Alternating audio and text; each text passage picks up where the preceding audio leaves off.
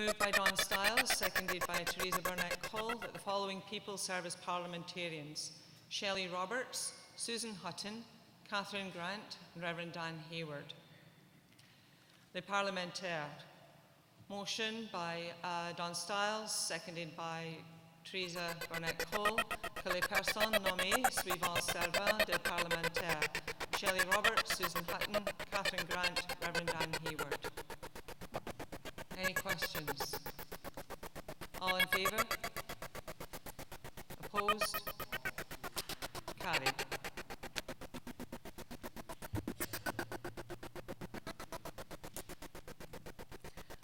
And moved by Don Stiles and seconded by Teresa Burnett-Cole, that the agenda as circulated be adopted. Moved by Don Stiles, seconded by Teresa Burnett-Cole, que l'ordre du jour tel que distribué soit adopté. All in favour? Opposed? Motion's carried. Now we get to worship.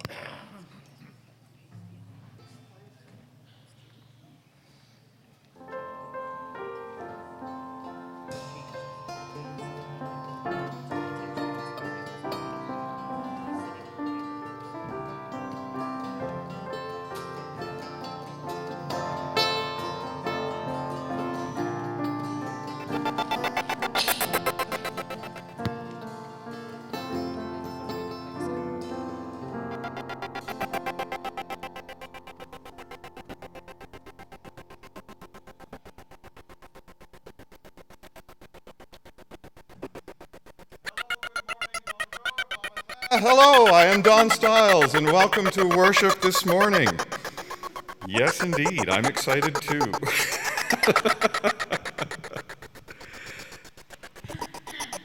So we're not going to play a few in, we're just going to go right into the call to worship, eh? Yeah. All right, that's easy. All right, so first off, let's just figure this out so you know what's coming. Who all here comes from the former Ottawa Presbytery? Give us a shout out. Woo! Who's Four Rivers? Where are you? Where's my Four Rivers? Oh, Ottawa. Seaway Valley. Not bad, not bad. Upper Valley. All right, so at least parts of us are all here. This is good. We will need this. I'm from the former Four Rivers myself, from Sealy's Bay, and it is a great honor to be leading you in worship this morning. So, without any further ado, we gather today in many ways, as individuals, as ones who once were,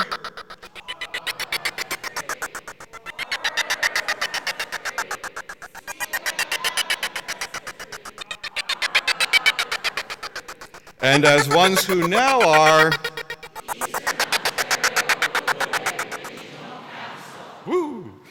We come as members of communities of faith, of families, villages, cities, and towns. Nous apportons un riche éventail d'expériences et de traditions historiques, where we have been, where we are now, where we will go. Our hopes, our fears, our laments, our joys, all this is brought into worship this day. Let's sing. En anglais, français, puis on commence en anglais. Worship the Lord. 1, 2, 3, 1, 2, 3. Worship the Lord. Worship the Lord. Worship the Lord.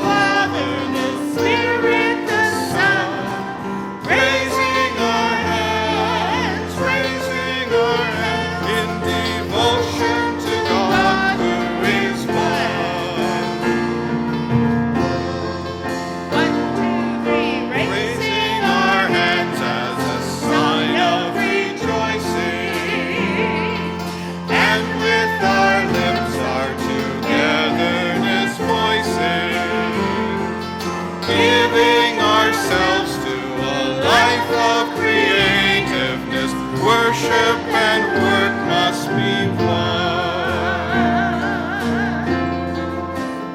And Worship the Lord, worship the Lord, worship the Father, the Spirit, the Son, raising our hands in devotion to God who is one.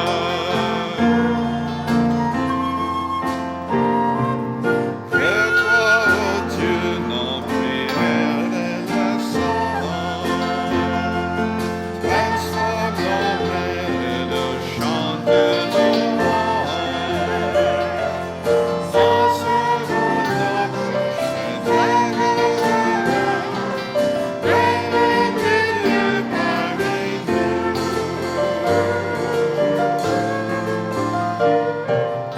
Louange à Dieu, louange à Dieu, louange à Dieu, Christ et l'Esprit. Dieu est salué, pardonné, maintenant toute sa vie.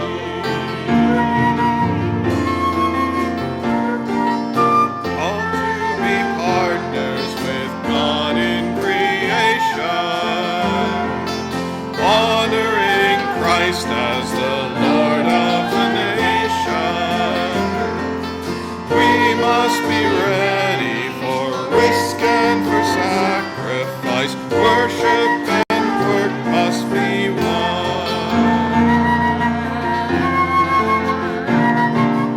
Worship the Lord, worship the Father, the Spirit, the Son, raising our hands in devotion to God who is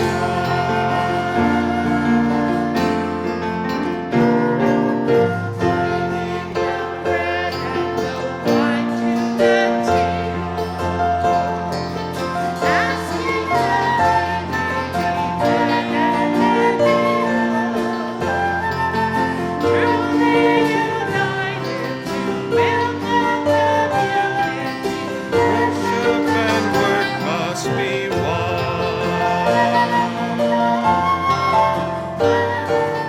Worship the Lord, worship the Lord, worship the Father, the Spirit, the Son, raising our hands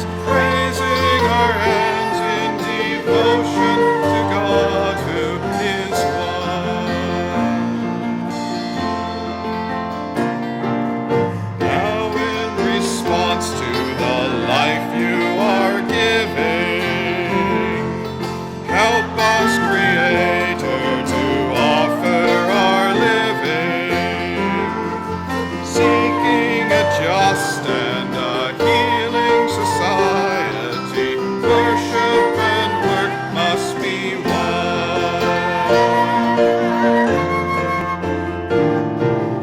Worship the Lord, worship the Lord, worship the Creator, the Spirit, the Son, raising our hands in devotion to God who is one.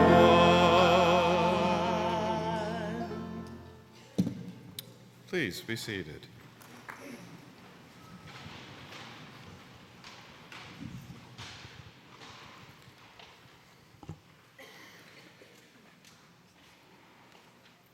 Let us join our voices in prayer. God of promise, God of relationship, we give thanks and praise to you as we join our voices in a new way. Walk with us in our journeying, celebrating our past, engaging in our present, calling from the future. Bless us as we covenant with one another and with you, so that what we establish this day may grow and prosper like seed and soil joining together to give sustenance to the world. Amen. So you are about to experience 3 scenes of a covenant, and they're brought to us by Elisa, Petra, and Mason. And in between the 3 scenes, there'll be opportunities for prayer and for singing. But without further ado, scene 1.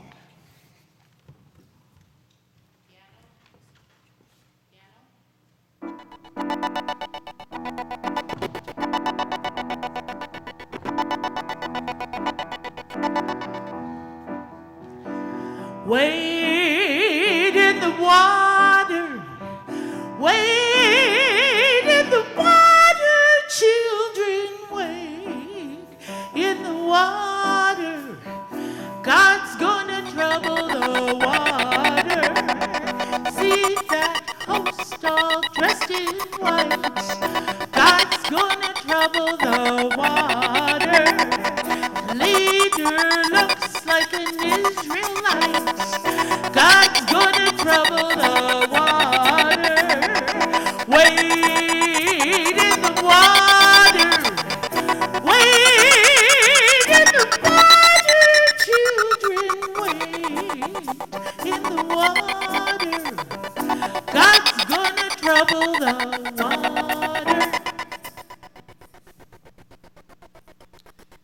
The shore of the Red Sea. 2 Israelites are standing at the shore, looking out across the water. The first is quite laid back, the second very agitated. Well, that's about as far as we can get. Oh man, I can see a dust cloud. That's gotta be Pharaoh. He's right behind us.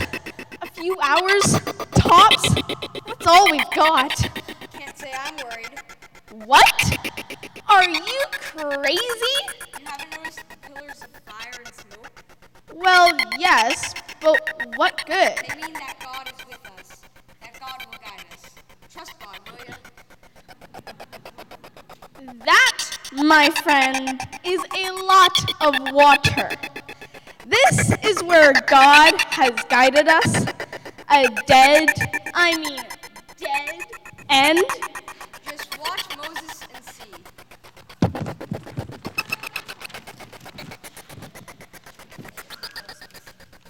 Moses? Moses? Don't get me started on that guy. I don't think he's cut out for this leadership thing at all. I kind of thought Aaron. Watch Moses. Something incredible is about to happen.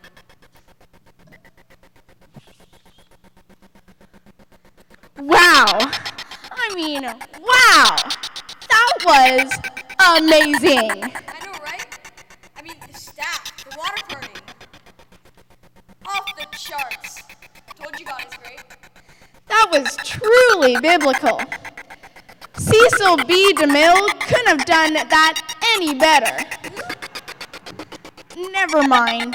The point is, we're safe, and the Egyptians are done. What a great day. So what happens next? And what's that ahead of us? Well, that's the wilderness. I think we're going to be wandering around for a while. Well, how long is a while? 40 years? What? I thought we were done here. You mean this isn't the promised land? 40 more years? Wilderness? Oh, I want to go back. Oh yeah, I forgot. This. You don't think Moses could, do the sea splitting thing again? Trust God. Oh yeah, the pillars. Where'd they go? They may not always be pillars, Oh yeah? How will we know God is still with us? I don't know for sure. Could be water when we need it. Could be food. Trust God. Hey, food. That reminds me. I'm getting hungry. Anybody bring food? Come on, let's get going. God wants to keep going. Yeah, but food, it's kind of important. Hey, are you listening to me? like it just falls out of the sky, you know. Then Moses went up to God, and the Lord called to him from the mountain and said, "This is what you are to say to the descendants of Jacob, and what you are to tell the people of Israel. You yourselves have seen what I did to Egypt, and how I carried you on eagle's wings and brought you to myself. Now if you obey me fully and keep my covenant, then out of all nations you will be my treasured possession. Although the whole earth is mine, you will be for me a kingdom of priests and a holy nation." These are the words you are to speak to the Israelites.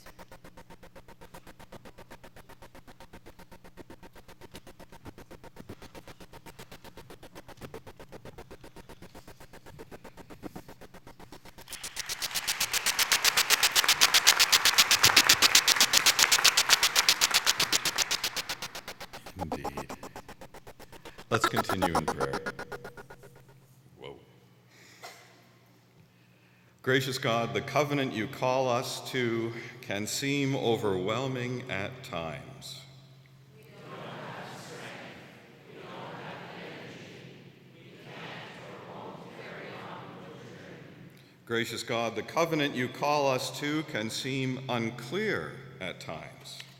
Where are we going? Is it the right way? What are we doing? Is it the right task? Gracious God, the covenant you call us to can seem frustrating at times.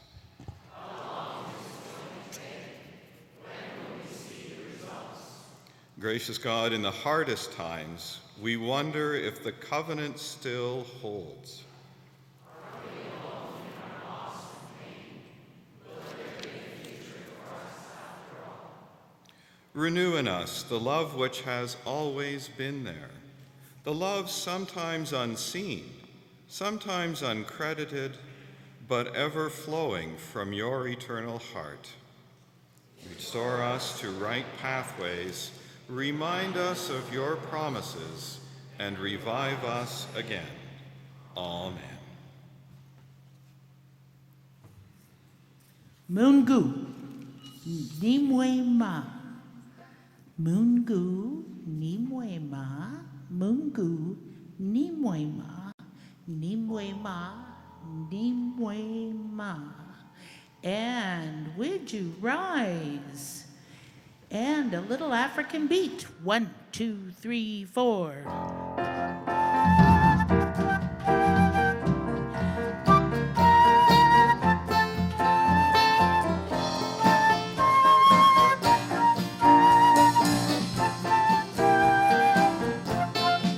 Here we go. Know that God is good. Know that God is good. Know that God is good. God is good. God is good. Mungu ni mwema. Mungu ni mwema.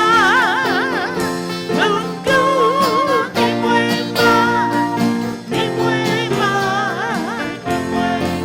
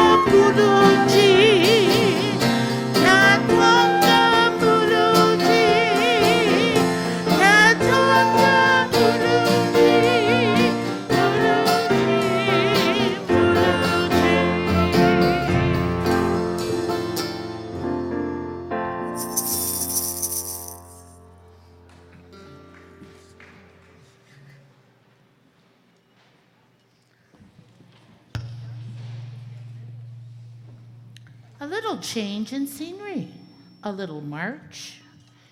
1, 2, 3, 4.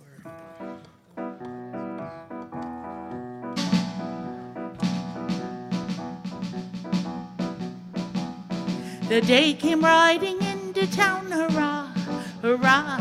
The people tore the branches down, hurrah, hurrah. And then they all began to sing, Hosanna to Messiah King. Blessed is he who comes in the name of God. Blessed is he who comes in the name of God. The day came riding into town, hurrah, hurrah. Threw their clothes upon the ground, hurrah, hurrah. Donkey carried him along in time with their Hosanna song. Blessed is he who comes in the name of God. Blessed is he who comes in the name of God. A street in Jerusalem, one person waving a palm branch enthusiastically. A second comes up beside. Hey! Oh, hi there. What's going on? Oh, it's a parade. Yeah, I see that. Who's it for? Well, you see that guy coming down the street on a donkey? Yeah, just the top of his head. Gosh, that is a donkey. And a small one, too. Couldn't he get something bigger?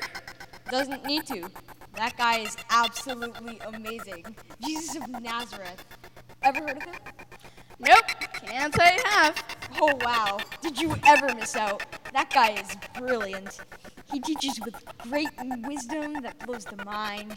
He heals the sick, calms storms, tells great stories, even raises the dead. Raises the dead? I'm not even kidding. Raises the dead. Like something out of a movie. What's a movie? Never mind. There's more. How could there be more? He says he came to bring a new covenant to the world. He's going to make all things new, bring peace and forgiveness and reconciliation to everybody. Doesn't that sound great? Everybody? Everybody. Even a latecomer like me? Yeah. Awesome! I'm in! Here. Have a palm branch. Thanks! So, what happens next? How's he going to do the new covenant thing?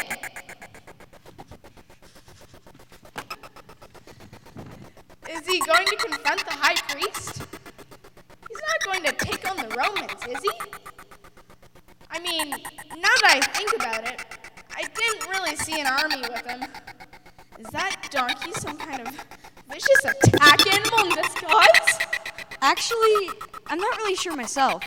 He talked about suffering and abandonment and crucifixion. But honestly, that was always a bit confusing for me. That's the way to change the world? Well, that's how it starts. But it doesn't end there. He also talked about resurrection, about coming back to be with the people. Also, there's the thing called the Holy Spirit, which will give us strength and guidance. Ooh, spooky. I don't know. I've got to think about this. It definitely takes some thought.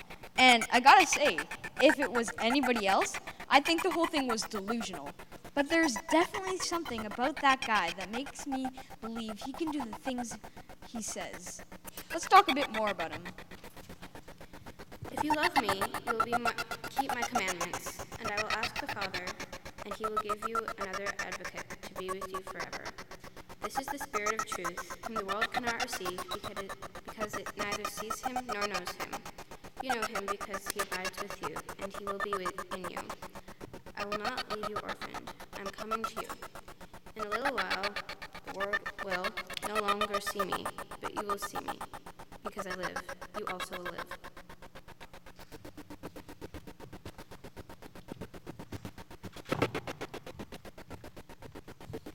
Let's sing again. Again, let's do this one 3 times. 1, 2, 3.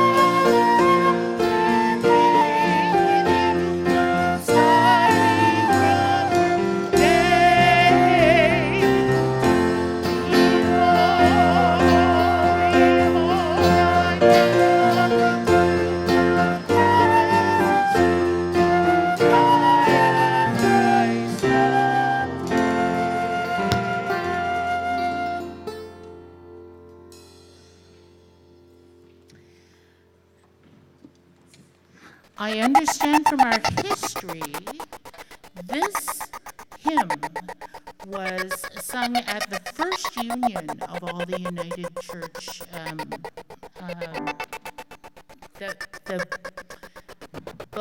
help me here, the amalgamation that made us a United Church. So we're going to sing with great gusto, 4,000 tongues to sing. And we're going to do verses 1, 3, and 5.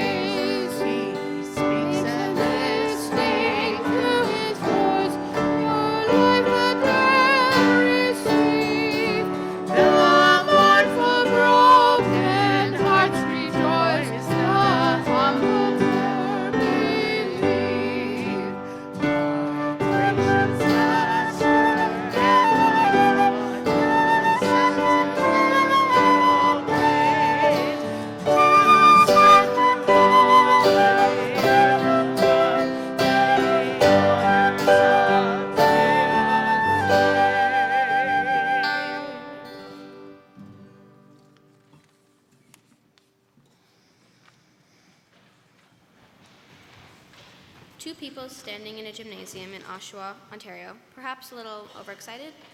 Wow, that was such an amazing moment. All remits passed, finally passed. So many years, so many meetings, and it's done. So exciting. Know what I mean? I do. After all the work, all the consultation, all that coffee, we get here and we finally get it done. All remits passed. Category 3 remits too. Never thought I'd see that happen, but it did. Epic. Like a Cecil B. DeMille movie or something. All right. Let's not get carried away. But this could be the start of something new. I hope so anyway. A lot of my friends are saying that the only thing epic about all this is that it's an epic waste of time. Yeah, I've heard that too. It's just the church is being the church, always talking about restructuring, renewal, on and on. Nothing ever really changes. Well, this feels like change to me. Amen to that. A new day is dawning. At GC 43, we finally made it happen. So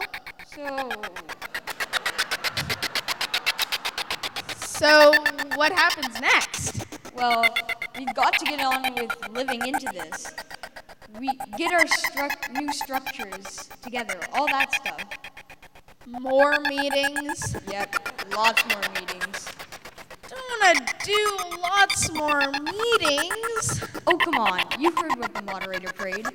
We are always and forever a work in progress, and we give thanks to that. God is always and forever working with and through and in us. Work in progress is never finished. But meetings? Well, however we decide to do it, we've got to keep coming together as God's people to confront, serve, challenge, and love the world.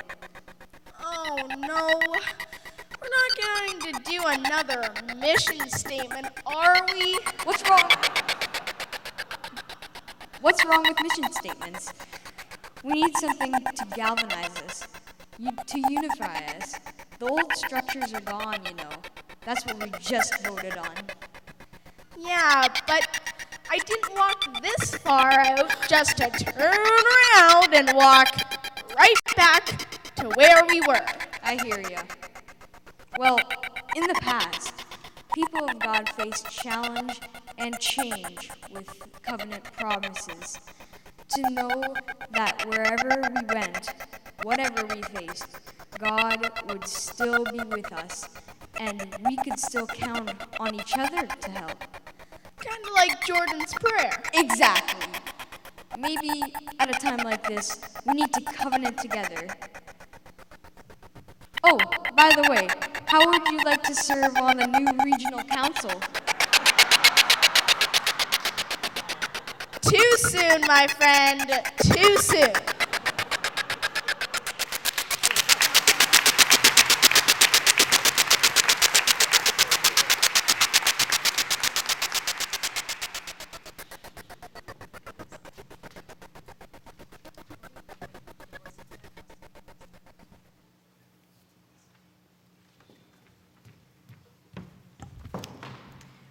The day of Pentecost had come. They were all together in one place, and suddenly from heaven there came a sound like the rush of a violent wind, and it filled the entire house where they were sitting.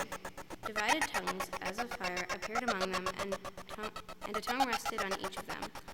All of them were filled with the Holy Spirit and began to speak in other languages as the Spirit gave them ability. Now there were devout Jews from every nation under heaven living in Jerusalem. And at this sound, the crowd gathered and was bewildered because each one heard them speaking in the native language of each. Amazed and astonished, they asked, "Are not all these who are speaking Galileans? And how is it that we hear each of us in our own native tongue?" All were amazed and perplexed, saying to one another, "What does this mean?" But others sneered and said, "They are filled with new wine." But Peter, standing with the 11, raised his voice and addressed them, "People of Judea and all who live in Jerusalem, let this be known to you, and listen to what I say. Indeed, these are not drunk, as you suppose, for it is only 9 o'clock in the morning. No, this is what was spoken through the prophet Joel. In the last days it will be, God declares, that I will pour out my Spirit upon all flesh, and your sons and your daughters shall prophesy, and your young men shall see visions, and your old men shall dream dreams. Even upon my slaves, both men and women, in those days, I will pour out my Spirit, and they shall prophesy. And I will show portents in the heaven above, and signs on the earth below, blood and fire and smoky mist. The sun shall be turned to darkness, and the moon to blood, before the coming of the Lord's great and glorious day. Then everyone who calls on the name of the Lord shall be saved."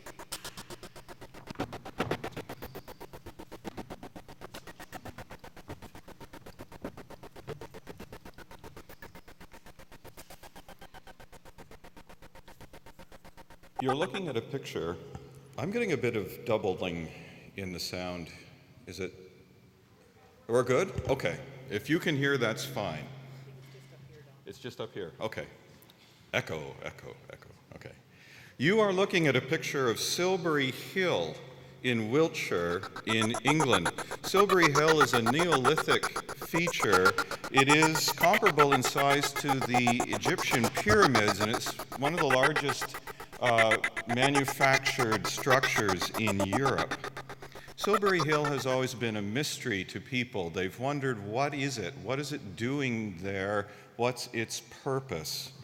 It's been proposed that it is a burial site, but there's never been anything found in the heart of the hill with all of the tunneling that they've done and all of the x-raying and all of the seeking.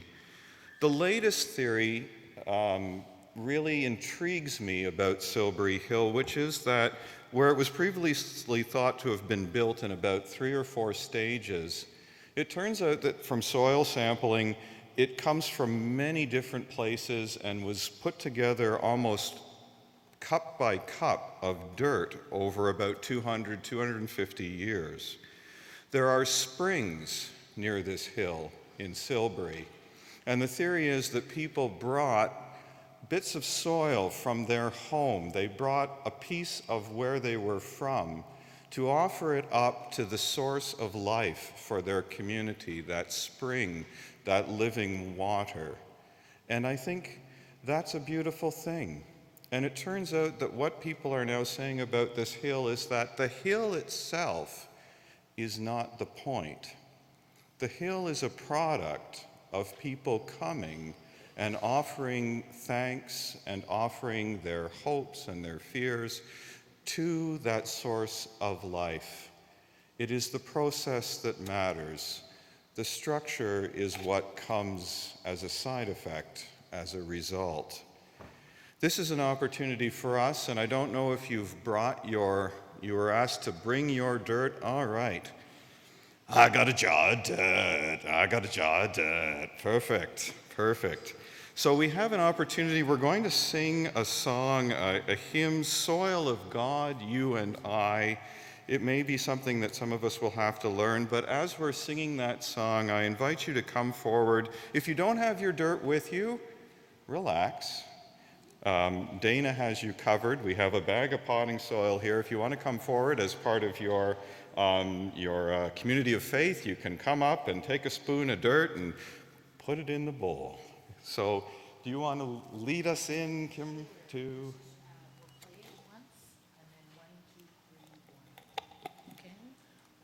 Two, three. So I invite you to come forward and let's join our soil, let's join our earth together.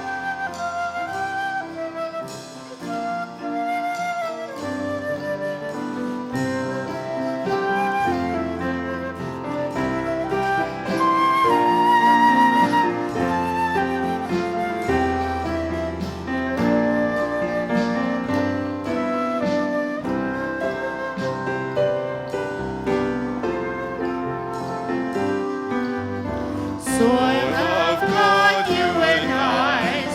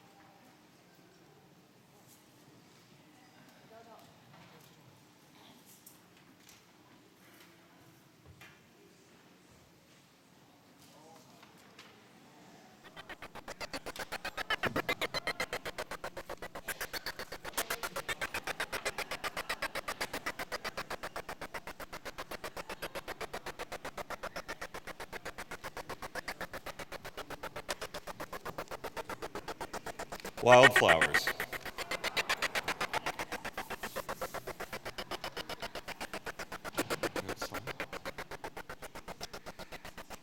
As we have joined our good soil together as one, let us join our voices in covenant together, and I would ask you to rise in body or spirit, whatever is appropriate for you.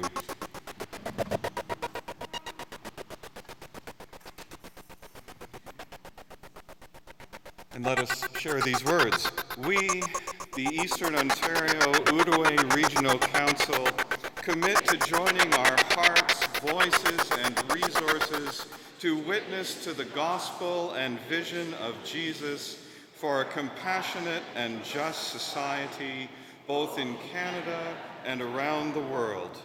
We will seek partners in the work of ministry, mission, and justice at all levels of community, from local to global. We will encourage and engage in ministry with children, youth, and young adults. We will honor and live into intercultural mission and ministry. We will live in respect with Mother Earth and all my relations in the Earth community. Let us joyfully assume the responsibilities entrusted to us. We will covenant with our communities of faith and work with them in their life and mission.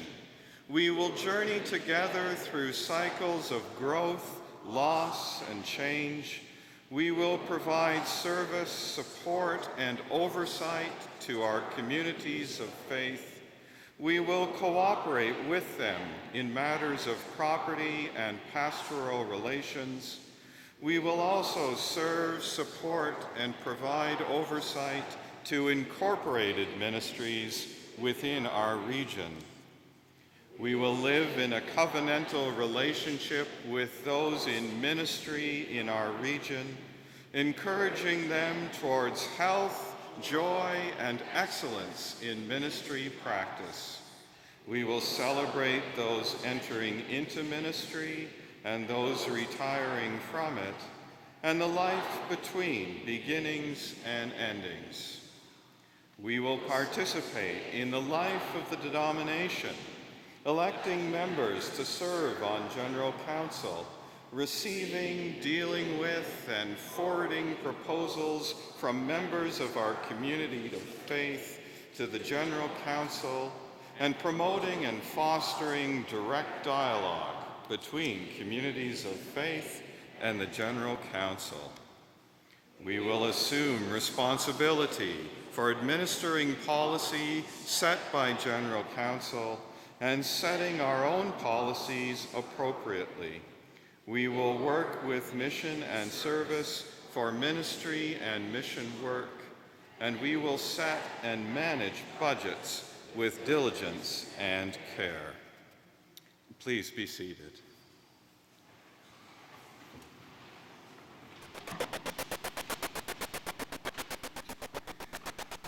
And I would invite the staff representing our region to rise in body or spirit at this time. Reverend Rosemary Lambie, Joel Miller, Dr. Jane Dawson, Dana Doucette, Reverend Trish Elliott, Anita Jansman, Reverend Whit Strong, Karen Valley, Larry Richardson, and Joe McGill, if present.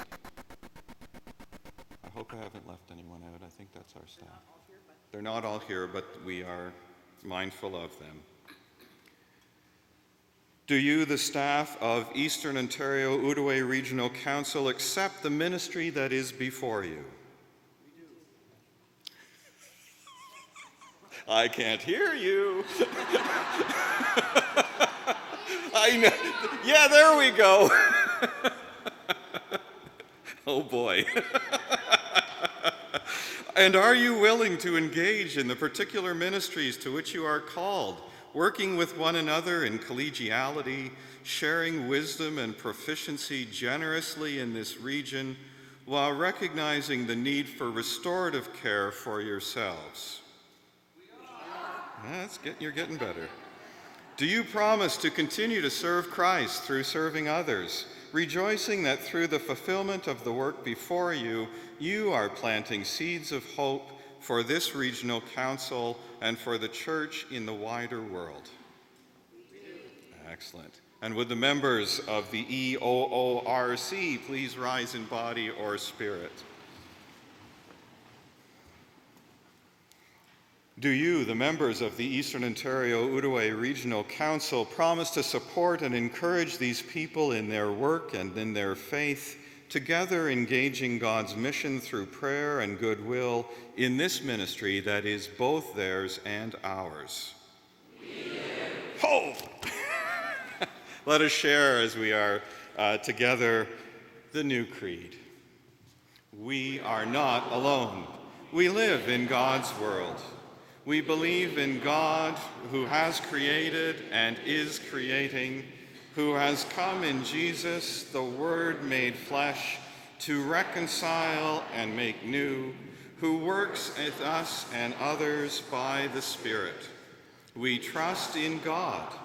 We are called to be the church, to celebrate God's presence, to live with respect in creation, to love and serve others, to seek justice and resist evil, to proclaim Jesus crucified and risen, our judge and our hope. In life, in death, in life beyond death, God is with us. We are not alone. Thanks be to God. And we remain standing as we once again sing and continue to learn, a new day is dawning. Yeah. Yeah. And the potluck band is queuing up. 1, 2, 1.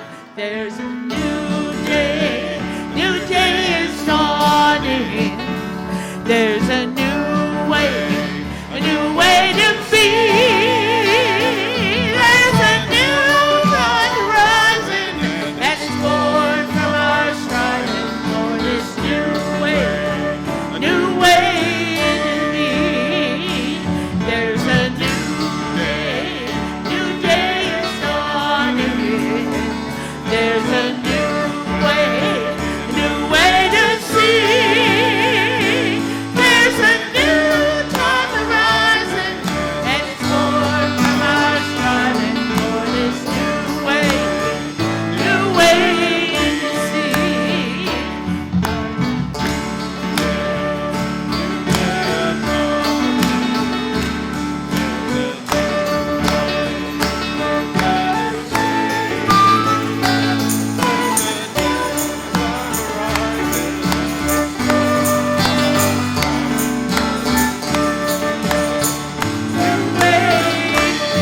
Last time it's a new way. It's a new way to see. There's a new horizon, and it's born from our striving. There's a new way to be.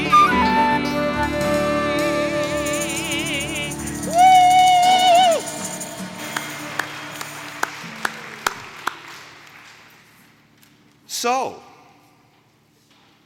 So, what happens next is up to us, is up to you, is up to me, but most importantly, it's happening within God's world. God is with us, God will guide us, God will keep us, God will lead us, God is always in covenant with us. Let us celebrate this new way of being as we come together as a regional council for the first time.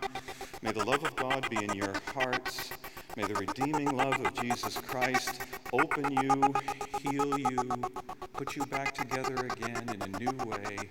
And may the Spirit be always present. Amen? Amen. Amen.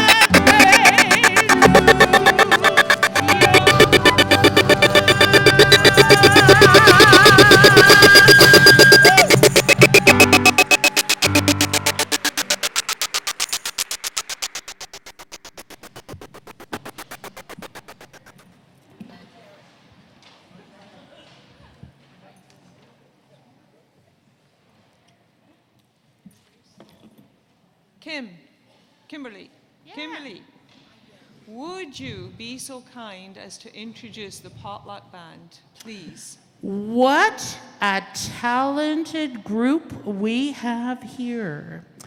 Our potluck band over the course of the 2 days is going to be made up of ministers of music from all across the city who have come to play and show their stuff and support our ministry. And musical ministers from everywhere. I had no idea the talented ministers we had around. On drums, Reverend Teresa Burnett Cole. Reverend Blair Patterson. David Cook on banjo. Did I get it right? Yep. Brian Cook. banjo, Reverend Laurie McKnight playing flute, Joel Miller on guitar, a real live Voices United More Voices composer, and she's from right here in Ottawa, Pat Mayberry. And a colleague from the west of the city, Josh Zentner-Barrett, Director of Music at Canada United. And I'm Kimberly Allen McGill from Carleton Memorial United.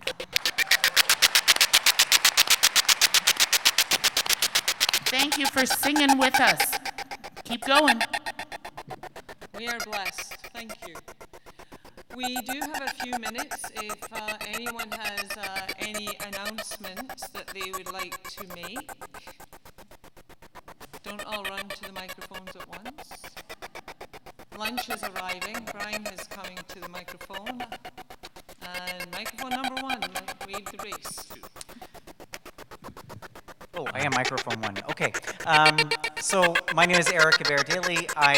While I'm the responsable des ministères en français for the General Council, I also serve the community of Quio United Church in West Quebec. Thank you. I just wanted to point out that Quio is actually hosting an introduction session next Saturday on Godly Play, the new ways of sort of engaging with young people around their spirituality. And if you're interested, please let me know, because there's still room at the table for that. We have folks from General Council coming to do the introductory session, and it should be great fun, and food will be provided. So please let me know Saturday from 9 till 2. Thank you. Brian, number 2. Brian Cornelius, I'm the treasurer of the Regional Council. 2 announcements. One, those who are on the Finance Committee, we will be having our short meeting at table 21 as soon as the session ends. And secondly, for those of you who were so enthusiastic and registered right away and paid the original fee of $125, I have your refund checks. So if you come and see me, that'll save us mailing it to you. Thank you. Norma Wrightley, Local Arrangements. I would like to just let people know about the arrangement for lunch today, if I may. There will be 4 entry points onto the table, so from both ends you can go down both sides of the table. There is a gluten-free platter, and please leave it for those who have dietary concerns. They will be on the far table here where it is marked gluten-free. And all the other dietary concerns have been addressed within the menu itself. And we would like to thank the Smiths Falls District Collegiate Hospitality and Chef Burns for lunch today.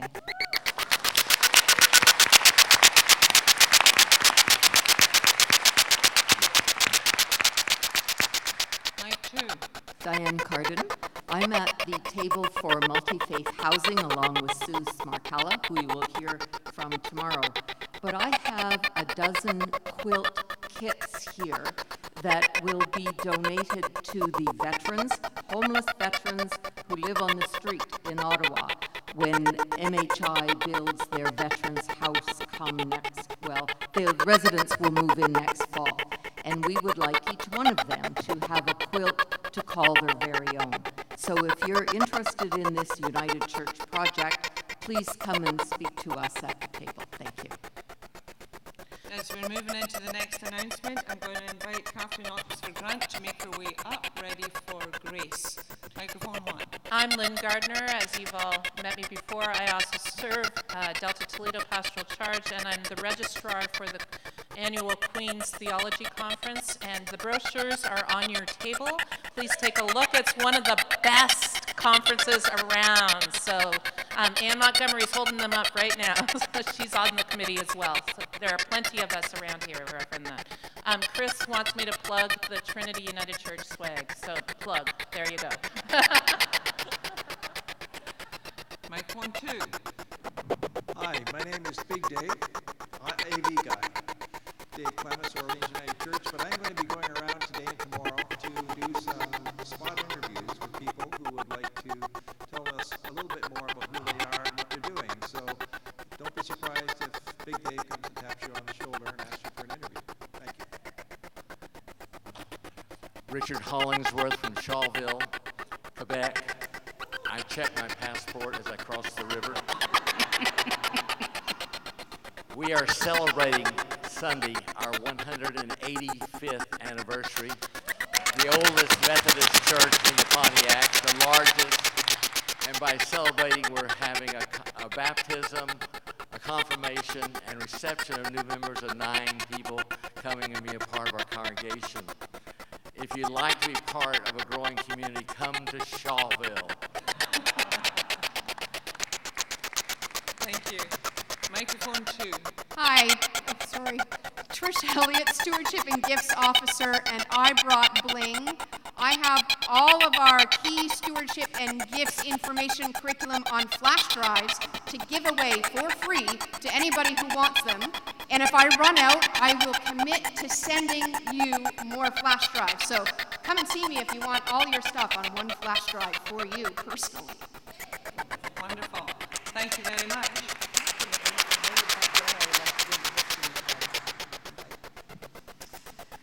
And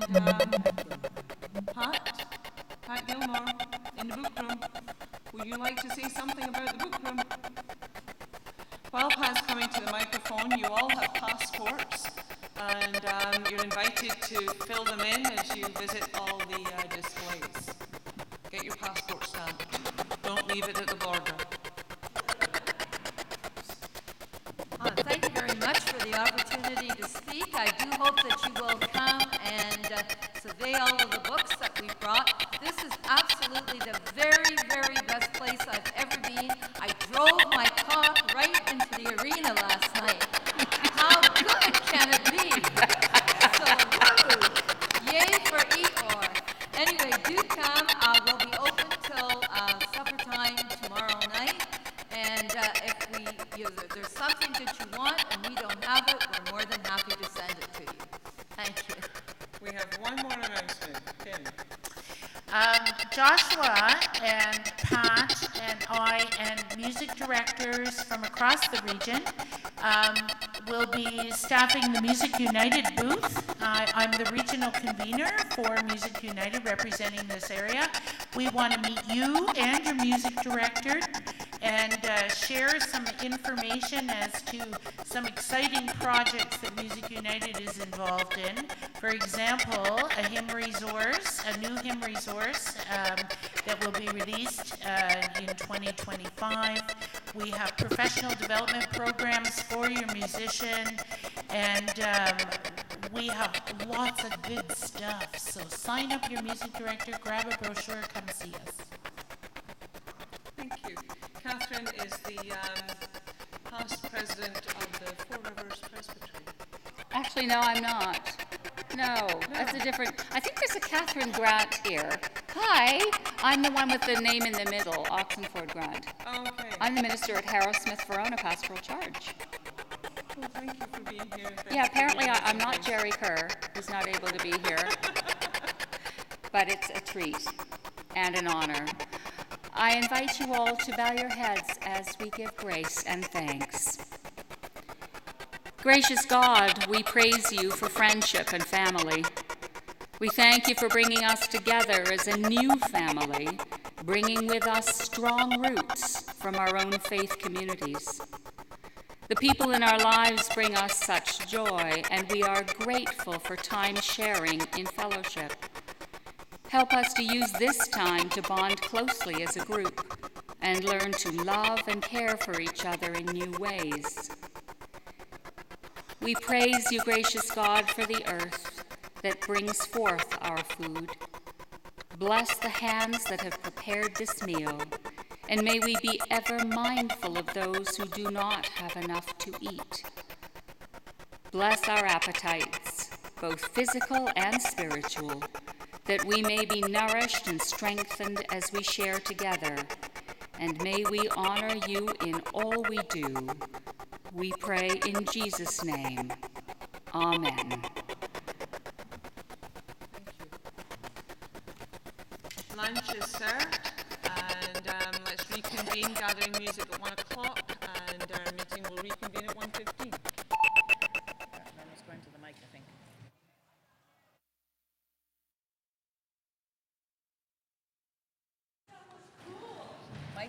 Mic 1. Norma Rightly, local arrangements. If people could just wait before they go through the food line, please. The caterers are still getting things prepared.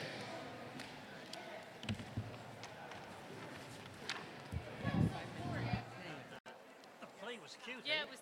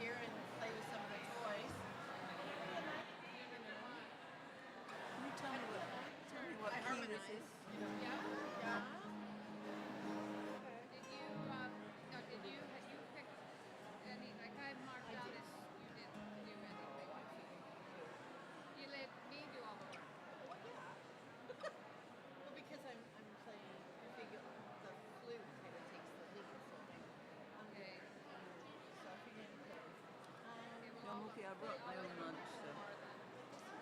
Yeah, I wasn't sure about the lunch. I knew the supper was here, but I wasn't quite sure, so I've got my own stuff.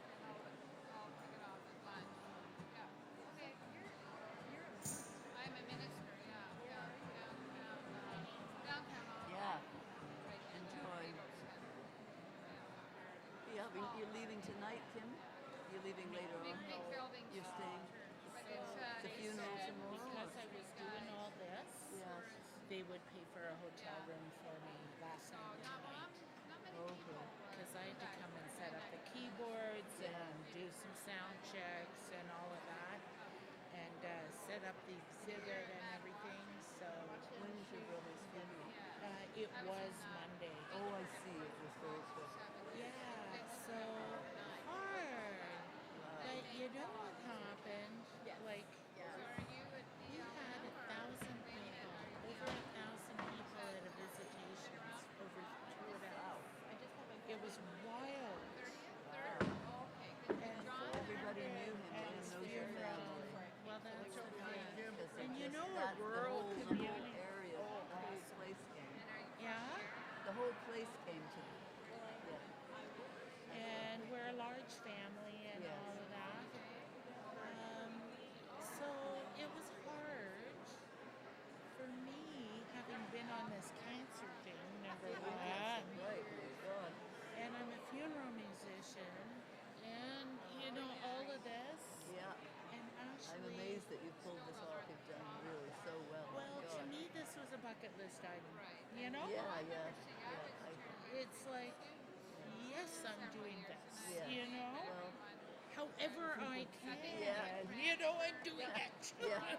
Well, good for you. I was delighted that they asked me, and I didn't know how it was all going to turn out, and nobody on the planning committee did either, because it's the first, right? And I was so thrilled you came forward. I thought, how perfect, a composer, you know? And it's the perfect place to show your music. I'm happy about And, that. you know, people want to meet you.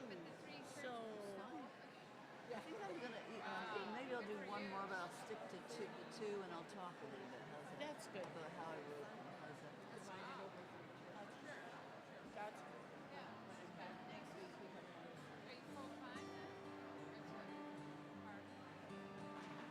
Matawacha, now that was a newer church, or it was newer. Could be, that'll still be what, 4 years old? They all do different music. Do they? Well, I choose all the same hymns, but if they don't like what I've chosen, I can't play it. Of course, it's Ottawa Valley, so that's Yeah, the very. music is, we have a band and guitars at one, and we have piano at the other. Beautiful country, though. It is a beautiful country, Yeah. for Nice sure. to meet you. Nice to meet you. I'll see you later.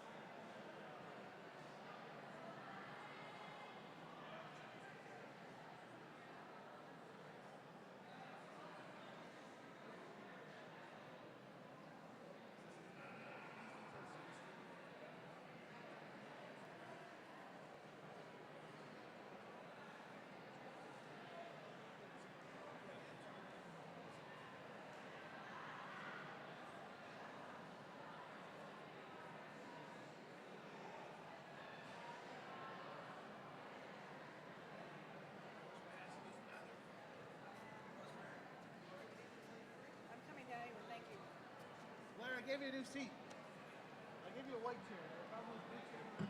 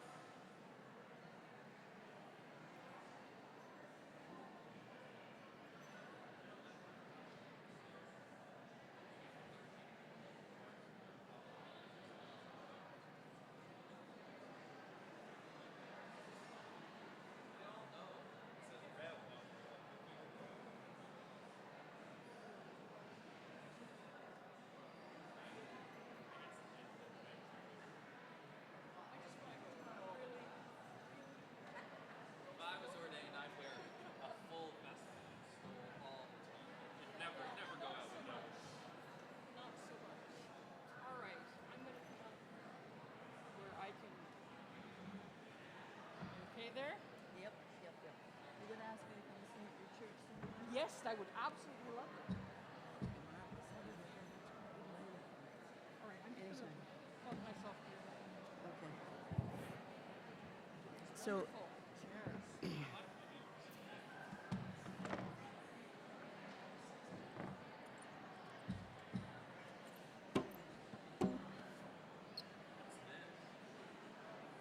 I don't know, but it looks quite intimidating, doesn't it? This wasn't good. Is it ticking? No, they put it up that much.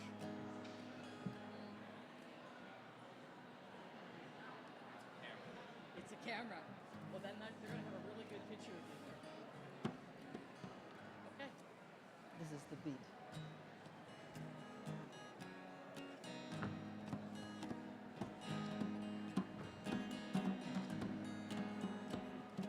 It's a bit faster than that. Okay. Maybe just a simple beat rather than too much. Yeah.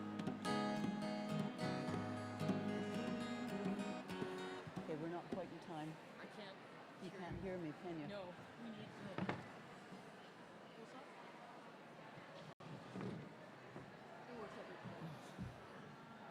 Okay, you should have power. Okay. Well, it's nearly 1 o'clock. What time do you make it? What time is it? 12:59. Okay. It's time? Sure, okay. Where's the guy? Oh, there he is.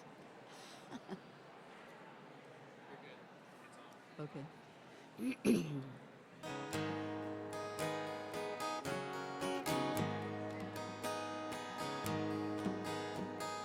Nibi wobble flowing free.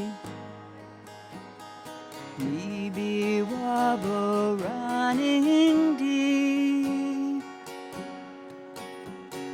Don't press you low, say la vie. Sacred sister, healing me. Sing with me. Nibi wobble flowing free. Nibi wobble running deep. Don't praise you low, say la vie. Sacred sister, healing me. Nibi wobble flowing free. Nibi wobble running deep. Don't press you low, say la vie. Sacred sister, healing me. Nibi wobble flowing free. Nibi wobble running deep. Don't press you low, say la vie. Sacred sister, healing me. Nibi wobble flowing free. Nibi wobble running deep. Don't press your low, say la vie. Sacred sister, healing me.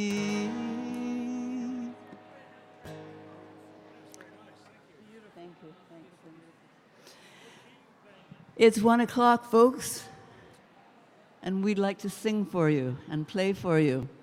If you want to make your way back to your tables, that would be a marvelous thing.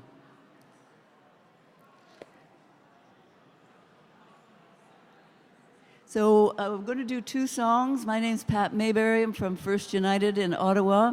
This is Josh Getchner Barrett from Canada United. And we're going to do 2 songs for you. Yay, thank you. Thank you, Sharon. And I'm going to talk for a minute if people are coming to sit down. I'm wondering if the words are up there. Are the words up there? Not yet. Can the words be up there? Gather me. The other one first.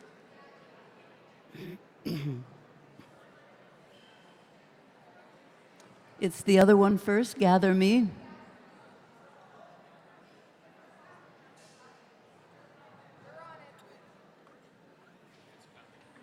Okay. This is a song, these 2 songs are songs that I wrote this year, and both close to my heart. They're new for you. I hope you are in the mood for learning. Wendy's in the mood for learning. It's called, I said that already, called Gather Me. And it is a gathering song. There's, I would like you to sing, if you would, as soon as you catch on to the tune. It has a little Pentecost to it as well, so hopefully that will suit the moment. Okay.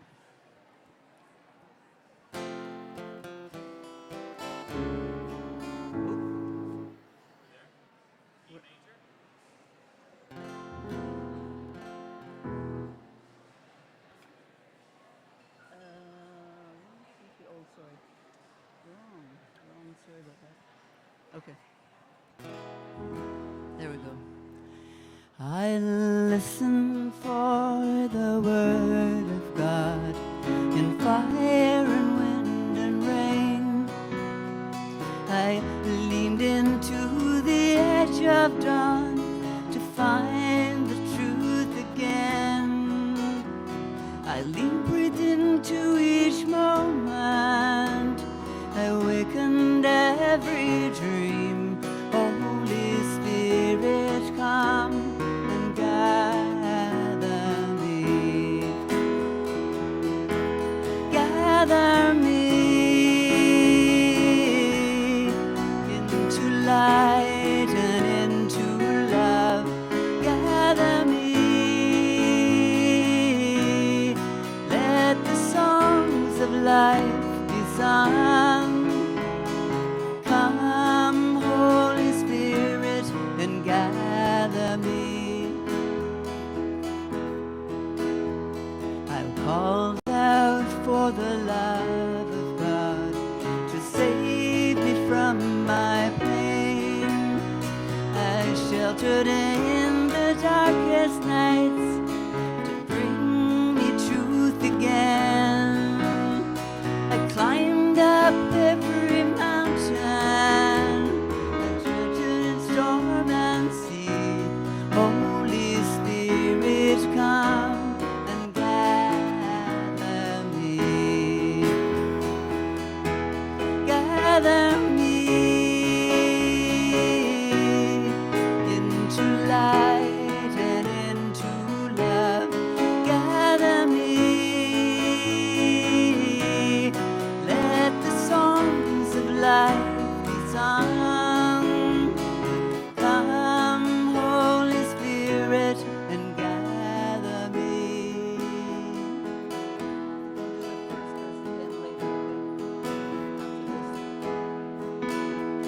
I walked upon the fertile soil.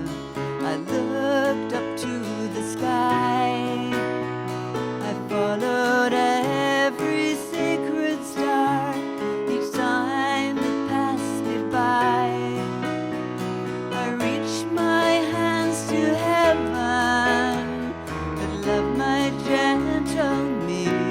Holy Spirit, come and gather me. Gather me into light and into love.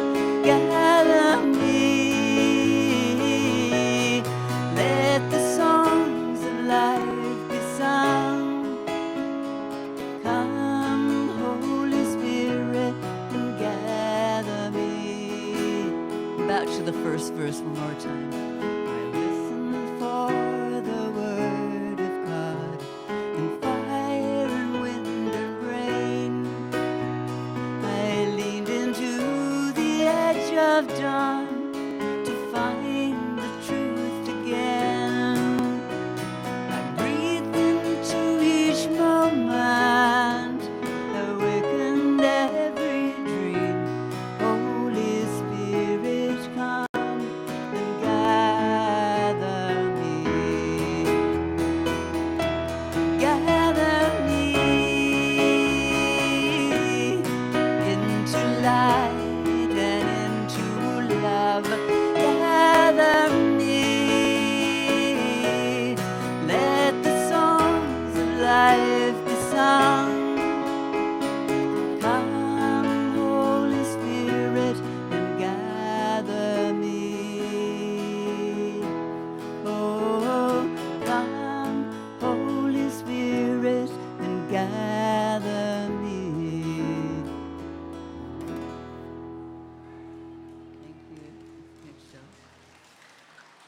Thanks. The next one is called Love Over Hate. Easy to sing again, so please join in as soon as you catch on. This one, the words were written by myself and John Oldham of Deep in Our Hearts. If you've heard his name, I'm sure you know that song. Anyway, so he and I wrote the words to this. I wrote the music, and David Kai, who many of you would know, wrote a piano accompaniment. If anyone is interested in taking the last hymn or this one back to your congregations, you're very welcome to do so. The music is there, the score is there on the Music United table, so please feel free to help yourself. That would be great. Would like the music to be sung. So, Love Over Hate. This was written in response to the shooting of Muslims in New Zealand, so it was written as a song to support that community and to speak of our faith as one people in God. Love over hate, our sacred song. Sing in our hearts, our voices strong. All of the earth, each race, faith, each one belongs. You, my heart, you, my soul, you are the love that makes us whole. You, my heart, you, my soul, you are the love that makes us whole. Love over fear, our common dream. Justice that flows a mighty stream. Kindness and mercy calling to you and to me. You, my heart, you, my soul, you are the love that makes us whole. You, my heart, you, my soul, you are the love that makes us whole. Love over lies, our promise true. Healing and hope held high in you. Strengthen our hearts with courage to journey through. You, my heart, you, my soul, you are the love that makes us whole. You, my heart, you, my soul, you are the love that makes us whole. The first verse again. Love over hate, our sacred song. Sing in our hearts, our voices strong. All of the earth, each race, faith, each one belongs. You, my heart, you, my soul, you are the love that makes us whole. You, my heart, you are my soul, you are the love that makes us whole. You, my heart, you are my soul, you are the love that makes us whole.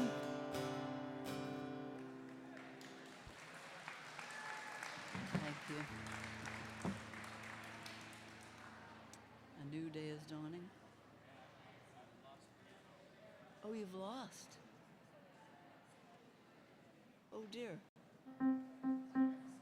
That's too bad. When did that conk out? Oh, darn.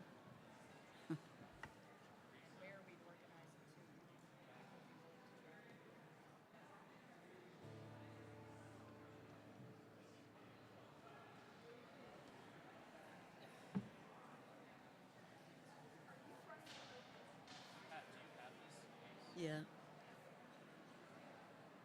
I'm not going to sing it, though. It's too high for me, and I don't know it.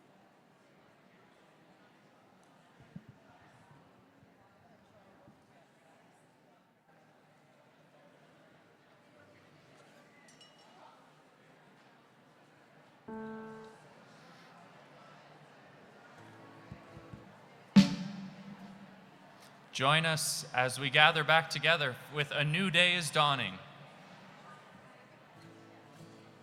Remember how this goes?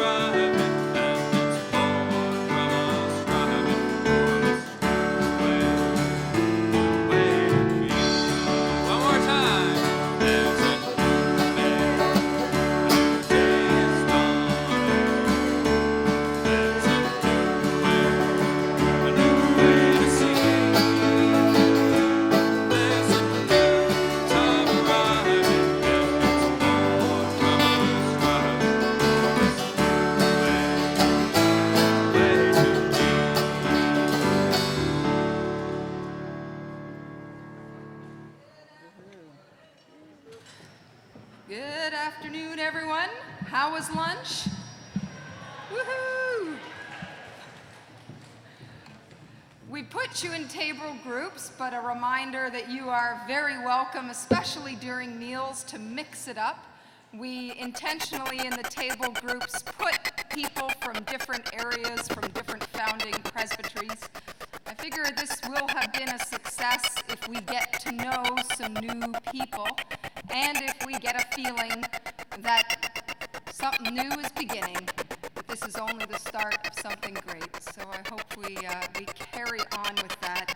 I have one little announcement. Apparently, I don't know if this is still the case, but there is a car with its doors open, license plate, CDTK. So if you've got a... That is it. Any other announcements? All right. Now it's my great pleasure to introduce one of our theme speakers, the Reverend Kathy Hamilton. Reverend Kathy Hamilton chaired the Comprehensive Review for 2.5 years. The Comprehensive Review is what led us to where we are. It was the beginnings of what led us here. They reported to General Counsel 42, and so we thought it would be interesting to invite her to come to our region. Kathy is from Region 13, Naga Regional Council, and she is also a minister with the LAM, the Laurentian Area Ministry, or la Ministère Régional des Laurentides. You're welcome to chat with her in French or in English. Kathy, thank you so much for joining us today. Thank you.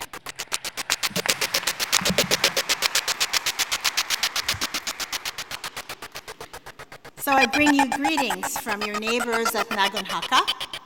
That means the people of the East. We've already had our inaugural meeting because, we do things earlier in the East.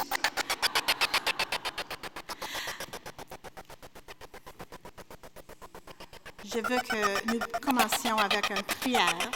Une prière qui faisait partie du rapport de révision globale. Would you pray with me, please?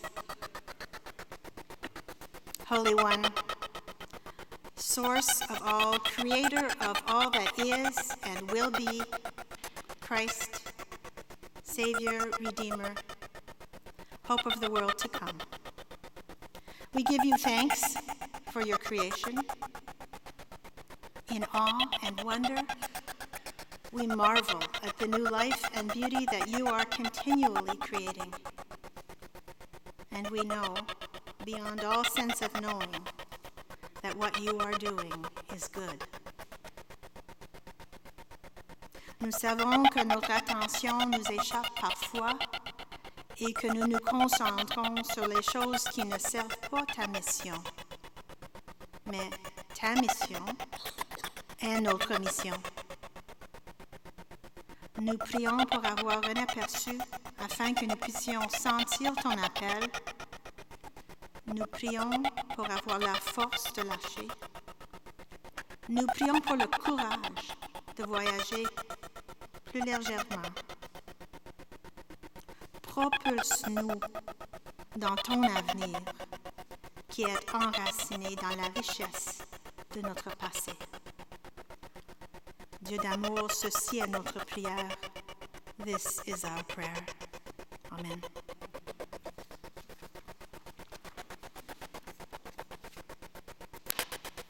So, as you heard, I chaired the comprehensive review. So this is all my fault. Here we are. We're in the midst of massive change. And what did I hear this morning? So many meetings. And it's finally done. I never thought I'd see it happen. This is epic. Let's quote, I just want to quote a little bit from the Comprehensive Review report. As Christians, we believe that God created the universe and continues to create and tend and to enliven it. God calls all followers of Jesus to participate in God's mission, to heal and restore creation, and to follow the example of Jesus by embodying God's love in the world. As God continues to create, God invites us to participate in new ways. This is our Reformed tradition. Once reformed, always reforming. And that was the origin of the Comprehensive Review. Le projet dans lequel j'ai été impliquée s'appelait en français la révision globale. Pas seulement compréhensif, mais globale. Une transformation totale. Eh bien, sûr, c'était pour sauver l'argent. On cherchait 11 millions de dollars. Mais aussi, c'était pour permettre à l'Église de participer avec plus d'énergie, avec plus de fidélité à la nouvelle création de Dieu. It wasn't just about tinkering. It wasn't just about trading this project for that project, or making this committee a little smaller and this committee a little larger. The comprehensive review, the goal, was to enable the church to participate more energetically and more faithfully in God's new creation.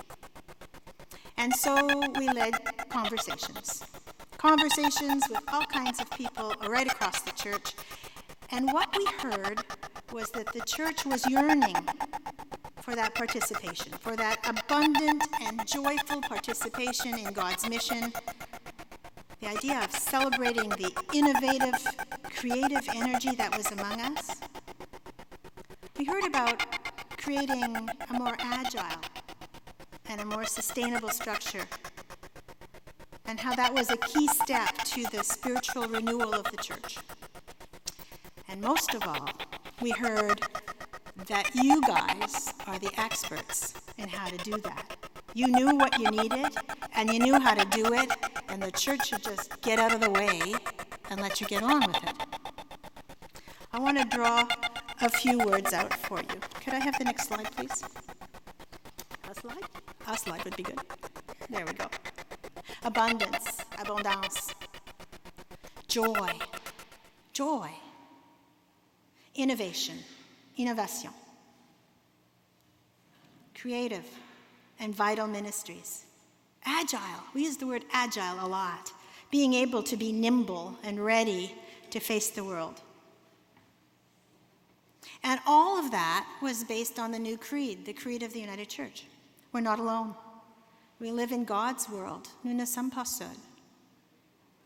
We're called to be vibrant communities of faith, where people encounter God and where their hearts and their minds and their bodies and their spirits, all of that encounters the Holy One who has created and is creating. We know that Holy One through encounter with Jesus, the Word made flesh, and that works to reconcile and make new. And it's the Holy Spirit that works within us and between us to have that happen. We're called to be communities of faith, of all kinds of sizes and shapes and forms, interconnected as the United Church. Nous sommes appelés à constituer l'Église. I love that word, constituer. It's like building. It's all the little parts that are put together. Constituer l'Église pour célébrer la présence de Dieu. We're to be a church where people experience the love of God in Jesus Christ, where we're all welcomed and included and affirmed and celebrated in all our beautiful diversity, supported and challenged in their faith journeys. We're called to be communities where people are transformed, where they're able to trust in the Spirit's work, where we can be forgiven and strengthened and renewed, where we discover our gifts for ministry, our gifts for leadership, our gifts for music, our gifts of presence, where we can be compassionate towards our neighbors and all our relations, to work for a better and a more just, peace-filled world. That was the vision. That was the vision that the comprehensive review was trying to establish. That was the wonderful vision of God that we were trying to offer. So, this is what you got. We're in the midst of massive change. And for some people, that's exciting and liberating. There's so many possibilities. There's so many opportunities. And for others, it feels frightening and chaotic, like we don't even know the people that are sitting at our table anymore. And it's scary. Il y en a parmi nous, ceux et celles qui reçoivent l'énergie de ces changements. Et il y en a aussi des gens pour qui ce n'est que le chaos. Could I have a slide, please? I recently was privileged to spend some time in Jerusalem in March of this year. I took a course at the St. George's College, and I was able to explore the site that held the second temple, the temple that Jesus visited. Originally, it was quite a modest building, but during the rule of Herod the Great, could I have the next slide, please? It grew amazingly. That temple is gone now, but what you see on that site is the Temple Al-Aqsa and the Dome of the Rock. That's the building with the golden roof on it. The people of God have been undergoing changes for centuries, and the rebuilding of the temple was a time of great change for the people of Judah. And it reminds me very much of what's going on in our church today. So a little bit of historical background. The Neo-Babylonian Empire ruled the ancient Near East about 600 BCE until the Persians came into power. And the Babylonians ruled over the people of Israel and Judah. There were 2 revolts, resulting in all of the leading citizens and the prophets being taken off to Babylon. And also, it resulted in Nebuchadnezzar destroying Jerusalem and burning the first temple. So the people were no longer where they lived, where they had lived, where their roots had been, and their temple, which was the home of God, had been destroyed. They lived under Babylonian rule for about a generation, and then Cyrus, the Persian, took over, and he established a policy that allowed the exiles not only to return home, but also to govern themselves. And the Persians provided support for rebuilding the temple. Now, this was a challenge because some of the exiles stayed in Babylon. They didn't all go home. And it was a challenge because many who had known the first temple had died while they were in exile. It was also a challenge because when they got home, they found that their homeland was impoverished and ill-equipped to support the building of a new temple. So it was hard work for them. I would invite you to take a look at, there's some papers on your table. They're not very exciting. They're white, they have boxes on the bottom. Anglais sur un côté, français sur l'autre. Now you can laugh at how I pronounce the Hebrew names. I'm going to read to you from Ezra chapter 3. And as you see those words and hear them, I invite you to listen for the words that catch your heart. In the second year after their arrival at the house of God at Jerusalem, in the second month, Zerubbabel, son of Shealtiel, and Jeshua, son of I'm not going to say any of these names. They made a beginning together with the rest of the people, and the priests and the Levites, and all who came to Jerusalem from captivity. They appointed the Levites from 20 years old and upward to have oversight of the work on the house of the Lord. And Jeshua and his sons and some other people, and some sons of Levites, took charge of the workers in the house of God.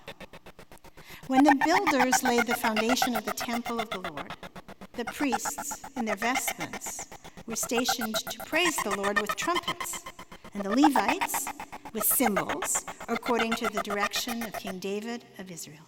And they sang responsively, praising and giving thanks to God, for he is good. For his steadfast love endures forever towards Israel. And all the people responded with a great shout, and they praised the Lord, because the foundation of the house of the Lord was laid. But many of the priests and the Levites and the heads of families, old people who had seen the first house on its foundation, they wept with a loud voice when they saw this house, although many had shouted aloud for joy, so that the people could not distinguish the sound of the joyful shout from the sound of the people's weeping. For the people shouted so loudly that the sound was heard far away. Now that weeping and that shouting for joy, that was just for the foundations of the buildings. Wait till they try to choose paint colors. Would you take a minute, just a quiet time, to look at that text and put a circle around any word that you heard in your heart?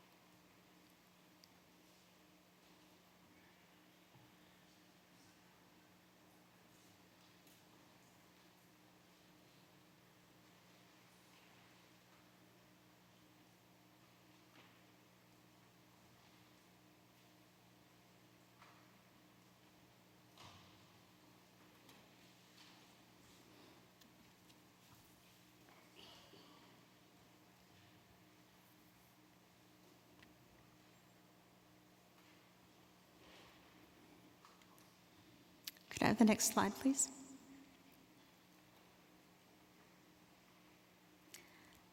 This meeting feels pretty good to me. It feels like there's lots of hope and possibility among you. It feels like a new beginning. And I think that's maybe easier for someone who's outside of the group to sense, because je suis pas impliquée.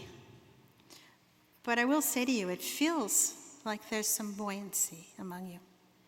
And often from an outside perspective, I at least want to dismiss the grief, because it's not comfortable to be grieving. It's not comfortable. You want someone to feel better, so you dismiss the grief. But I'm going to ask you to take a minute, more than a minute, 10 minutes in your table groups, and talk about what it is that makes you weep. What is it that you've lost? What are you lamenting in this new place? And then after you've done that, spend a little time with what makes you shout for joy. What are the hopeful possibilities that you might have together?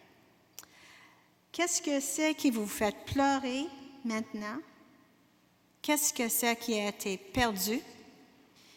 Et qu'est-ce qui vous fait crier de joie? Qu'est-ce qui vous engage? Quelles sont les possibilités pour vous? I'm going to give you 10 minutes. I'm not going to collect the papers. They're just to help you think. But I encourage you to have a rich and wonderful conversation, and I'll call you back in 10 minutes.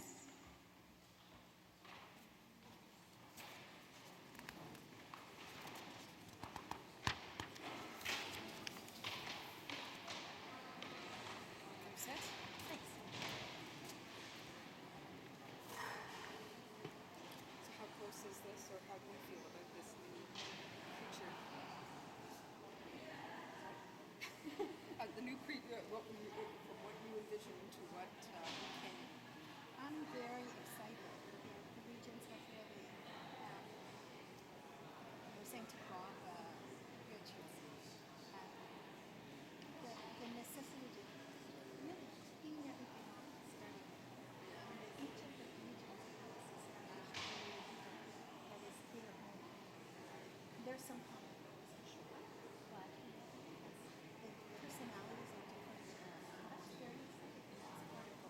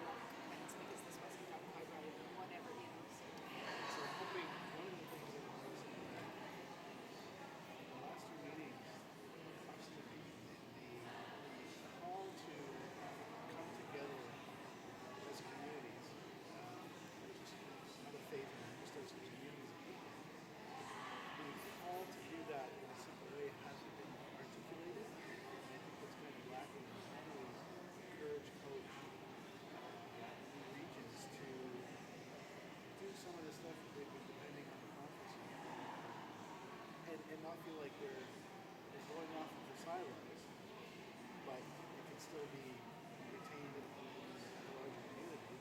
How do we get them come together, folks, and do some stuff, right? For the municipal especially. So that's regional days for calling in some guest speakers and having some worship and sharing some downstairs. But we don't need to have a community or organized or communicating something. See what happens. If that seed takes root.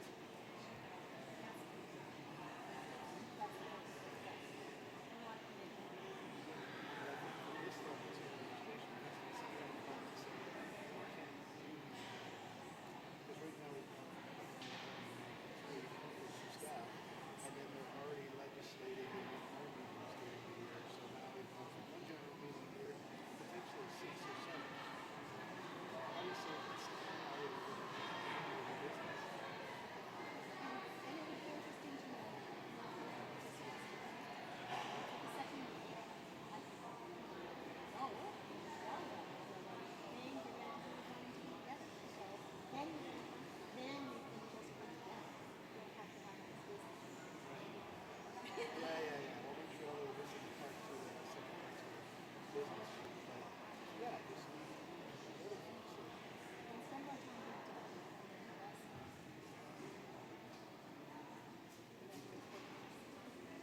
Yeah. Have some chat.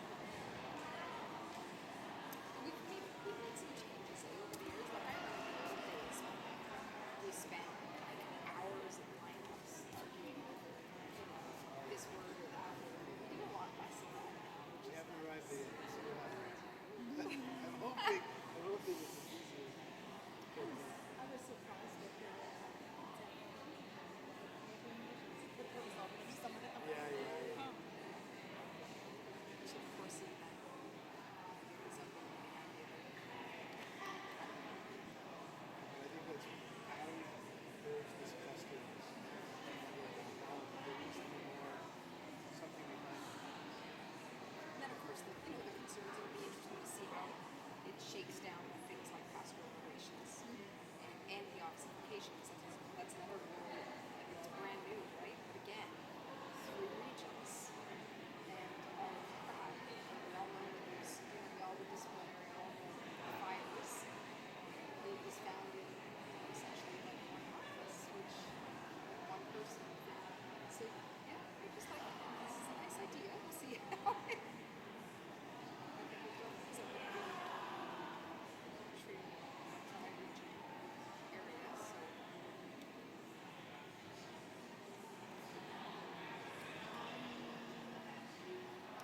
I think there's enough time to take some of this conversation, and then I think we should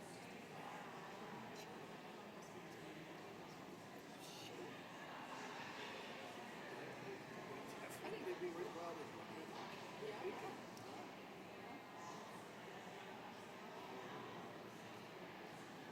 So maybe if I make one microphone a lament microphone, and the second then we can. And you'll moderate that, I assume, so sure. That's a good idea. Balance the joys.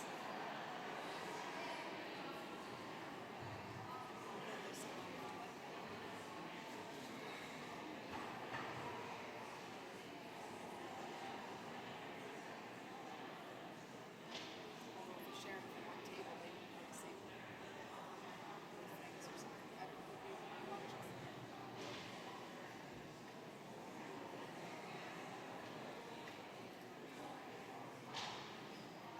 So you're not still doing any work with this? Is that No, it was I haven't done it before. In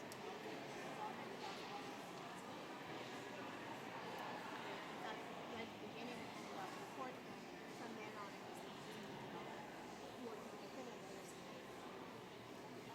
Anyway, it was a group to oversee and manage all of the proposals to do. The implementation team is like a big hour.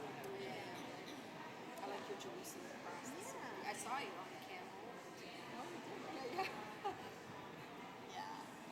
So you got the canoe or the kayak there from all of you?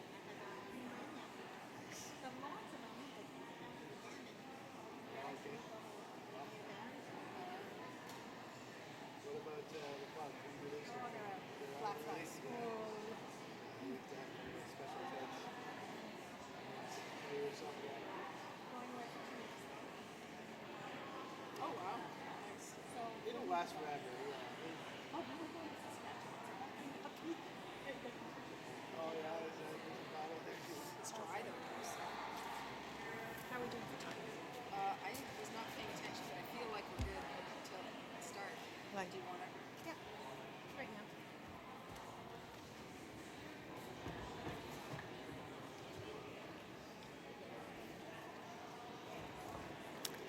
So how are you doing for time?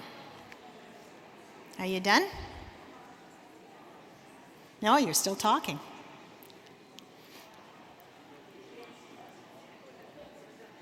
I'll give you another 2 minutes. 2-minute warning. 2 minutes.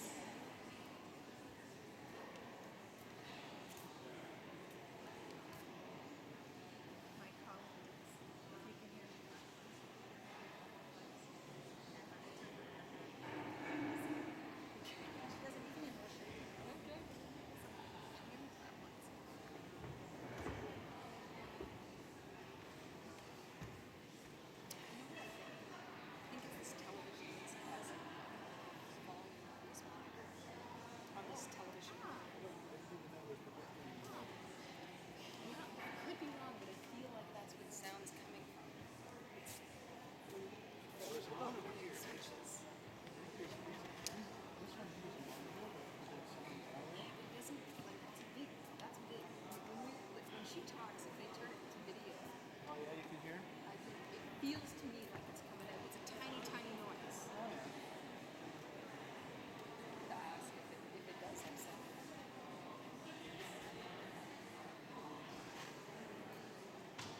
So how long have you been in this?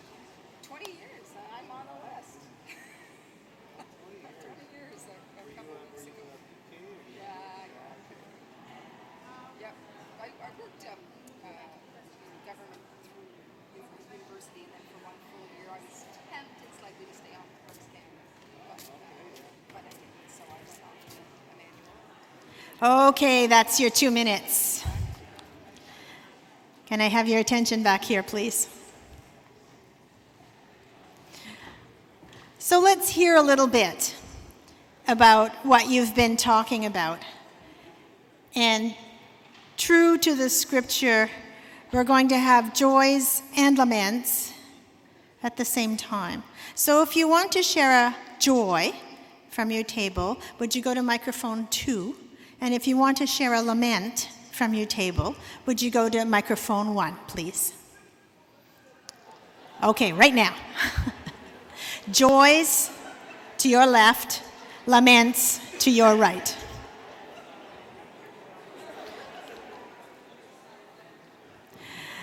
Joys over here, laments over there. Oh, good, there are some of both. That's excellent.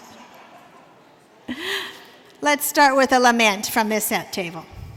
Norma Rightly, Trinity Smiths Falls. Our table was lamenting the loss of presbytery. The loss of presbytery.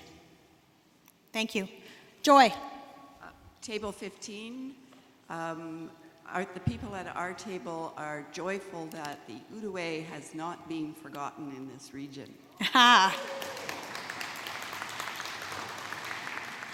Let's have a lament, please, Barbara. I remember the second Tuesday in January, and for the first time in over 25 years, I didn't go to see my friends. And I lament that. It really, that second Tuesday, every month, I still think of that group of friends, and it makes me sad. We don't know each other. Can you remind them to introduce Oh, yes. It would be, because we don't know each other, my helpful chair is reminding us to introduce ourselves and where we're from. Yes, please. Scurry. I'm Barbara Reynolds. I'm from Glencairn United Church. I'm also representing Ottawa Chinese United Church. I'm their pastoral charge supervisor. And this weekend, their pastor is meeting with other United Church Chinese churches in Vancouver. And so their council asked me to represent them here today. Thank you, Barbara. Joy. Hi, I'm Cindy Casey. I am the minister out at Canada United Church. And at our table group, one of the things that we were talking about, in addition to new opportunities, was the fact that uncertainty breeds creativity. And so that when we're not sure that there's a set answer somewhere, we can be creative and we can come up with new ways of doing things. And so far, no one's stopping us. Cool. Let's have a lament. I'm Marilyn Joseph from Queenswood United Church in the former Ottawa Presbytery. And actually, we had a lot of joys and laments, but I came here because it's a shorter lineup, and I wanted to give them some support. One of the things that we had as a lament was the lack of youth participation, or the numbers of youth participation, and that is a great loss for some people at our table. And perhaps it will pick up with time, but that is a great loss. And can I say another one? Quickly. Just our comfort zones. We're outside of our comfort zones now, and that is something that is hard to get used to as well. Thank you. I'm Norma McCord from Mackay United Church in Ottawa. The joy that we were talking about, it came on the discussion about one of the things that we were lamenting, and it is we miss the people that we saw, at least I miss the people that I saw at dinner at every presbytery. And the joy we have is that our region has seen fit to hire somebody to help us with clusters and groups and spontaneous things like that. And so one of our greatest joys is that we have Jane Dawson. Let's have a lament. I don't have a lament. You don't have a lament. Do you mind if we... What are you doing at that microphone then? Well, I want to bring up the point, Ron Bulmer, Johnstown, that our table split almost equally on each side, in that there were people who, their lament was the loss of structure, right? And then there were people who argued that the key word out of this passage is leadership. Herod built the first temple and names the people who stepped up to rebuild the second one. And what we've been passed here is the opportunity, right at the church level, to step up and provide that leadership to build the United Church of Canada through building your own individual church. And so therefore, the people who were in the non-lament category said this is at least as far as it had to go. It probably could have gone further, so that individual churches, I think as that lady was indicating, have the opportunity to provide that hands-on leadership. And it isn't going to be a process and a set of rules and policies. If what's needed at Johnstown for leadership, we'll go one way. If over in Brockville something different is needed, they can go that way. So the pro side was that we saw this openness as a real opportunity to provide that leadership, not from the top down, but right at the church level, and start building the United Church, church by church, on the local scene. And the analogy we used is Paul didn't build the original church because he was able to meet monthly with the Corinthians, right? I mean, the church got built by a whole lot of people hands-on on local scene, not because there was a structure that got them together Tuesday night for tea. Thank you. Let's have a joy. Andrew Jensen from Knox Nepean. I came to Ottawa Presbytery 15 years ago, and when I arrived, I was hearing stories about how Ottawa Presbytery had gone to the conference with a motion to eliminate the conference, and it was declared illegal at the time. But one of the joys, therefore, is we've done it! Finally! But the other joy that came out of all of this is that, you know, as someone who has experienced Ottawa for 15 years and all of its bureaucratic wonder, gathering here today, we've discovered the joy of infusions of enthusiasm and a willingness to express outside the rules. keep doing it. Thanks. Couple more joys. Norma Rightly, Trinity Smiths Falls. The joy that came out of our table was we can still come together as clusters, and there's the opportunity to build networks as well. And it's all, as somebody circled at the table, because they sang responsively, praising and giving thanks to the Lord. Thank you. Margaret Eddy from St. Paul's United in Richmond. Our table, the joy is the opportunity to develop new things, to take part in the future of our church. Thank you. I want to take you back to my trip to Jerusalem with a description of the temple that was built. It faced east, according to Ezekiel. He said to me, "Mortal, have you seen this?" And then he led me back along the bank of the river.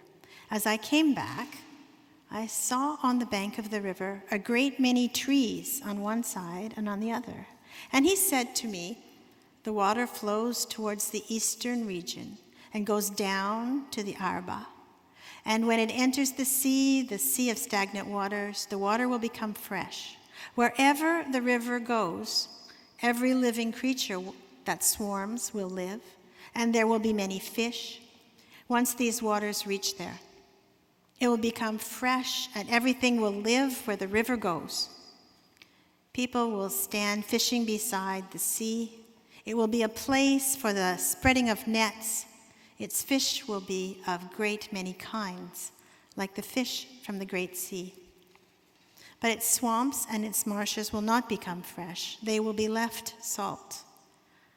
On the banks, on both sides of the river, there will grow all kinds of trees for food.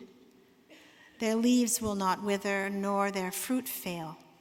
They will bear fresh fruit every month, because the water for them flows from the sanctuary. Their fruit will be for food, and their leaves for healing." That temple that was being built was a flourishing place. It was a place of growth and sustenance and beauty and health. Could I have the slide, please? And this is what's left of it. The steps that you see down at the bottom of the screen are very well worn. I have another picture of the steps. You can see that many, many, many pilgrims have walked on those steps, and they're quite worn. So we'll flash forward a little bit to 70 CE, about 400 years later, and the Christian communities had been established across what became the Roman Empire. And tired of Roman rules, the Jews in Jerusalem revolted again, and war raged for many years. The Romans recaptured Jerusalem and destroyed the temple. Après à peu près 400 ans, il y avait une révolution contre les Romains, et encore le temple a été détruit. And next slide, here are the rocks that the Romans threw down from those high walls. They're huge. They're absolutely, there's the size of a person, square. They're massive. The temple that had been the center of traditional worship had been destroyed again. Could I have the next slide, please? But the most remarkable thing for me, the thing that I learned, that I bring away from that trip, is that no rock is ever destroyed. And when you start to look around at the buildings in Jerusalem, you start to see the rocks that used to be part of the temple. Could I have the next slide? See the ones with the arrows? They have beveled edges. Those rocks that have beveled edges used to be part of the second temple. And the rocks that have been thrown down over the sides of the walls have been recovered by people who were building their lives. And they built all kinds of things with those rocks. Même si le temple a été détruit par les Romains, nous avons trouvé les pierres partout. À travers les ans, les pierres se faisaient partie de la temple, ont été utilisées pour faire des autres bâtiments, des maisons, des magasins. They are building clinics and they've built places of worship. And as you walk around Jerusalem looking at the stone walls, you see temple stones everywhere. Some people talked about the comprehensive review as rearranging the deck chairs on the Titanic. There was even a play about it. It was very funny. I prefer to consider that what we were doing was more like what happened to those temple rocks. Those temple rocks going out into the community, into the streets, into the world to build the church of God in the community. We wrote, we've been caught up in a spirit storm of change that's already taking place and trying to create support structures that would enable the church to be our best selves, to be sustainable but not static, long into the future. While it's true that the catalyst for the work was financial and a lack of human resources, the goal was to create a structure that would enable vibrancy and energetic mission in the world. Staying the same wasn't an option. So I love that image of those stones of what we used to be becoming the building blocks of what we are going to be in the future.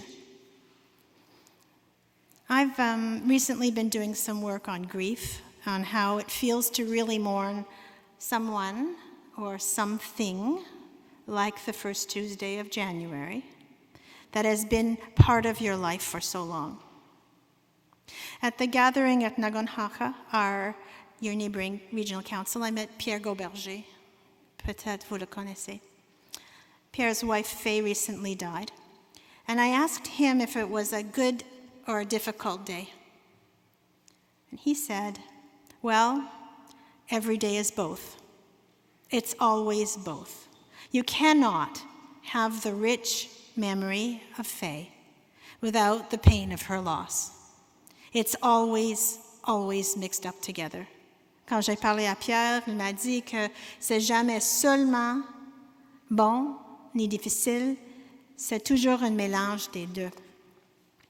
And so, now I invite you to take a look at those joys and laments that you wrote down. And that question for you is, what are you going to do about it? What was the question from this morning? So what happens next? What happens next? How are you going to support those joys so that they become sustainable? How are you going to get involved in the way the church is going out into the world?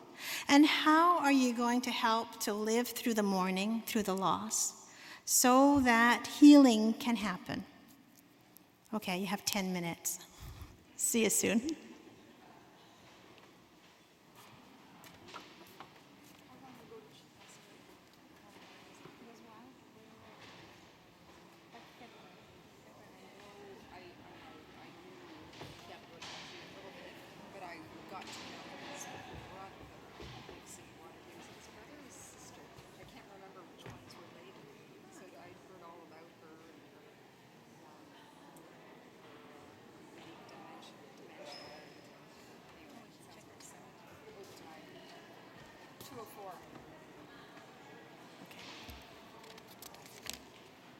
Okay, we're good.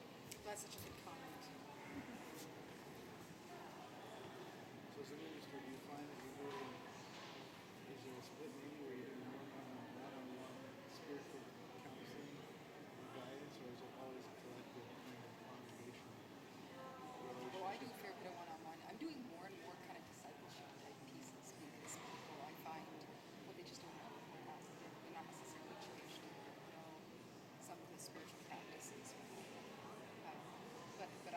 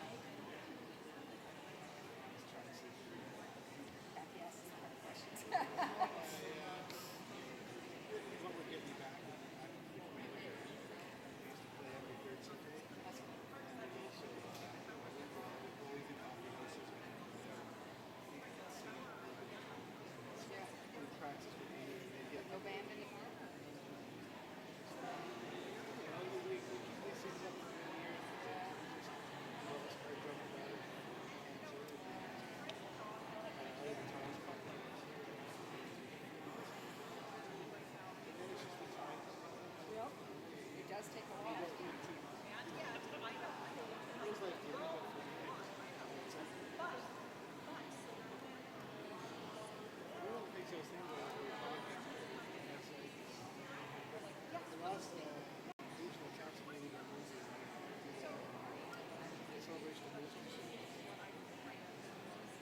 I could just imagine what it would be like for somebody coming off the street and seeing a packed church worshiping. And I find that, yeah, I find that that might be one of our, instead of having pleasantry meetings, we really have a full-fledged worship service. Every so often, so that like you hear the church shaking a bit, so people can get a sense of witness. Yeah. Yeah.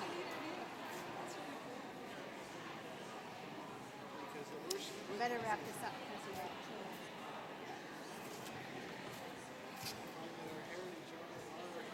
I need to interrupt you.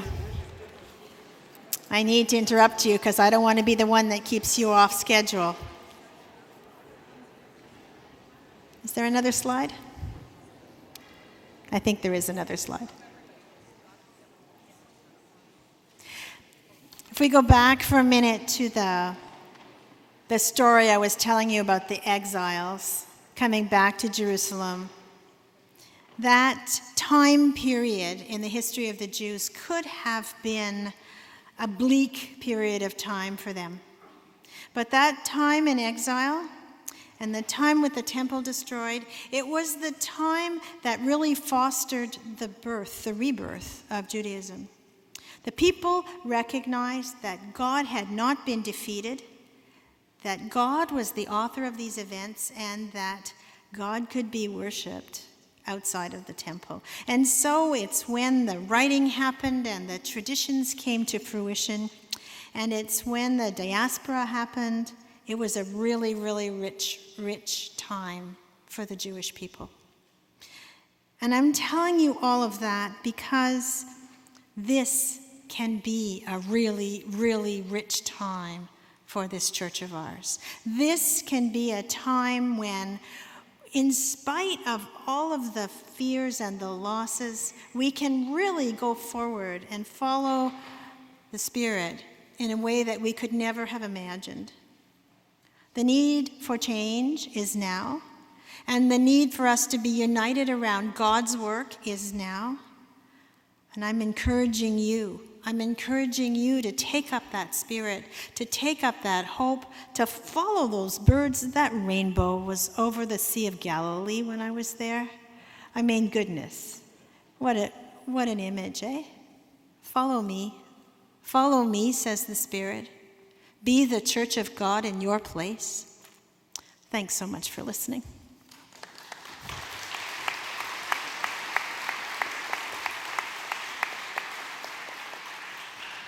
Kathy, thank you so much for bringing these words to us and for reminding us of the temple, reminding us of the stones that built the temple and how we are now the living stones. We are the church. And as I sit here in this hockey arena, I can't help but think of how many times I've walked that track watching one of my kids play minor hockey here, trying to follow the puck, and how funny it is that we're here. And I've heard people lament that we're not in a church building for this meeting, and yet we are the church, right? It's not about the bricks and mortar, it's about the people of God coming together. And I'm just so grateful for all the meetings that you put in to help to bring us to this place, but also especially for your leadership this afternoon. Thank you so much, Kathy. Thank you very much. And a little thing for you.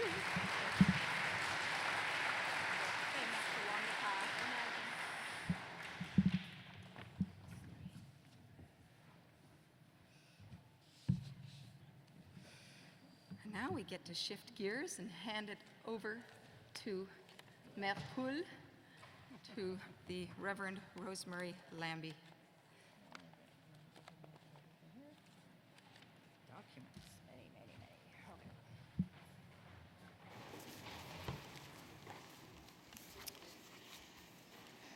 Good afternoon. Bonjour.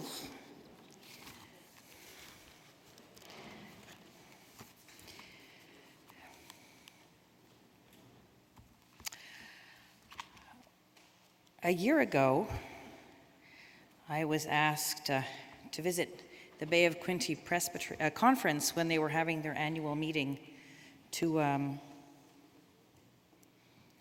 so that you'd know who I was. It's like, Sekisa?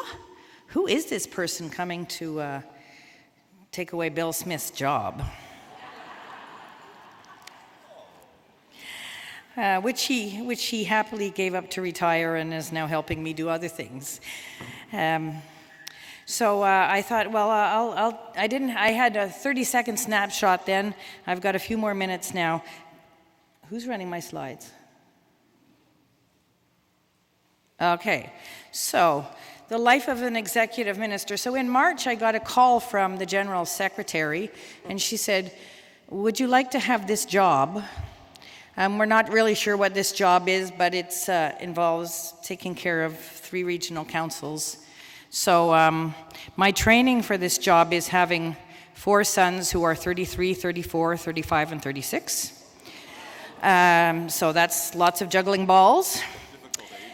And now 7 grandchildren, and 37 years in ministry in both rural and urban, and working for a presbytery, and then having 5 presbyteries as the conference executive secretary for almost 15 years, and suddenly 455 communities of faith that are spread from Quebec right over to include a smidgen of Toronto Conference.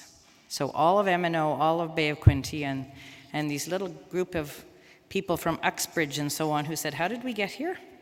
So when I was coming to visit you last year, as I was doing this drive and going, oh, this is still Bay of Quinte, this is still Bay of Quinte, and I was only going to Napanee, which is only about half of where I'm going now, I had this vision, and I said to you as I arrived, I'm having triplets.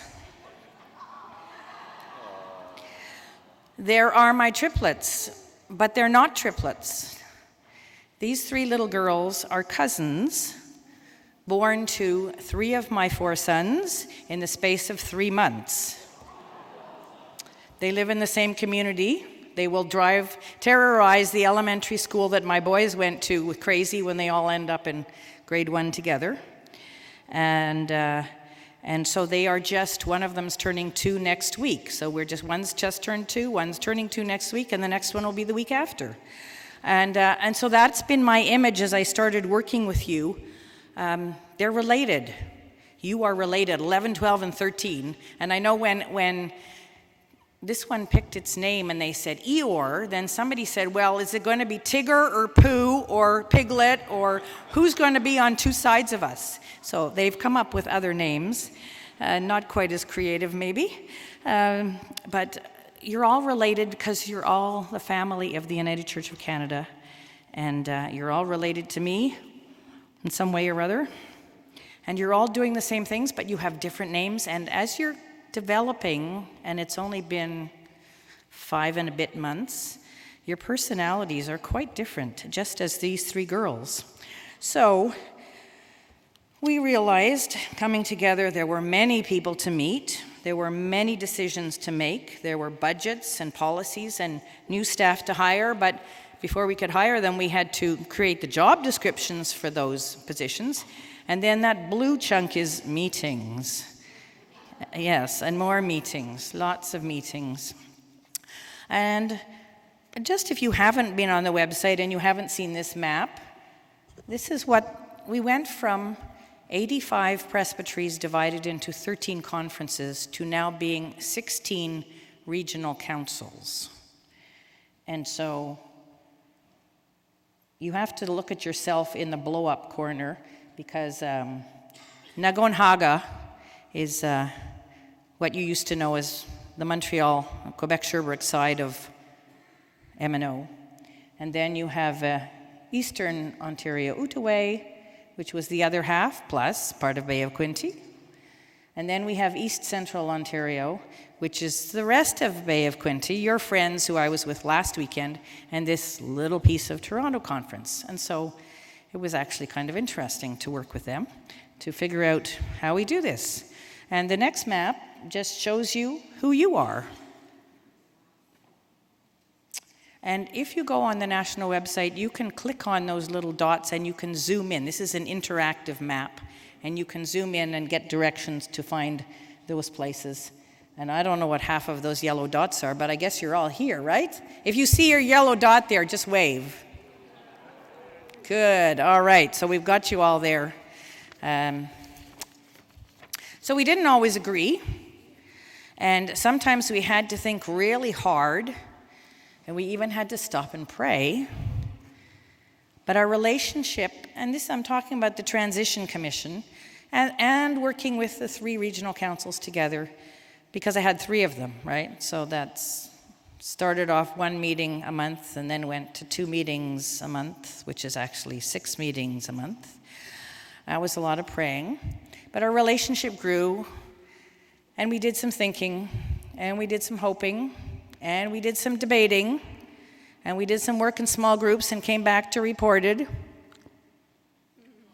And sometimes we just sat there. We learned how to sit. We're getting stable. And some of us thought things were really funny that the others were going, c'est quoi ça? What is that person talking about?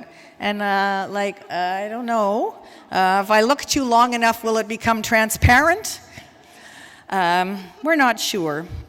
Now, you know, sometimes when you take a trip, you go on an airplane. Has everybody here been on an airplane? When you go on an airplane, they always have that little map in front of you, so you can see, oh, I'm going from here to here. So Karen Valley, the Office of Vocation, and the 3 pastoral relations ministers and I had to go to a meeting in Toronto to learn how to do our jobs together. And that should be an easy run, coming home, Toronto to Montreal. But it happened to be the day that the tornado hit. You all remember that well? So Whit left from Toronto at the same time Sabrina and I left from Toronto.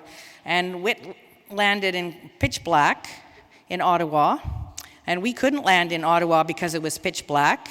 And when we got to Montreal and the winds were blowing so hard, we went around and around in circles, and we went back to Toronto, and they refueled the plane, and they went back down through the States to get us back to Montreal, because they couldn't let us off the plane, because then we would have had to go through security again. Well, this is a bit like some of our meetings, you know? We're starting here, and what we want to accomplish is this, and it should be a straight line. We just have this little conversation, and 2 hours later we'll be there. Except that, oh, well, no, not really. Well, okay, well, maybe if we try another direction. So although this isn't clear, that's the trip from Toronto to Montreal. And things don't always happen at the pace we want or as clearly as we think they should, but eventually we will reach our destination. The other image I used for the delightful group of people I was working with was that they were 3 bowls of chili on my stove. And I had one that always wanted to use grandmother's recipe because that's the way we've always made chili, and there's no other recipe that's good enough, and so we just want to use that recipe. You came with 4 recipes. So you had a vegetarian recipe, you had an extra beans recipe, you want a super spicy recipe, and you had another one that had cheese and other stuff in it that nobody had ever heard of putting in the recipe. But we were trying to figure out which was the best chili recipe for Eastern Ontario Outaouais. And then we had the third one that they've never made chili before, and they were checking on the internet saying, well, this would be good, and this would be good. Let's try, oh, we'll pray about it first. Oh, and this would be good, and this would be good, and this would be good. But we don't have any money. How are we going to make this pot of chili? So my job was just to keep stirring the pot. And there were a couple of times Dawn said in a meeting, oh, she's stirring the pot again, because I had to make sure you didn't burn on the bottom, right? So we're getting there, and we're bringing the recipe to you today. And you may not like the recipe we've created, and you may say that it needs a bit more spice or a little less beans or extra this or less of that. And we're going to work on our table groups to talk about what those changes to our recipe might be. And we may not get the recipe perfect today, but we're just going to keep on working on it together so that we can bring your 4 different recipes for chili into one pot that makes us feel like this is the new kind of recipe for Eastern Ontario Outaouais. We've learned to stand on our own 2 feet, and now we're learning how to share the same toys and the same staff, and we're learning how to do all kinds of things, and we're just at the beginning, right? It's just really, this is the beginning of our life. There's lots of learning to do. So we have our name and we have our direction and we have our shape, but we're still at the baby steps stage. So we've only just begun, folks. Thanks for being on this journey with us. I want to tell you that the people you chose to be on the Transition Commission that has become your executive have been an amazing, phenomenal group, and I'd ask them to stand because they have put so much time and so much energy and so much work. Come on, don't be shy, folks.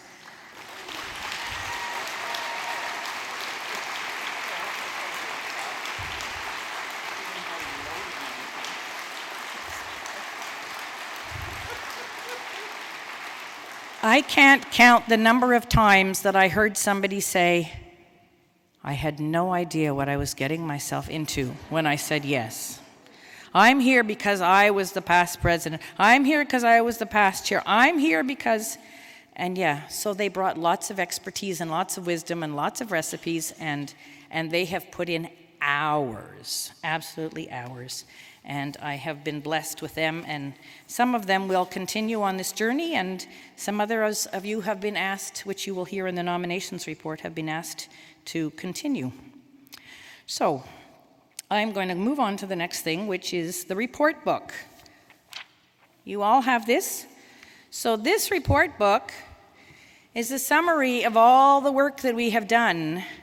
You'll see that the work is divided from June when we started meeting. So we actually started meeting before we existed, before we'd been approved, because we knew that decisions were going to have to be made and people wanted summer holidays and we had to figure out when that was going to happen.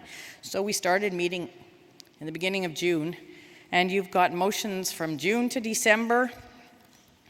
How many are there here? We had Karen McLean as our secretary for those first few months, and she got us going on a track that was just amazing. And now I can't even find where the one ends and the next one begins. And so I'm bringing you these for information because this was the work of the commission. 54 motions between June and December 4th when we decided that it was good time to celebrate Advent and Christmas. And then we got going again on the 15th of January, and we worked right through until I think last week, and we brought you another 92 motions. That's a lot of decision making. So I bring you these as the report of your Transition Commission, and I don't know if there are any questions on the book. Normally your report book, and what did Bay of Quinte call it? The RO1? ROP, Volume 1. Okay, you called it Volume 1. So you would have had reports from the committees. Well, we don't have committees because they don't exist anymore because they ended on December 31st.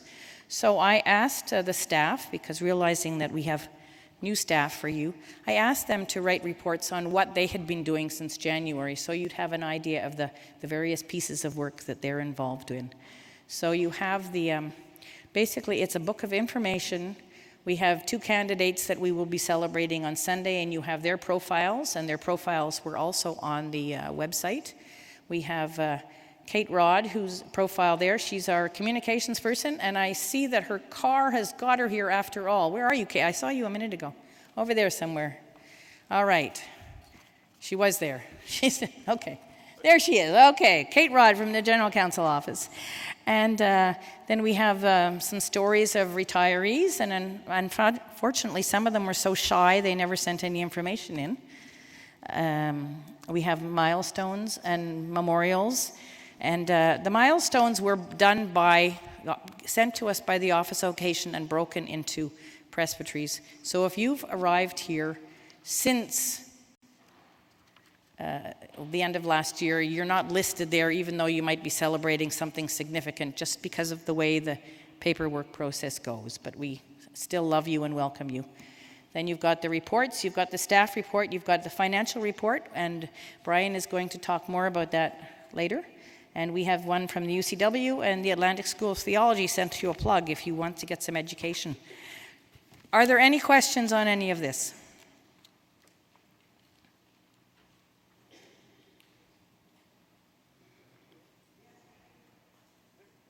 No, that's wonderful. I love it when there aren't any questions. That means we did our job so well that you're convinced it's all the truth. And so, Don't push it. and so, we have a motion that this inaugural meeting of the Eastern Ontario Outaouais Regional Council receives the reports as printed in the 2019 report book. And any handouts, there may be a couple, I'm not sure, but que l'Assemblée inaugurale du Conseil régional d'Outaouais et de l'Est de l'Ontario reçoit les rapports tels que présentés dans le cahier des rapports 2019. Are you seconding that or moving that or Yep. sure?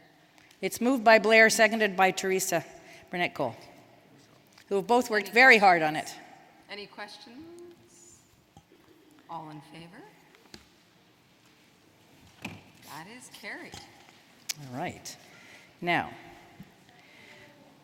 what I want to draw to your attention in there is there were two motions passed on the 26th of March about the future meetings. The manual in section C.4.1 says the regional council must meet at least annually. The regional meeting may be a meeting of the entire regional council or the executive of the regional council as determined by the regional council. That means it's your decision to make. And I heard some of you saying in the last round of conversations that you're missing meetings. You like to be together. I guess the coffee and tea is good, and the hugs. And so, have you found 2019-03-26, motion 46 and 47? So I'm bringing to a motion, we're bringing them, okay, they're on the screen. That these have already been passed by the executive, that the Eastern Ontario Outaouais Regional Council meets 3 times a year, a 1-day meeting in the fall and winter, and a 2- or 3-day meeting in the spring.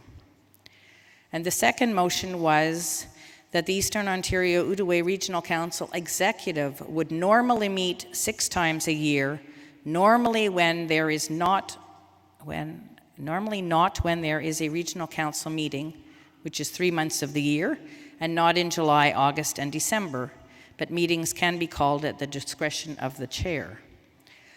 So the motion I'd like to bring to you today is that recognizing the desire of ministry personnel and lay leadership in the Eastern Ontario Outaouais Regional Council to gather as a worshiping community for study, community building, and to discern the call of God to the church, Eastern Ontario Outaouais Regional Council affirms the decisions of the executive regarding future meetings.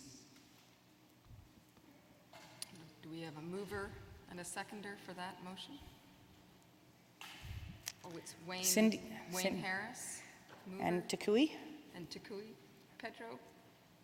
Seconder. Any discussion on that? Here comes Brian. Microphone number 2. Brian Cornelius from First United Church. My question would be why we would have to deal with this at this point in this meeting. I think for me, living into this meeting and having a sense of what we're trying to do might give me more information on exactly how to meet and continue to do our work. So I'm not opposed to this motion. I'm just wondering if I would have a more reflective way of embracing this motion later in the meeting than right at the very beginning. What's the time? What time is it? 2:34. 2:34. Okay, so the easy answer to that is to give you some time to think about it and to draw it to your attention, because we just passed a motion to receive the report book, and these motions were in the report book, but you may not have noticed them. And really, like, if you're ready to pass it, we have 10 minutes before break if you want some table group time or if you have some questions, but I really just wanted to raise it up to you that these are the recommendations we're bringing. You might decide that's not what you want, or you might decide you're not ready to make that decision. As I said, we're not the finished pot of chili, but this is to give you 10 minutes before break to have that conversation and say yes, no, maybe. You also have warm, cool cards in your in your packet that we haven't used yet. Those are those orange and blue things. So if we get to the point where you feel not ready to vote, then we can do that. So would you like some table group time just to, yes, okay. Then talk. We'll take a couple of minutes. You got it.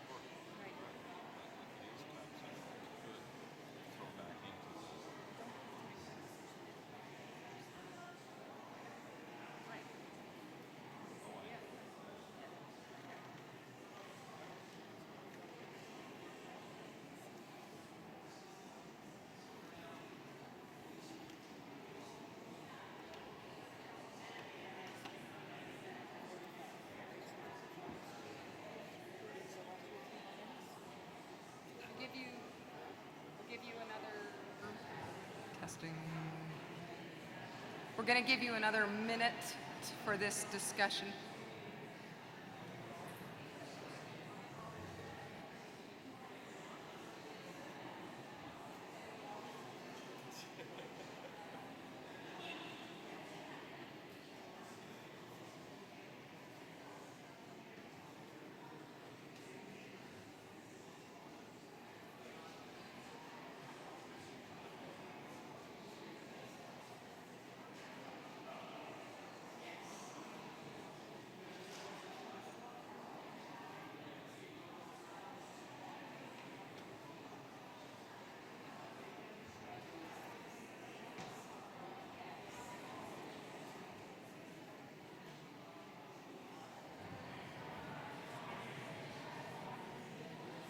So why don't we pull out our pink and blue cards, or what is this, salmon and blue cards? These are warm and cool cards, and the idea behind this is that if you feel like you're ready to vote on this, you're going to put up a warm card. If you feel like you're not ready to vote, that this needs more discussion, more work, you're going to put up a cool card, and that just gives us a sense of the room of whether we're going to jump on this now or not. Microphone number 2. My name is Linda Sutterby. I'm from a small church, Manhard United. Sounds? You're I on. think it is. You're good. Yeah. A good point was brought up at our table that a lot of people don't feel they know yet whether this is going to work or not. So what they were suggesting is that we just run with it for a year and bring this back a year from now to see if we need to make changes to it. In a way, all of this is living. You know, what we do this year won't necessarily reflect what we do next year. I'm Joanne Fletcher from Christ United in Lynn, and I'm on the Transition Commission. I have to tiptoe. Yeah, I feel like since we made that motion, because we heard people wanted to gather, and we said a one day, twice a year would be a nice supplement. What's coming out is, what do people want to do that day? And what are we asking of our administration team to create a business meeting for that day? And so the question was, do we need to name these as meetings of the regional council? Do we have to name them as business meetings of the regional council? Are we content to let the executive make all the decisions for a full year? That is something to keep in mind. And if people are content to let the executive make all of those business decisions, except for once a year, then maybe we also vote to have 2 other meetings that aren't necessarily business meetings, but we can make those meetings whatever we want. Because it seems to me, from what we've heard right from the very beginning, is it's not the business that people miss. It is the fellowship and the camaraderie and the worship and the learning. And so I think Linda made a really good point. I would be very comfortable with this motion still standing, but I think we could live into what that motion means. There's also a high likelihood that one of the meetings, that perhaps the winter meeting, might end up being an online meeting, given what it's like driving in the wintertime. Microphone number 1. So I'm Phyllis McRae from Emmanuel United Church in Ottawa, and I'm a member of the recently completed transition executive. So why I'm standing here is because I want to defend the idea that it's important that the council meet more often rather than less often. The council has to meet once a year. That's in the manual. That's the minimum. But if it only meets once a year, that means that all of the work and all the decisions, and those decisions are our democracy, they're all being taken by a small group who's the executive. And then we would turn up once a year and we would ratify. Frankly, that's not worth my being elected from my congregation if I'm only going to turn up once a year. So for me, it's a question of what is our democracy? And this is a democratic church, and if we don't come together and meet and discuss both our business and our worship and everything else, then we don't have a democracy, and that's problematic. Thank you. And microphone number 2. Cindy Casey, Canadian United Church. So our table group, what we were really sort of coming to is the concern that we have some set dates, because then we can be planning around them and there we'll have optimum attendance, but to leave fluidity in terms of what those meetings are going to look like. And then, I think the first suggestion of then revisiting it at this time next year. But to be keeping engaged, yes, in terms of getting to still meet with one another and be with one another and interact with one another, but also to discuss about the work of the church and to make sure that we're not just all off in isolation. Microphone number 2. Jessica Hetherington from St. Paul's in Richmond. Our table generally likes the idea of meeting. One amendment or concern that came up was about meeting on Sundays. Whether it can be part of what we can talk about is perhaps not having a part of the meeting on a Sunday, but having our commissioning and our celebration ministry on the Saturday or whenever. Just that was an additional piece we want to add to the conversation. Thank you. Microphone 1. Jim Allen.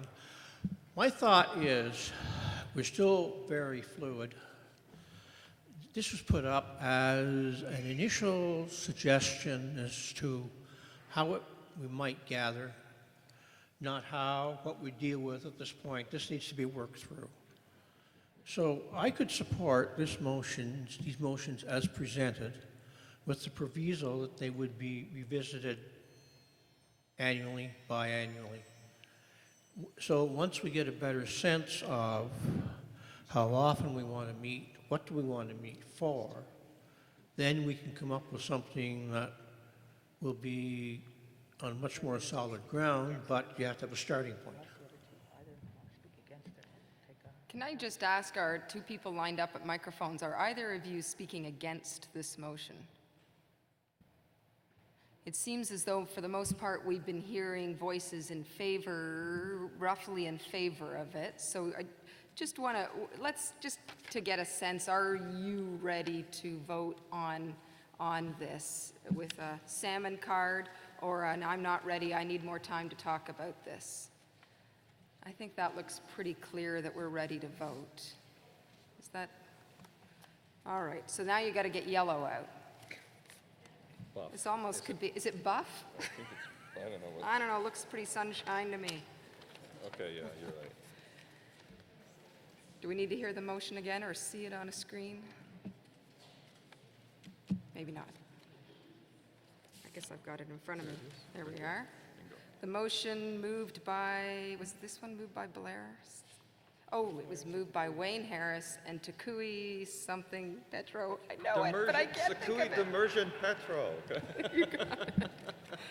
That recognizing the desire of the ministry, personnel, and lay leadership in the Eastern Ontario Outaouais Regional Council to gather as a worshiping community for study, community building, and discern the call of God to the Church, Eastern Ontario Outaouais Regional Council affirms the decision of the executive regarding future meetings, namely, and that's the namely. All those in favor? Opposed? It is carried. Thank you. All right, so back to you. Oh, want a break? Just before we do the break, yeah. Do you want to A couple announcements. Just before we go for our break, a couple of announcements, and I may have phased out, but were the chaplains introduced? Could our chaplains just identify themselves? Yeah. So we have chaplains, we have there's a room, isn't there, where you can meet with people. If during the course of the meeting, and we acknowledge that there's a lot of things happening and we're in a sort of emotional states of joy and sadness and frustration, all of those things, these people are here for you. So if you need, a moment just to have conversation with someone who's a really good listener and someone who would be willing to pray with you, spend time with you, those are your people. So seek them out, and they will be able to provide pastoral care to you while we're in the meetings. Just wanted to, so thank you for doing that, and those are your people. And we're scheduled to be back here at 3:05. Microphone 2, is that an announcement or point Yeah, of it's order? to let people know there is another resource as well, which is Healing Pathway Sessions, which are available in room 5, and you can sign up for those over at our table. We'll also give you chair sessions if you want. So Healing Pathways, and that's just over through these doors here, and there's lots of signs for Healing Pathways too. So let's go and drink and drain. Oh, excuse me. Oh, microphone 2, microphone 1. Thank you. I'm not quite sure how to proceed here, and so I'm standing up and proceeding. I guess what I'm doing is presenting a notice of motion. I would love to present the motion itself, so I'll read out what I will present when I know that I can. And my ideal circumstance would be that we deal with it today so that one of our co-chairs could be assigned to go to the powwow and bring the results tomorrow. And the motion that I would like to present later, if I can find a seconder, is to move that the EOORC hears and believes the voices of the people who courageously testified before the Commission on Missing and Murdered Indigenous Women and Girls, and that we add our voice to call for our constituent ministries, all levels of government, and all Canadians to end the injustices and transform the attitudes that contribute to this ongoing genocide. That will be my motion, and I would love to know when I can make it. What do you want to do about Andrew Jensen? Do you want to just bring it to the business? Yeah, that's my notice of motion, basically. If you could bring that motion to the business table and we'll chat. Thank you.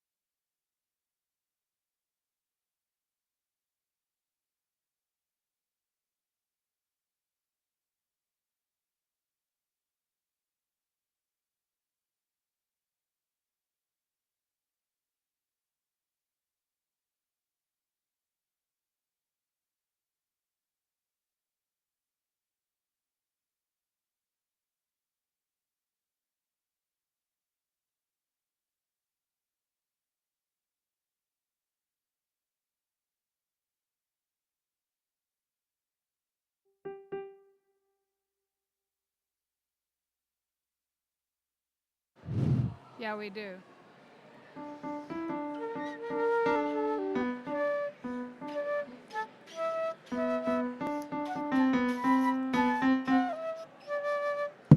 Okay, he's got the sound up now, I think.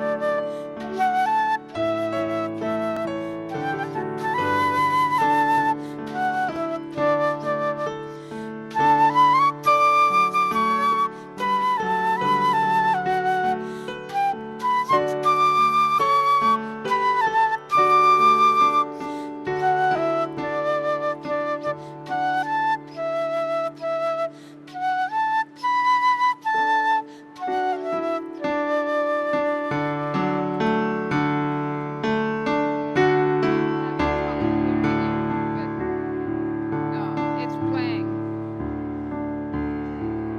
Let's do In the Bulb There Is a Flower.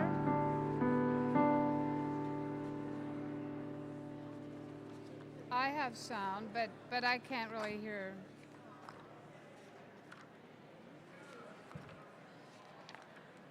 Okay.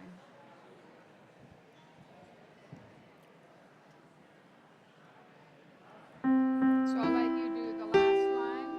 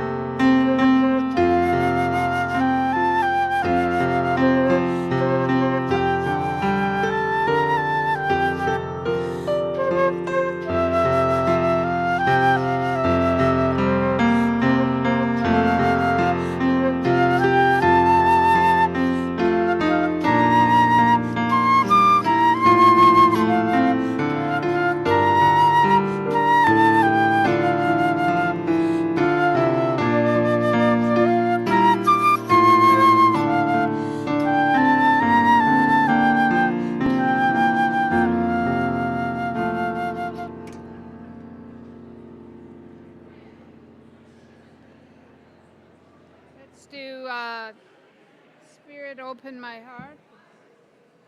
Spirit Open 79.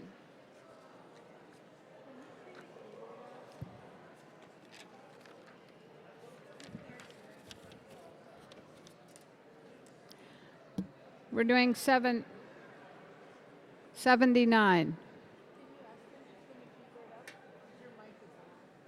Do you wave at the guy at the back? Okay. Yeah.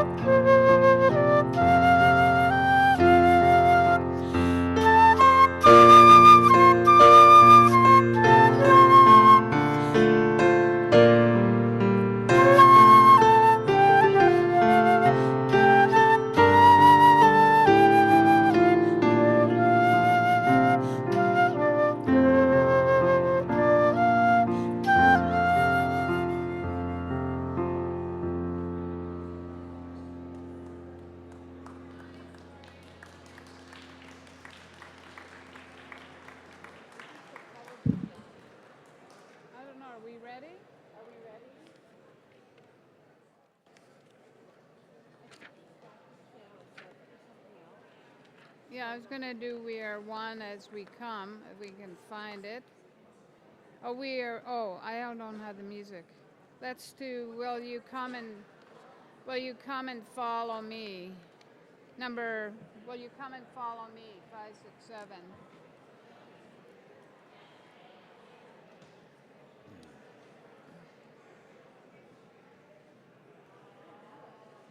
Yeah, it's after Sisters Let Us Walk. Near the end, it's right before Will Your Anchor Hold.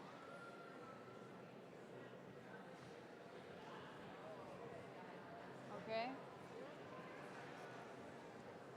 Try and have it a bit of a clip. Try and have it.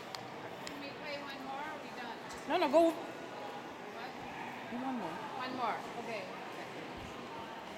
As you are returning to your seats, we have one final song. Could I ask the executive to please come up here? Members of the executive who have worked on the governance document, which is our next item of agenda business, to come up here, please. Will you come and follow me? 5, 6, 7. Yeah.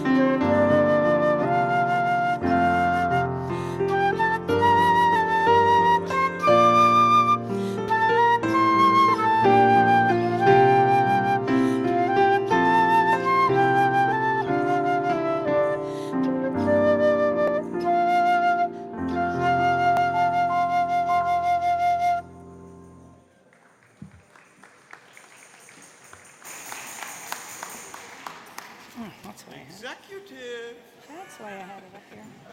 Executive.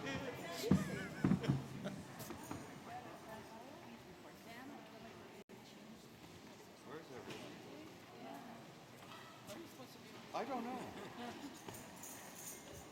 So again, if you've been on executive, come up to the front, please.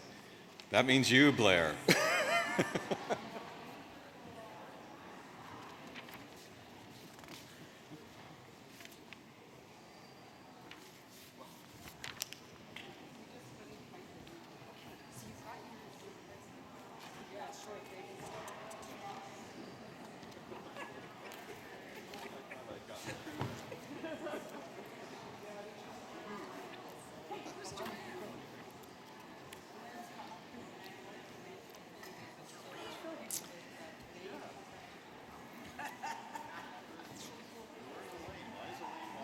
Okay. Okay. So, are we all up here? We're getting up here. When we looked at the report book, I failed to bring your attention to page 2, which has the living mission of the Eastern Ontario Outaouais Regional Council and the vision of the commission by which we have evaluated progress. And that's the top of the page 2. So I just make sure that I flag those for you, because when we're doing our response to the work, that is one of the questions you will be asked is around that. The document we want to talk to you about now is the governance handbook, which is the other document that was put out on the website for you to see and circulated. And apparently on the website, it's under the drop down about and then governance. It says it there. This is a huge piece of work, and we're bringing it to you in 3 parts. Can we have the This is the work of this group that's gathered here up here, because if you have questions, I'm going to let them be responsible. Yeah, now I tell you. It's your work. So, for those of you who had the privilege and the responsibility of being at General Council 43, there was a process introduced by Larry Doyle, and we had hoped that he was coming to do this for us today, but he's not here. So, he said, we have competent people here who can lead this process. There were 3 steps to this business process. The first one was listening. So a proposal was brought. There was time for questions of clarification.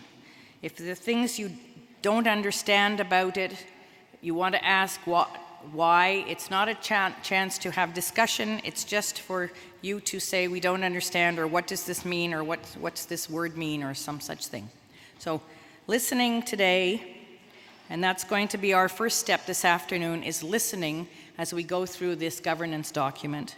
And then tomorrow we will deal with the discussion time, and you will have 90 minutes in your table groups to go through these in more detail, and for you to make comments, and the responses to be captured by your table group. So yes, you feel comfortable with it. No, you're not, and for the following reasons, or you think there should be an amendment. It might be an amendment to a starting date of something. It might be an amendment of some other sort.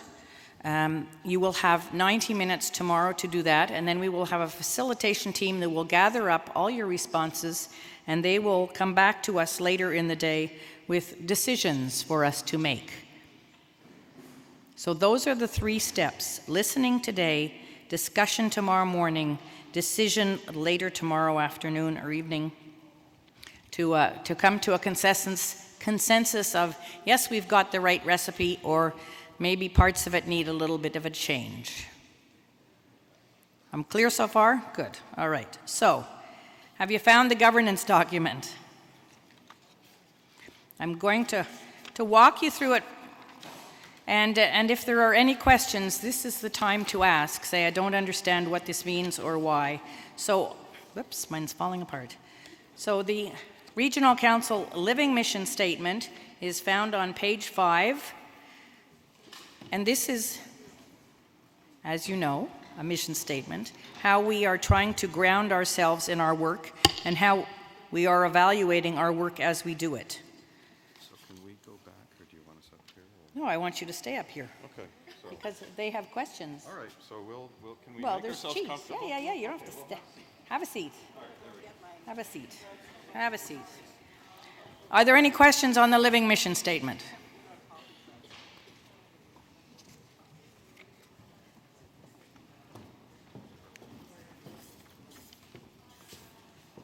Mic 2, please. I'm Alice Dunwell from Rideau Park United Church in Ottawa. I just had a question because in a previous version we had enhancing in brackets in the first element of the mission statement. So I'm curious to know what the thinking is behind, I presume was be an addition of and enhancing, and how enhancing is seen by the Regional Council Executive as different from supporting.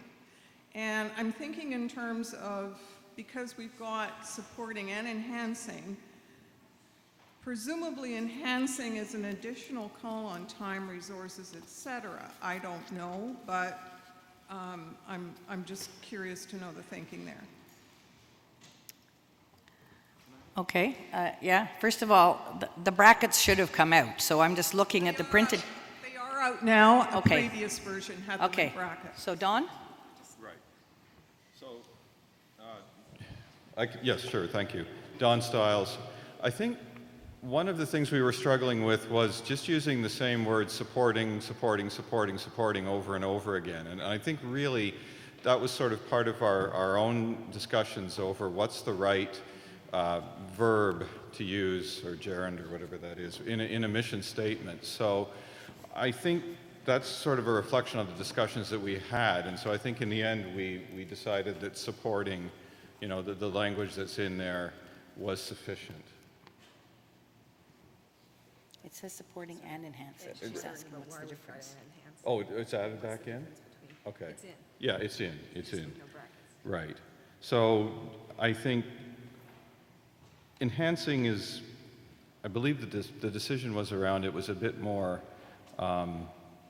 active as a word, supporting that we would also be there to encourage if there are initiatives or things coming from communities of faith, that they might be asking the executive to say, give them some feedback or working with them more actively. So I think it's just to be a bit more specific than just say supporting. So. Okay. Mike 1. Hello, Andrew Jensen again. I'm looking at bullet point number 4, and I'm feeling a little grammatical. What mine says is supporting peoples in all seasons of life. And I would prefer people, singular. I would accept persons. But when you say peoples in a plural like that, it sounds like we're dealing with entire groups of people and nations and cultural identities and such. And I don't know how you support those through all seasons of life. And so I'm not sure I understand that bullet point the way it's worded. Okay, so if you can make that comment when you're doing in your discussion group tomorrow, make that editorial comment. Thank you. Stefan. Stefan Vermet, unrestricted free agent, I guess. Just a point of order. I know it's a new process for a lot of people, but we are not debating what we like or what we don't like at this point. We ask questions for clarification, and then we'll get there. I know it's a new process. I know some of us wants to jump at the microphone and want to talk. There's a wisdom in this, so let us trust the process. Thank you very much, Stefan. So yes, if you will have lots of time on your comment sheets tomorrow to feed in comments as opposed to questions.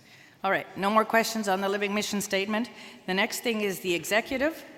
And I'm jumping over pages, but we have put chunks of the manual in there for you so that for those of you who don't sleep with it under your pillow, you have the references right there for you of where we are getting the manual references. The executive is on page 13. You have the mandate, the membership, the terms of office, the meetings, and this is not the nominations report. This is just how we have determined that the executive will be established. Are there any questions for clarification?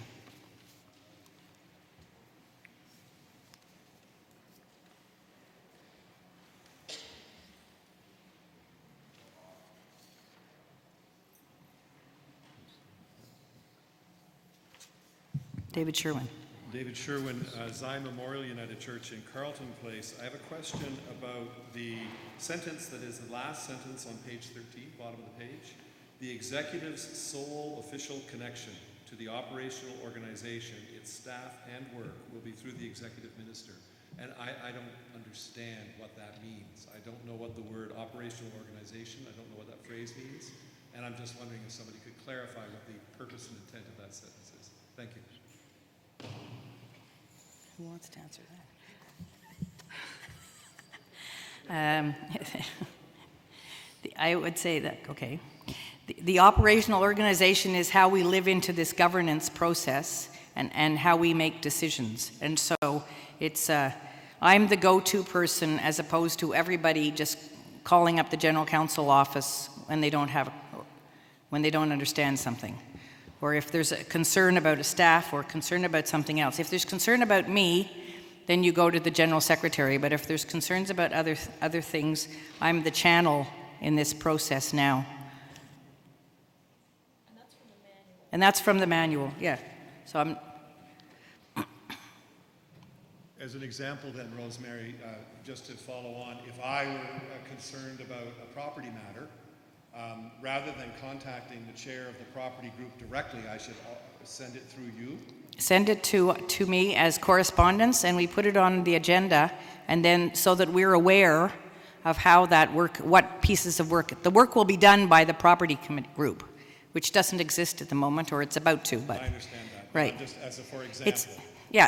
It's really for tracking. So if those kinds of requests all come through me, they go onto the agenda as correspondence, and then we have a tracking mechanism to make sure that we're following through. Okay, so they would go onto the agenda of the executive? Yes.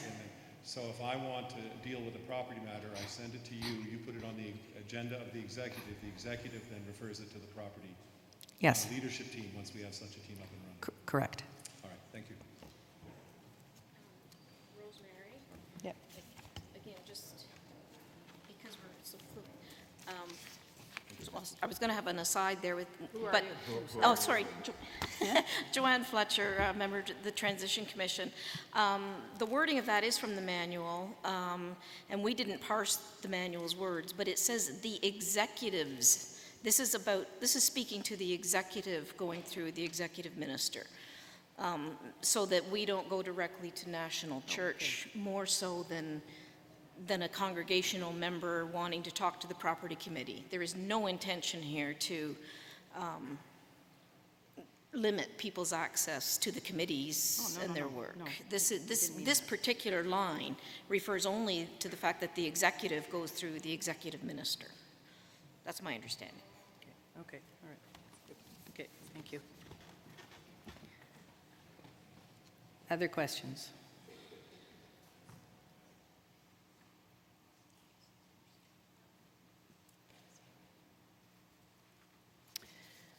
Oh, I think there is somebody coming to a mic, Rosemary. Okay. Microphone number 1. Kim Baird, Knox, St. Paul's, Cornwall. Under the membership component, on item number 3, as I read it, out of all the terms listed, 9 members will be voted or appointed to the membership executive? Yes. What kind of process is in place, because I add up all these different directions or different explanations, there's more than 9 possibilities. So how is it determined on who's going to be sitting out of these 9 seats? Want to answer? Nominations.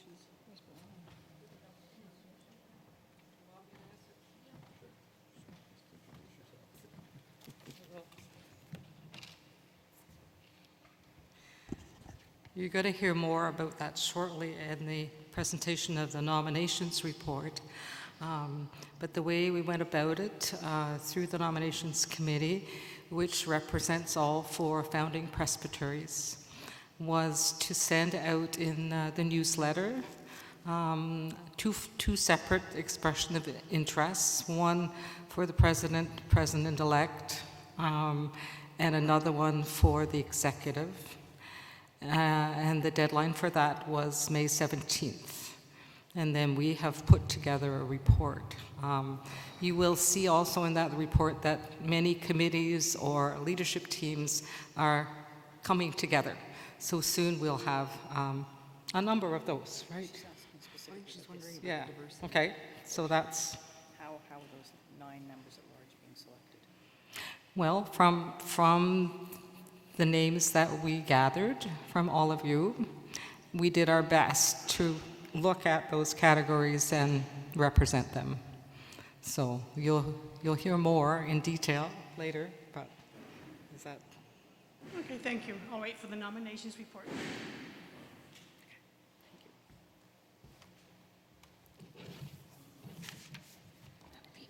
D'autres questions sur l'exécutif? Okay. Then we have the leadership team. So we no longer have committees that you're stuck on forever. Now we have leadership teams where you offer leadership. And the first one is the finance, and you have the mandates of these various leadership teams. Basically, these have been created by those teams themselves as they see their role to do. So if there are any questions for clarification as to what this leadership team would be doing,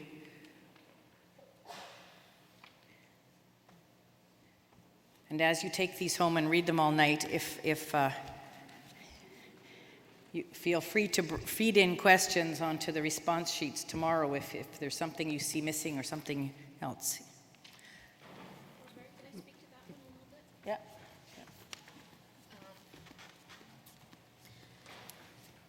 Yeah, I've heard a couple of people saying, so these committees, like who's on them and how would I know about them and can I still get on one? And the leadership teams are what used to be called committees. And they have mandates and they have jobs to do. And they will make motions and they will make decisions. They are pretty well populated. I think any one of them, if someone has a strong desire to join one of those committees, if they can find a leadership chair, then, absolutely. But it's where everybody can get involved is through the networks and clusters. And what's come to me is that we need to get more information out about what the current networks and clusters are and how you can become involved in them. And you don't even need to be a member of the regional council to be part of a network or cluster. So there's lots of opportunities for everybody to be involved, but these leadership teams have set mandates and set jobs to do, and that would be what would be formally called a committee. Microphone number 2, question for clarification. Christine Johnson from Bethel St. Andrews United Church in Fitzroy Harbor. I'm really confused because if you have a leadership team that has only 7 members, how is that membership open? And I have to admit to a little bit of frustration because there are leadership teams that I might be interested in serving on, but if they're already full, they're full. So I would like to know a little bit more about how were they populated, and was there any general call out to the entire region for input from people that might have those gifts and want to serve?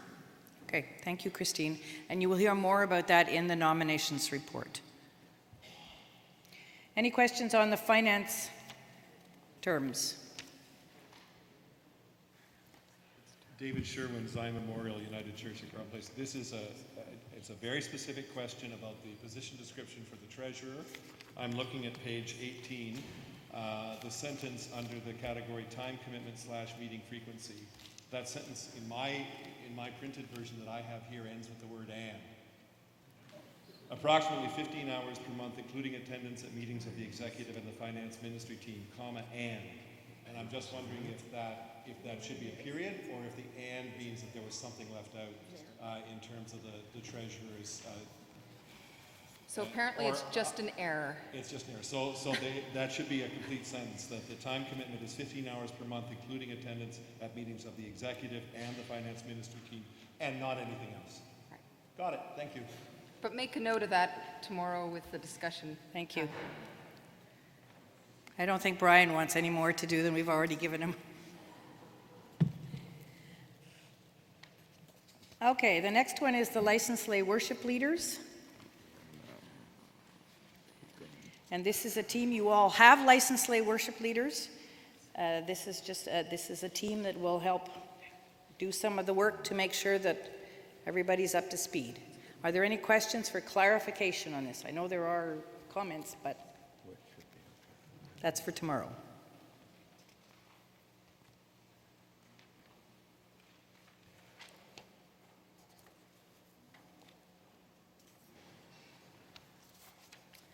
Okay, so mandates for worship teams that are still without terms of reference. This is on page 20.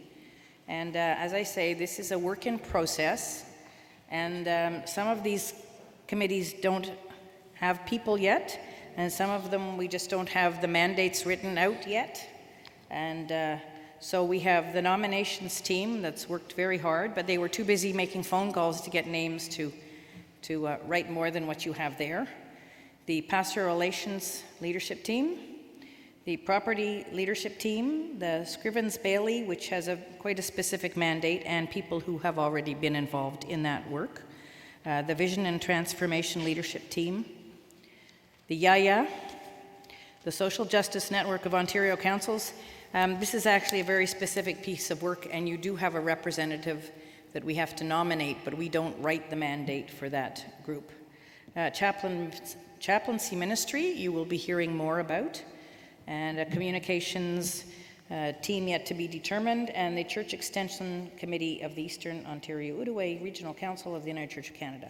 So some of these exist, some of them don't, some of them have started their work and haven't written a mandate, but we wanted you to be aware of what pieces are there. Now there may be things you think, why don't we have a leadership team for XYZ? Well, because nobody brought it to us and said it was a need thus far. So that could be a comment on your sheets tomorrow too, when you're going through. If you see, especially if you have a passion to be doing something and you know there are other people from this whole regional council that would like to be doing that and you don't see it there, we are open to have more leadership groups, teams. This is an invitation to put that on your sheet.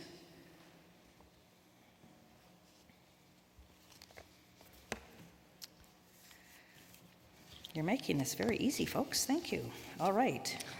The next section is policies. There are some that are in the General Council of the Manual, but basically each regional council creates its own policies. And so what we did was we looked at the policies of the 4 founding presbyteries, and we went through and picked out the best of the bunch. There were some that you had the same in each or slightly different. There were some that your presbytery has never had that policy before, and others have and have found it very effective. And so this is a collaborative effort of those to date. And again, it's not a complete list, it's just where we're at so far. So the first one is the travel policy. Any questions for clarification? This is on page 22.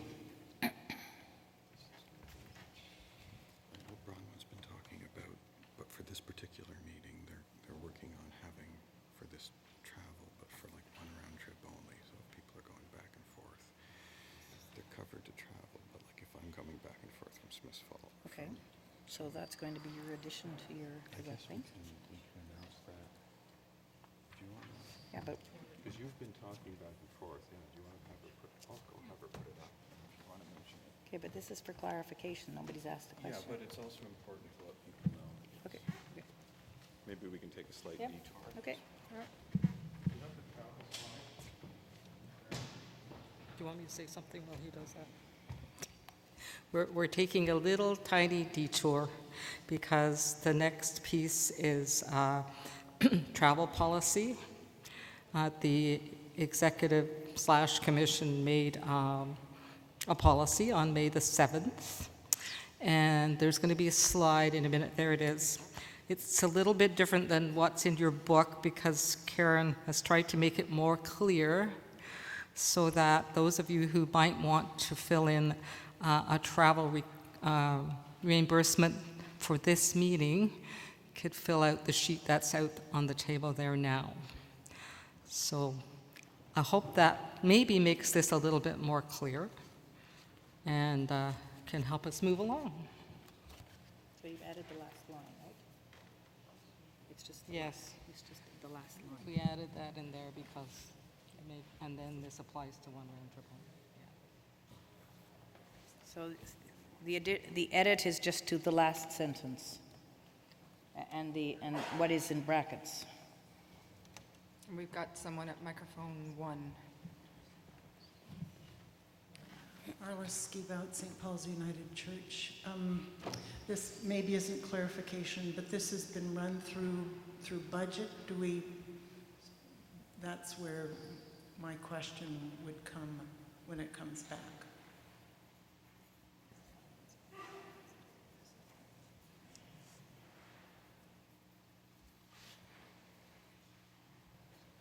Microphone 2. Ed Grattan, South Gloucester United. Just a question for clarification, just based on what we heard from the executive member. I'm sorry, I don't remember your name. Is it Bronwyn? Bronwyn. Bronwyn Harmon. Okay, thanks. What she indicated, if we wanted to put a claim in from this meeting, differs from the invitation that we received from you, Rosemary. So what applies here?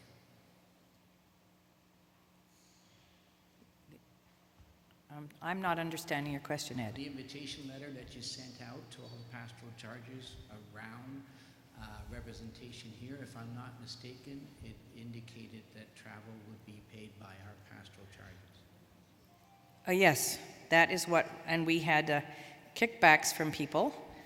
And so this is the policy that we're bringing to you.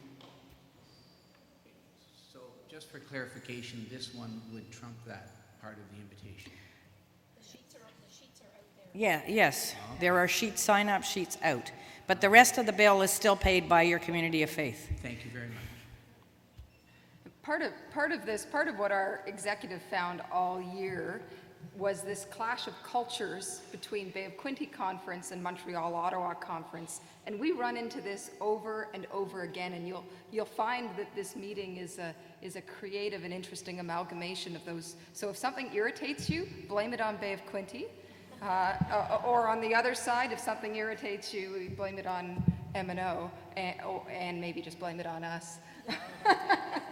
For the new stuff. But so some of these are traditions that we just assume this is how it's going to be in the new system, because that's how we had it in our system with very different policies in each. Microphone number 2. Brian Cornelius, this time I'll speak as the treasurer. I wanted to respond to Arliss's comment directly. The policy was a recommendation that came from the Finance Committee to the executive, and as I'll do in our presentation tomorrow, because you have no history, our budget is emerging, and so we are figuring that out, and it's actually been pretty close to our projections, but our parameters would suggest that this policy would fit into our budget capacity. Thank you, Brian.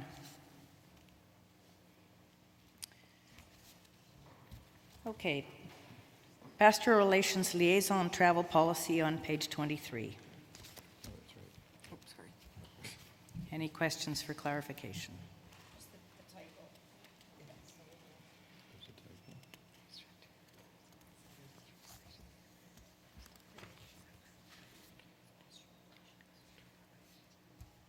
The authorization to perform marriages and voluntary associate minister policy is page 24 and 25. Any questions for clarification?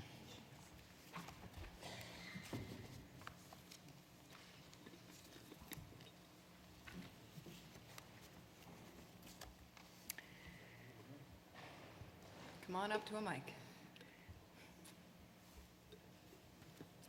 It's hard to find.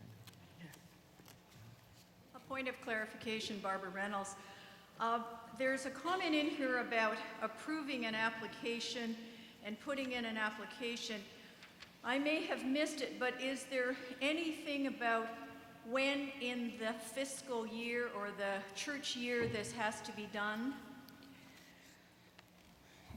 It is actually on the application form. I believe it's the end of March, but because there are still some coming in, and because the Office of Vocation hasn't given us a finalized list of the role of the new regional council yet, we're not rushing it as much, but we will be bringing these to a meeting upcoming. So if you haven't put it in yet, I would say yes, it needs to be, but I believe on the application form it says March 30th.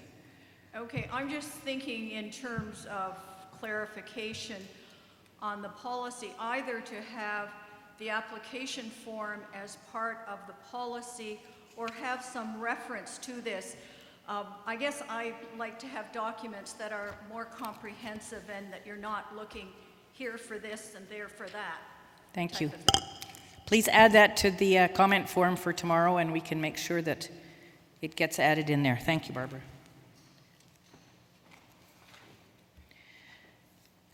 Page 26, the Community of Faith Supervisors Practice and Policy.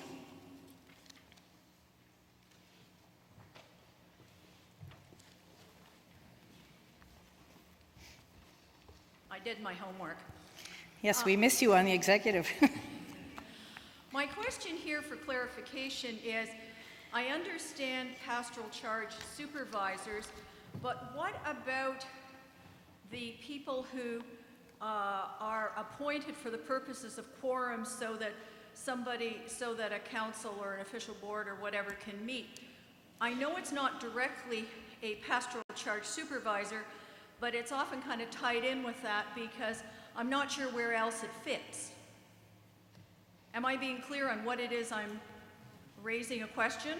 Can anybody answer? Sounds like a good It's a comment to good make. question. I wasn't aware that we were appointing people to be there who weren't the supervisors, so I'm looking for the wisdom behind me. If I might, Rosemary, provide some background, as someone who served on pastoral relations for 10 years and chaired for 5, I was preparing an agenda, and we often, at least in Ottawa Presbytery, got requests when ministry personnel in a congregation were not going to be there for a regular scheduled meeting and there was no one else. There would be a request to us to provide someone so that the meeting was legitimate. We used a motion that was for the purposes of quorum because they really weren't a pastoral charge supervisor, but in some ways they were actually functioning in the way that so that it's a legitimate meeting. Okay. And I don't know who does that now. So the easiest thing to do might be on your sheet tomorrow, your feedback sheet would suggest an amendment to this policy to include a line about that. Okay. And if you want to give us the exact wording, that would be wonderful. Thank you. Rosemary, that's certainly the intent. Yeah, I'm sure that's the intent. It's just, if it needs to be spelled out, then Barbara will give us the wording. Thank you, Barbara. Page 27, policy regarding financial appeals at annual meetings of the Regional Council. Any questions for clarification?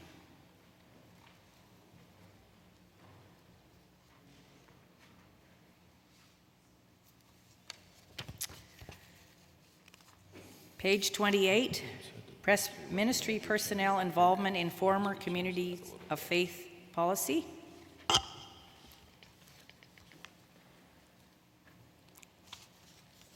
David Sherwin, Zion Memorial United Church in Carleton Place. This, I'm sure, is just simply a formatting issue, but I just want to be sure. So for clarification, at the bottom of page 28, there are 5 numbered sentences that stipulate the various conditions under which a former minister might be invited back to a pastoral charge.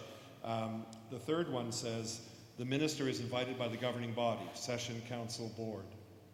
And then the fourth one says, to attend a special event. I'm pretty sure that the third and the fourth one actually are just one, but I need to make sure before we pass this policy. Sounds good to me. Yep. Yes, Yeah, thank you. so there's a carriage return that has to be taken out there. Okay, thank you for noticing that. Typo accepted. I'm glad to see you did your homework.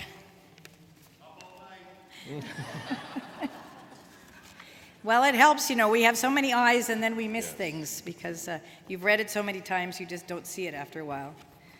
Okay, on page, what page is this? 32. Are you speaking to the last one or the new one, Stefan? Okay, sorry. Okay, so back to 28. Stefan Vermet, when we speak about ministry personnel, are we talking about paid accountable ministry? Are we talking about clergy? Are we talking about order of ministry? Just to be clear, if you're a lay designated minister, you're retired, does that apply to you too or not? The intention is for anyone who has been in a leadership role in a community of faith. So it might be a DLM, it might be a minister who's retired, it might be a minister who's moved to somewhere else, it might be a diaconal minister. So if you were on the payroll, that means it'll apply to you? Essentially, yes. Okay, thank you.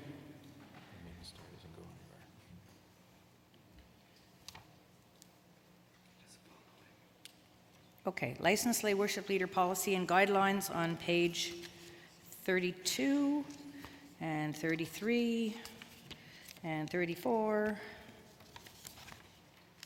and 35 and 36 And 37. Are there any questions for clarification? This one is going to be corrected. The first one where it says licensed lay worship leader policy and guidelines, that's an incorrect purpose there, but Joel is going to make the correction. Oh, yes. Oh, the sale of church property. Yeah. Okay. Thank you. Okay. Thank you. Yes. Correction noted. So it would make it interesting. Any other questions for clarification? Or typos? Reasons to give us to laugh at our own tired eyes.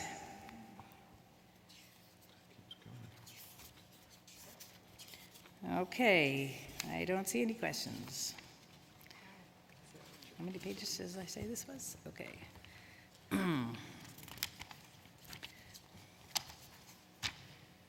Proceeds from the sale of property, I believe, is the next one. Yes. Okay, page 41, policy regarding proceeds from the sale of property. This will be significantly different from what you have had before because of recommendations coming to us from the General Council. So are there any questions for clarification?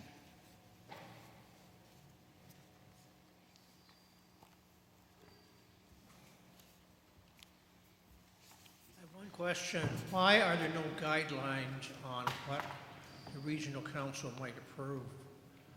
They should, when a congregation puts up a proposal, they should have some expectation that if they follow the rules, it'll be passed, but they don't know what the rules are, they have a problem.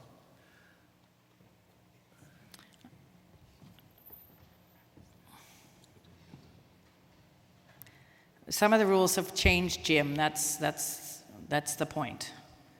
And some of them didn't follow the rules before, and so we're trying to bring everybody onto line with knowing what the rules are so that we can all follow them. So we appreciate you taking this time to read them all, because then you'll know. And it'll avoid problems in the future. I can speak a little bit. This came up at our table. Okay. Yeah, one of the questions that came up at our table is what kind of plans would the region approve? And I think maybe that's a little bit what Jim was saying. What are the parameters? We haven't created those parameters. And so we haven't tested this yet. So this is an area where it's still a little bit wide open, and that the new executive, as it's moving forward, may, as things start to evolve, be able to provide some more clarity on that. But is there an ABC? If you do this, your proposal will be accepted. There is no template. It has to be within United Church money or charitable. Yeah, it has to be within the United Church parameters, but as to whether there's a do this and you'll get to keep all your money, we don't have that yet. Microphone 2. Ed Grattan, South Gloucester United, and this stems primarily from the conversations that Rosemary and I have already had on this matter. The clarification that within the confines of the United Church of Canada would also include the mission of the community of faith, which means it does not necessarily have to be a United Church ministry, but if the charity had been within the mission of the congregation, that would be within the confines of the United Church of Canada. Correct? And it's a recognized charity, And yes. it's a recognized So if you have never given to the Fireman's Breakfast Program and you decide that that's a good thing to do, it would not qualify. If you regularly annually have given to the Fireman's Breakfast Program and they have a charitable number, and you have can show that you've been regularly supporting them as part of your church's mission, then it would qualify. And that's why we have to look at every one very carefully. Thank you very much.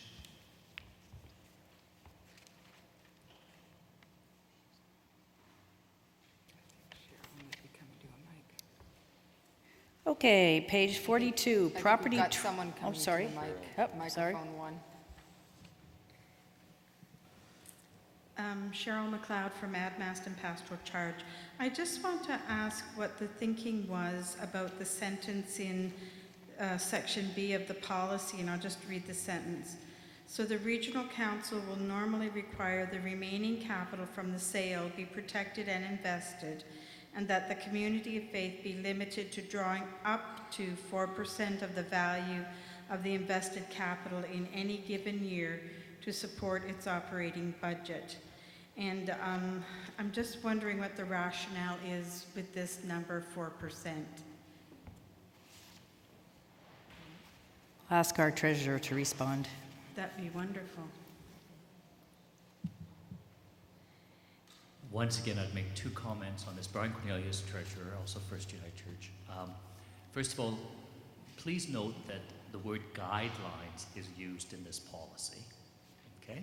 It's very important. And the second thing is that the experience, if the purpose of investing funds is that they're long-term and the funds are protected, then the historical returns on funds suggest that what's available, if you use a fairly aggressive investment strategy, is around 4% in order to allow the invested funds to continue to grow and mitigate against inflation. So it is a guideline. And different organizations have used different amounts, but if you're protecting principal, then usually using more than 4% will put the principal at risk. It's a question for clarification. Thank you. Yep, thank you. Any other questions on this policy?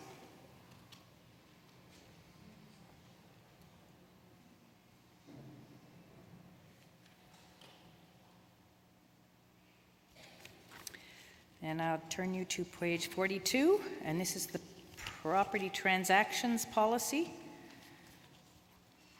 And this is basically, the background is right straight out of the manual.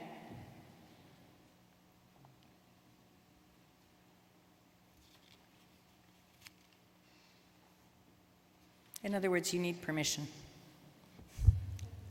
Any questions on needing permission?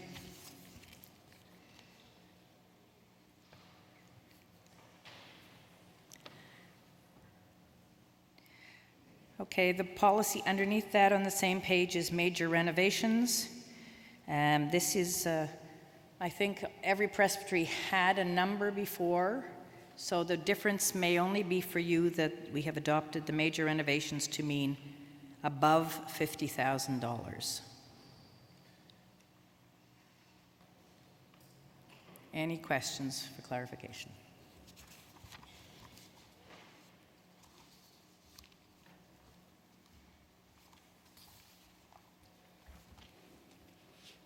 Stéphane Vermette. Why in a governance book we have numbers? 50,000 represents a certain amount of money in 5 years and 10 years.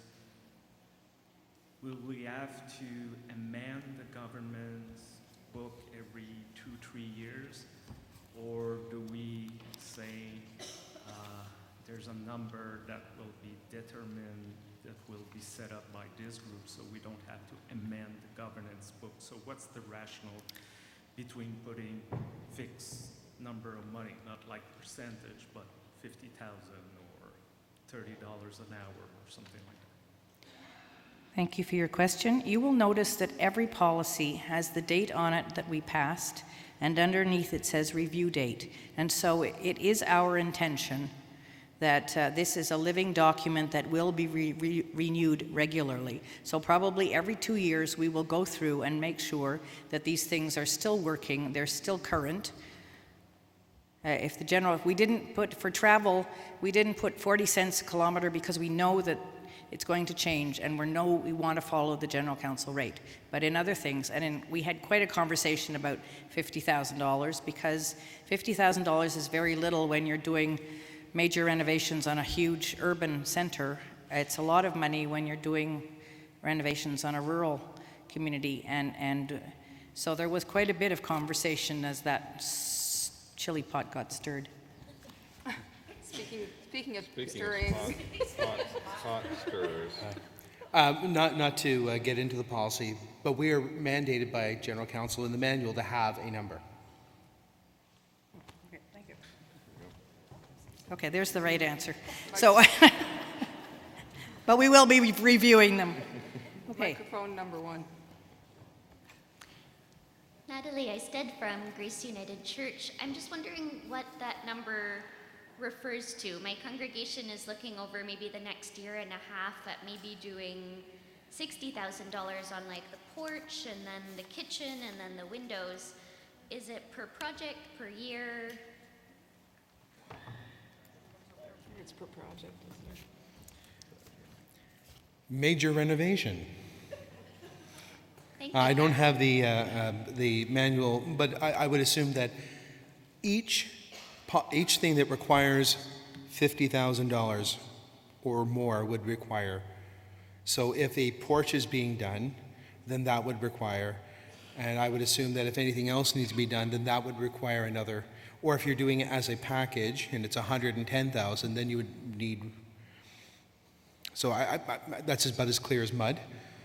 But I think that that is something that either your executive will need to, and maybe you need to write that down, and we'll clarify the motion even more, or the policy even more.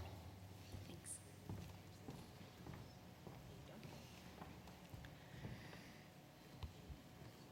Any other questions on the governance document? Yes, Barbara.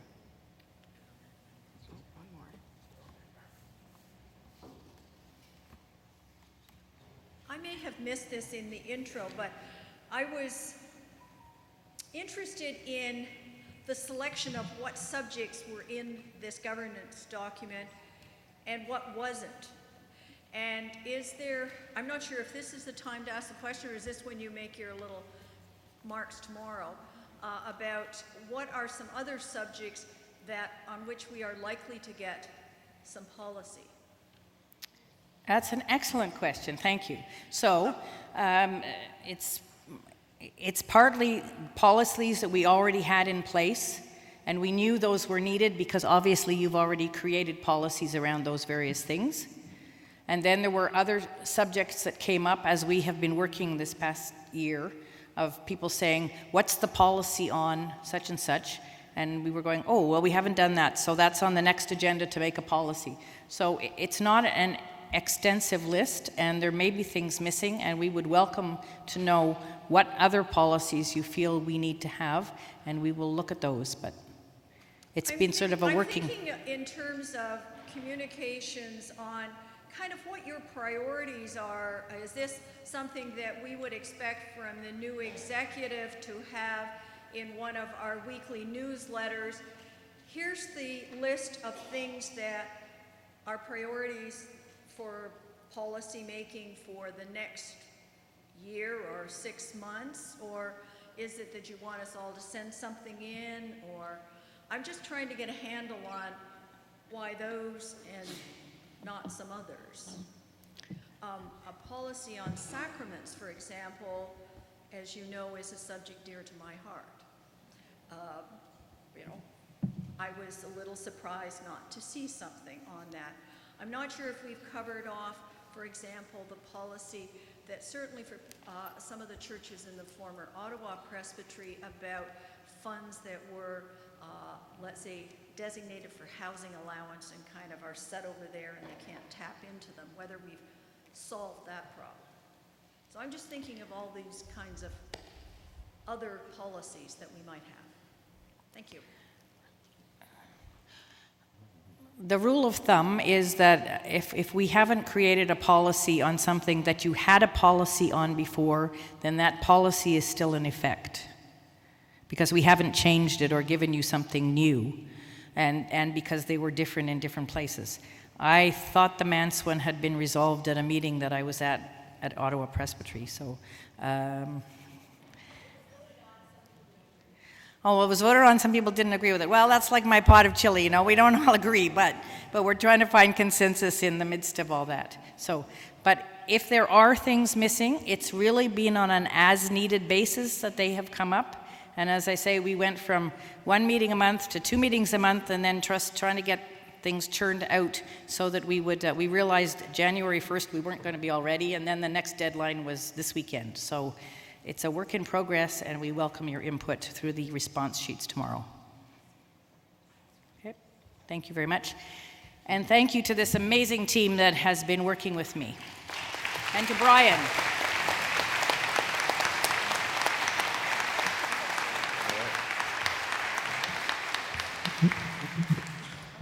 Well, look at that. We're ahead of schedule. I like that. Did someone just say shh? Don't say it. So yeah, I guess you guys can all go down except for nominations. So Bronwyn is on. And if you didn't get a chance, I know the internet can be a little bit slow. Download your governance document. Again, it's on the home page under the About tab. You'll find it there because we'll be talking about it tomorrow again for discussion and then decision making.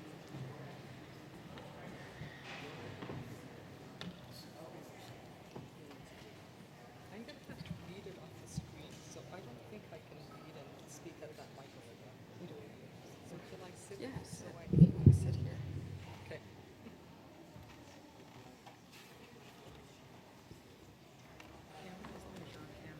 I don't know. So are we ready now? All right. Does anybody need to stretch their hands for 2 seconds? Just, you know.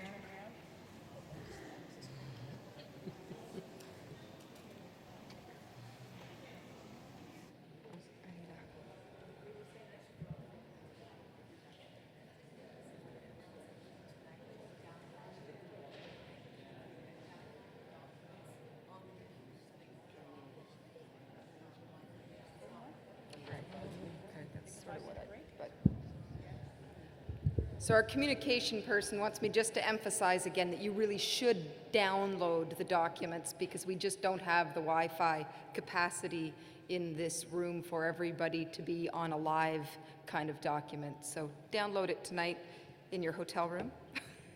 We'll see if there's, at our hotel, the password's Go Raptors. Or at home, wherever you are.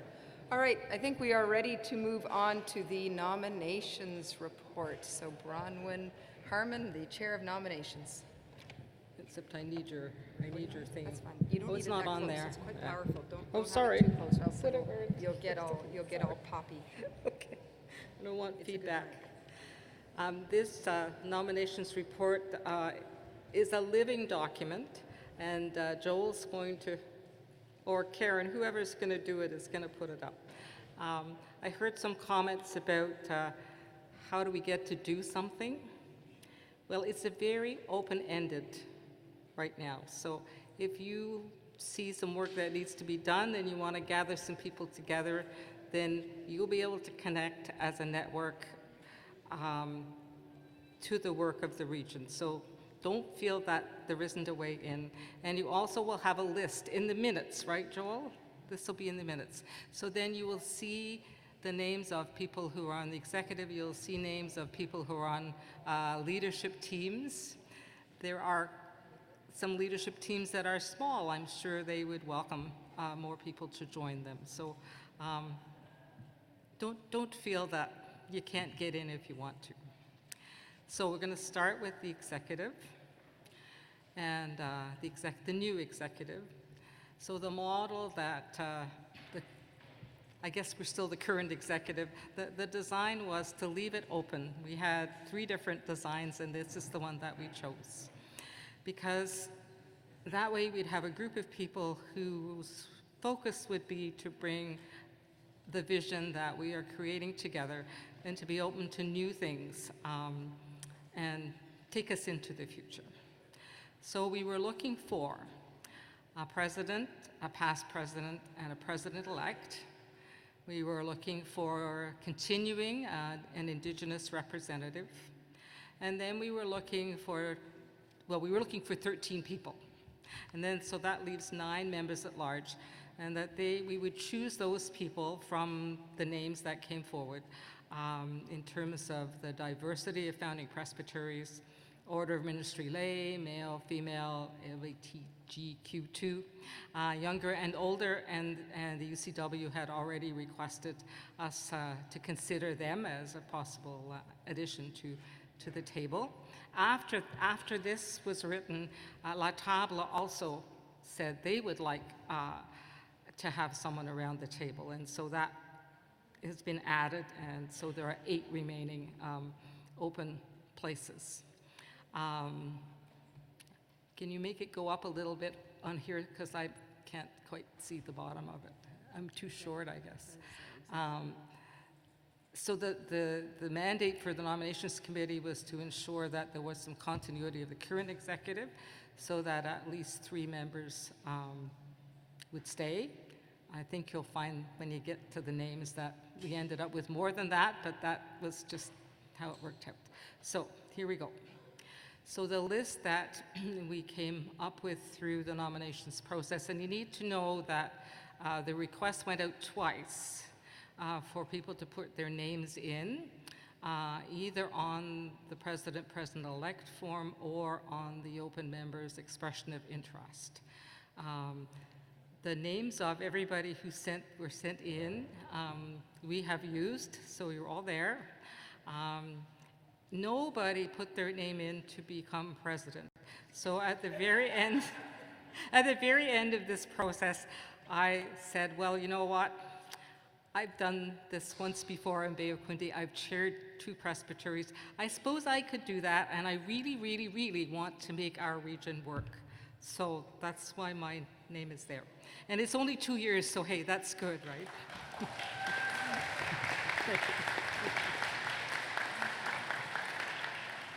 And of course, we're very happy that Don's staying on, because Don brings a lot of skill, but he also brings a great sense of humor, and we have really valued that through our year together.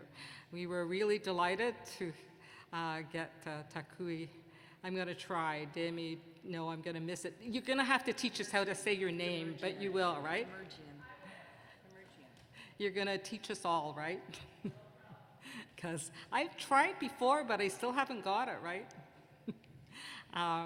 We are pleased that Teresa Burdett Cole, who said she was stepping away, agreed to spend 1 more year with us, because the Indigenous community is still building itself, and it wasn't a great time to find someone else to sit around our table. Now, Rosemary, there is a name to go beside La Table, right? Okay, so maybe we can add that name, Nicole Baudry from La Table, for the time being anyway, will join us around the table. And the 8 other members at large are Jim Allen, Elaine Beattie, Jody Fisher, Linda Sudaby, Mary Royal, Dusek, Kathy Ryan, Linda Stronsky, and Stefan Vermette. And you'll see the different terms of office, so the people staying on will be leaving after a year. And Dawn. And my term is 2 years. I think the rest are all 3.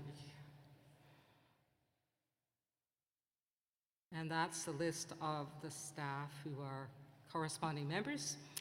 Rosemary and Joel and, where is he? Whitstrong there, have always been with our group in the past, and I assume will continue to be. And others, well, and Brian, of course, we need our treasurer. Brian comes as much as he can, and the others have visited us often, so. Okay, so do we need to stop there for a minute? Anybody got any questions about that part? Maybe we'll just stop there for a minute.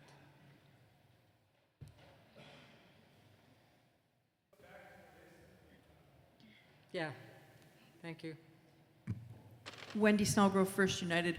I was wondering why everybody in the at-large was 3 years instead of a variation, so that people came due at different points. Yes, that's a good question. We did talk about that. When I put this together, well, I really only finished it last night at midnight, actually. I left it at 3 years. When we have our first executive meeting, I think that we'll ask if there are some who would like to be 2 years, because you're right. We don't want everybody switching over at once. So I'm gonna ask if we can just wait a little bit longer to change that. Thanks, that's a good question. All right, so we're good. Any other questions? Okay, now these are the leadership teams that have emerged in the last 6 months, I guess, right, from January. Some of them you'll see are groups we need, like our Pastoral Relations Commission, and others have just emerged. This Church Extensions Committee has existed for a long, long, long time. I remember long ago when I was much younger and at Glencairn United Church receiving a grant to help build the new building there. So that group is going to continue, and their mandate, although it might grow a little bit, is very similar. And you'll see there are names there that represent the wider region. So Catherine Grant, Judy Harms-Potter, Linda Sotheby, and Ted Brett are all people who are not from the Ottawa Presbytery. Anybody else there? I don't think so. I think the rest are continuing. So we're really glad, Church Extensions folks, that the rest of us get to share in this great resource. So, number 2, a communications group was set up around Anita's job a while back, and where is she, Anita? It's been working well? Yes, okay. And again, that represents people from both conferences. Finance. Of course, Brian is the key person in the middle of that group. Bruce Jackson, Margaret Scott, Joe Smarkala, what a nice name. Everett Zeitfeld, and Rosemary Lambie is resource person. Licensed lay worship leaders. These people, you may wonder why there was so much from the LLWLs in the policy book, but these people are very enthusiastic, and really it was from them. They came together and they developed what's in the book, and it's great that they're keen because we need them. Nominations. Do we want to change that? Or do we want to? Well, we want to add your name for sure, right? Okay, so the Nominations Committee names that we're putting forward is Sue Hutton, Joanne Fletcher, Karen McLean, Carla Van Dellen, and Kimberly Heath has agreed to join that group as well, and actually so has Susan DeHaan from Upper Valley. So again, that group, and I think it's very important for that group, reflects the 4 different founding presbyteries, and it'll hopefully grow a little bigger because it was a lot of work for a small group of us to do. Karen McLean joined us because, as many of you know, she's a great recording secretary. She's also a member of the committee, but we are very pleased to have her join us. Okay. Pastoral Relations, who gather around Whit, who was very glad when he had a committee, right, Whit, wherever you are? There you are.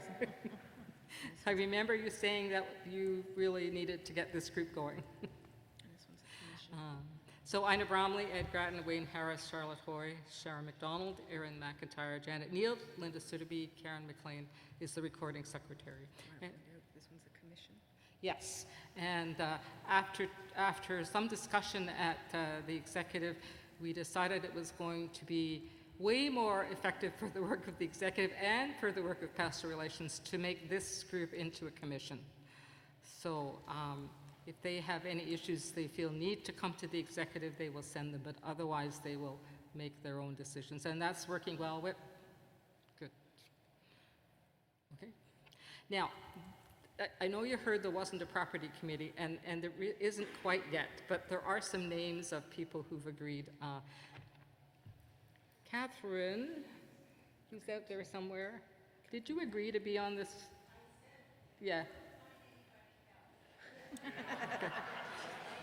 Okay, we need to add Catherine Grant's name to this group, and we're looking for one more person. So if you're really keen on property and you have some good experience, you could come and talk to me. Okay. All right, so good. Scrivens Bailey. And this is a group that gives money to youth work. which was to be in the Ottawa area, but now after it gets sorted out, and Brian's going to tell us about that, we're going to get to share it, right? Yeah, so point of clarification on this. This was really set up in 2018 because at that point the Scrivens Fund was still a corporation, and we needed to keep continuity of who was there then. But it is now time to expand that, and the mandate has changed because the corporation is being brought to an end, and so the committee now is really just focused in on granting and no longer has to worry about the investment component of the work. Okay, good. So we all then have access to those funds if we want to put a proposal in, I guess. All right, great. Vision and Transformation has also come out of a pre-existing committee in, I guess in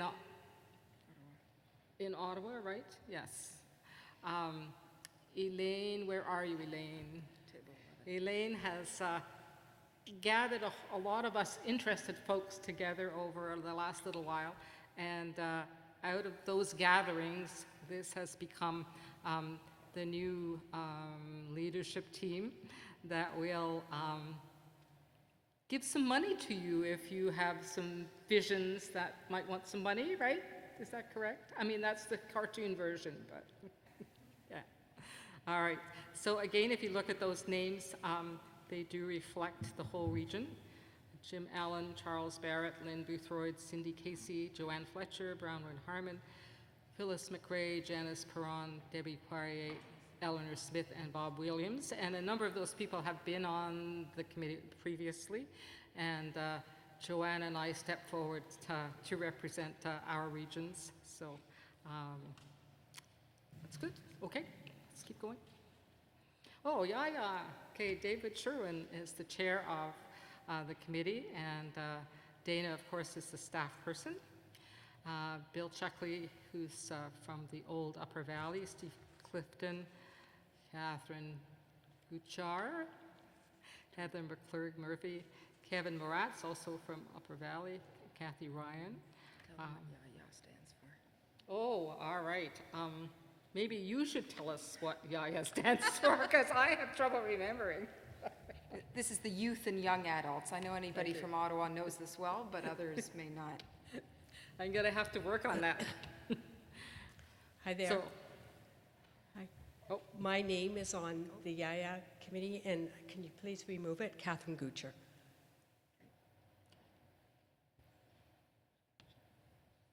okay. Well, we'll let him write it down. Joel's just taking notes here.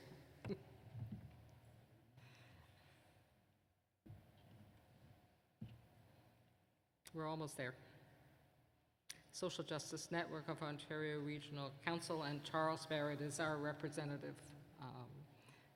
And you might like to know, because it connects to this, is there is a very loose social justice network starting within the region, so you'll hear more about that down the road. All right, so this is our motion to bring to you. It's moved by Joanne Fletcher and seconded by Colin Van Dellen, that this inaugural meeting of Eastern Ontario Outaouais Regional Council adopts the nomination report as presented, inclusive of the executive and leadership teams. So you've heard the motion, and we've got a mover and a seconder. I see questions at mic 1. Yes. The question is a bit procedural, but I think it's important. In the report, you mentioned that the executive had decided that the Pastoral Relations Committee should, by and large, function as a commission. We did that in the former Ottawa Presbytery, and we found that it worked well. It concerns me, though, that the executive is created by this body to be a commission, and I don't know if a commission can properly create another commission. So is there a motion coming forward for the actual court, the region itself, to create this leadership team as a proper commission?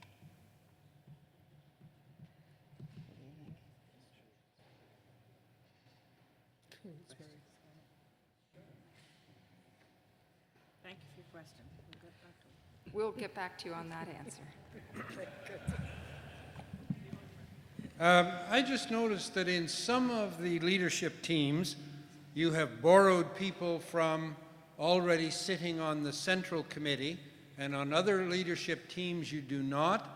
I find it, unless there was some kind of a plan that you can outline to us on which committees you felt it important to have that leadership group or portfolio actually have a representative at the executive meeting.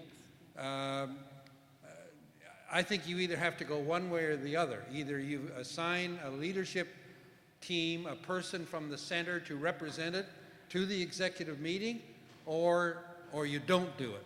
But I find the mix here, as I see it, I can't find a logic on why you've decided to put a Linda Sotheby or a Jim Allen on 2 or 3 of these, plus the central committee, and yet other committees have no representation to the central executive when it's going to be discussing and making decisions on the recommendations coming forward from the leadership team. So I just think there's a real dichotomy here on the mix and match of your representation and your priorities for setting up leadership teams, and then on some of them having representation from the center. Joanne Fletcher is going to respond. That was central to our the three things we talked about, the 3 ways we could represent. The people that are those 9 members at large, they're not representing their leadership team that they might happen to be on. That is a coincidental relationship. Otherwise, you have to have someone from every leadership team sitting around the table, and that is your executive.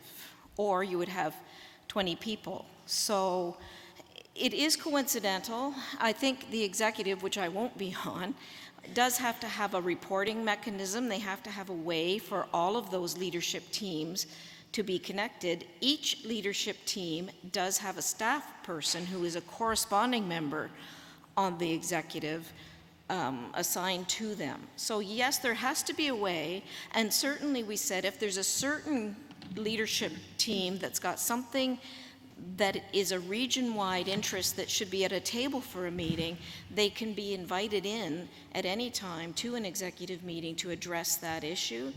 But we're getting away from having every team has a member on the executive and they're all going to do a report every month. We're getting away from that. Let them go, let them do their work. When there's something that needs the involvement of the executive, make that the focus of a meeting. So that's the decision that we made, that we would go with open members who coincidentally may be on 1, 2, 3, or no committees, and let those committees, let the rest of the work just be done. So that's the logic behind that. Just to respond to the previous question, the manual section C.3.3 says that the regional council or its executive may appoint 1 or more United Church members as a commission. And now I'm going to go to microphone 2. That would be me. Typo on my last name. Oh. You got that? Yeah. Okay. Thank you, Joel. That was easy. Oh, yeah. You're right. I didn't even notice when I read it, Carl. I think we'll go to microphone 2 again. I think you were there longer. Okay. I think there's some wonderful people on these leadership teams. And I thank you for your service. But I'm still frustrated because there's a particular committee that I'm very interested in serving on, but there's this particular makeup of committee has X number of order of ministry, X number of this, and X number of that. It's already been filled. And so my question is, where are the doors and windows into these committees? Could you identify yourself? And just a reminder, everybody. Christine Johnson from Bethel St. Andrew's United Church in Fitzroy Harbor. I can So I'd like to know where the doors and windows are into this process. And what I was expecting today, I just would like to say something. What I was expecting today was maybe having tables where we could actually express our interest in these different leadership teams, that there would be more of a inclusive nature of our gathering so that we could actually put input in. I didn't know that all this was being done and just sort of handed on a silver platter to us. Like, I'm sorry, I don't know if I'm just the only one in the room feeling this way, but I'm extremely frustrated and think that this process has left a lot of people out. I actually did think we were going to do that. Yes, it would have been a good idea to have those leadership teams with booths and everything, and I think next year that will definitely happen. Again, some of these committees have only met once, so to have that for this meeting would have been challenging. I will say, we did send out expressions of interest twice to every church. Every church got a very detailed document saying, we want to know who you are, we want to know what your passions are, you want to know what you might be interested in. We hardly got any responses, so we sent it out again and said, please tell us what you would like to do. These committees are based on the people who responded to us and said, I have a passion and I want to work. So I really deeply apologize to anybody who was left out of that mailing, but we sent it out twice. And a lot of work went into creating those documents, asking for you to come forward and tell us what you want to do. So what I will apologize for is anyone who did not get that, because it was offered, and it was offered twice. So I'm really, really sorry if someone didn't, but there was no intention. We are the most open and transparent and not handing things down. And I don't know whether it's kosher to say, but for the members of the executive, the exact number of people applied as we needed spots for. So, I mean, that was wonderful. So I'm going to just kind of give us a little bit of credit there, but apologize. Where are they now? We will just make sure that we know, that we make it clearer how you get onto a certain committee like that. And partly, when we met in Carleton Place, that was also a strong focus when we had our gathering in Carleton Place to give education on the various it was clusters as well, and they were breakout teams and breakout rooms. But I think we all have to acknowledge that there was a fairly serious gap, that I'm not sure there's anything much more we could have done between the time when the presbyteries came to an end and when our communication person was hired, but we weren't able to get websites up and running. We were running Facebook, but we all know that that's an incredibly limited tool. You send emails out to pastoral charges, but like Whit's email recently that said, hey, you have to get on the hub for your pastoral charge. I just asked my person who looked and found that email.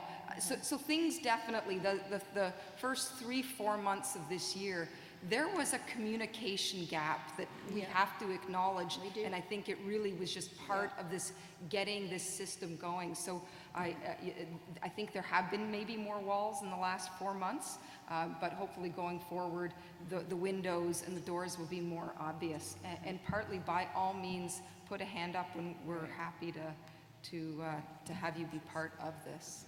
And we're certainly I'm on the communications committee with Anita and others, and we're hearing you, Christine, loud and clear. We hear you loud and clear. That you have to have very easy access to the contact people, and so we hear that. Thanks. We move to microphone 1. So I'm just looking for some clarification on the voting for this whole thing. That motion asks us to adopt the nominations report as presented, and I have no problem with that, but adopting the report is adopting the report. It's not voting on all of those committees. My understanding was that we need to vote, and I was expecting to vote on the slate of people for the executive, that requires a vote. I don't see that we need to vote on all the members of all of those leadership teams. I wasn't expecting to do that. By this motion adopting that nominations report, does that mean we're voting on all those names? Is that what you intend?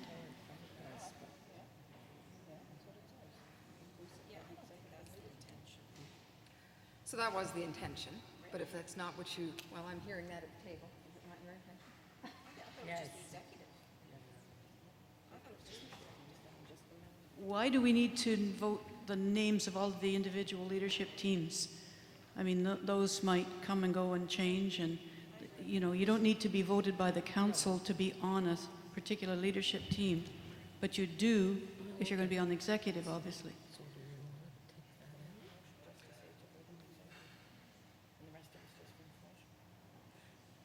Can I ask her a question? Go ahead. I'm just going to move it a little bit. Is that all right? I'm getting used to the microphone. So can we change the motion and make it work, Phyllis? Or no? I don't know if anyone else, you know, feels this. I'm just looking for a motion that we approve the slate of officers, or the slate of people, 13 people that was nominated for the executive. That's actually all I want to vote on. I don't want to vote on all the names of the people on the leadership teams. Maybe other people do, but. Carla, are you okay with that? Where's Carla? There you are. Are you good with that change? So, just to clarify, are we saying that we are going to have a motion by Joanne Fletcher and Carla Van Dellen to vote on that slate of the executive? It's a slide, so we can't change it. We can't change the slide as we're speaking, but.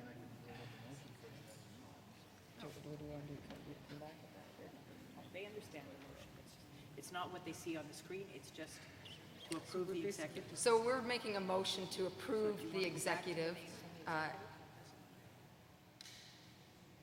And then are we also going to adopt As nominated by. As nominated by the nominations committee. Yeah.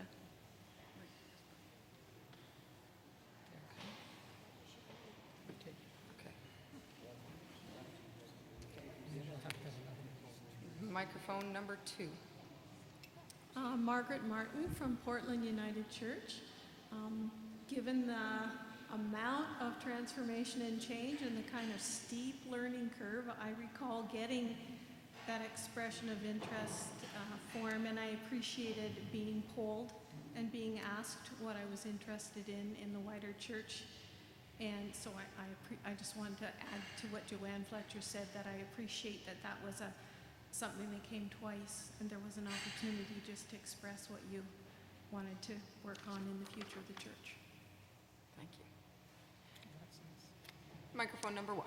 Whitstrong regional staff. Is it appropriate or not? I left the name off for nominations for one of the committees. Does that need to be added now? Or No. Not since we removed that last thing. Okay, thank you. Thank you. Microphone number 2. David Sherwin speaking as chair of the Youth and Young Adult Committee. The list that was presented on the screen was not complete. There are several members present here who have come up and asked me if they are no longer on the committee and the answer is no, please, yes, we want you on the committee. My apologies. The list that went up on the screen for the YIA committee was not complete.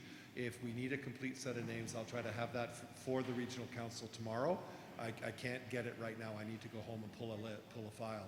So I just want everybody who is here, who is expressed interest in the youth and young adult work, to know that because your names were left off by accident, it was not intentional, and yes, we do want you on our team. Thank you.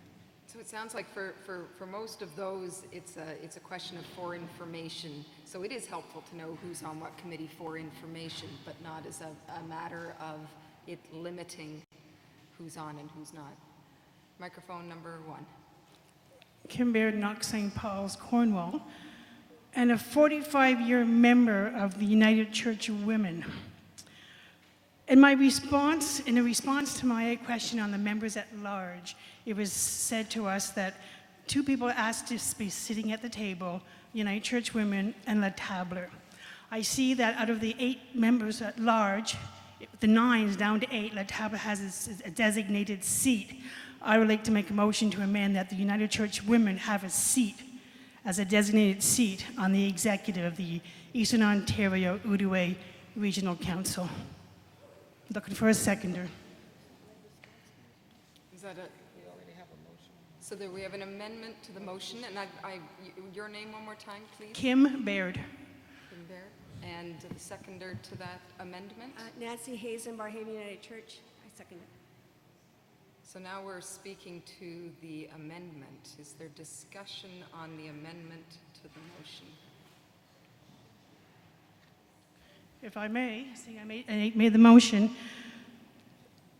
we're all well aware of United Church Women. We are strong. We support the initiatives of United Church of Canada. We have a voice. We have the leadership.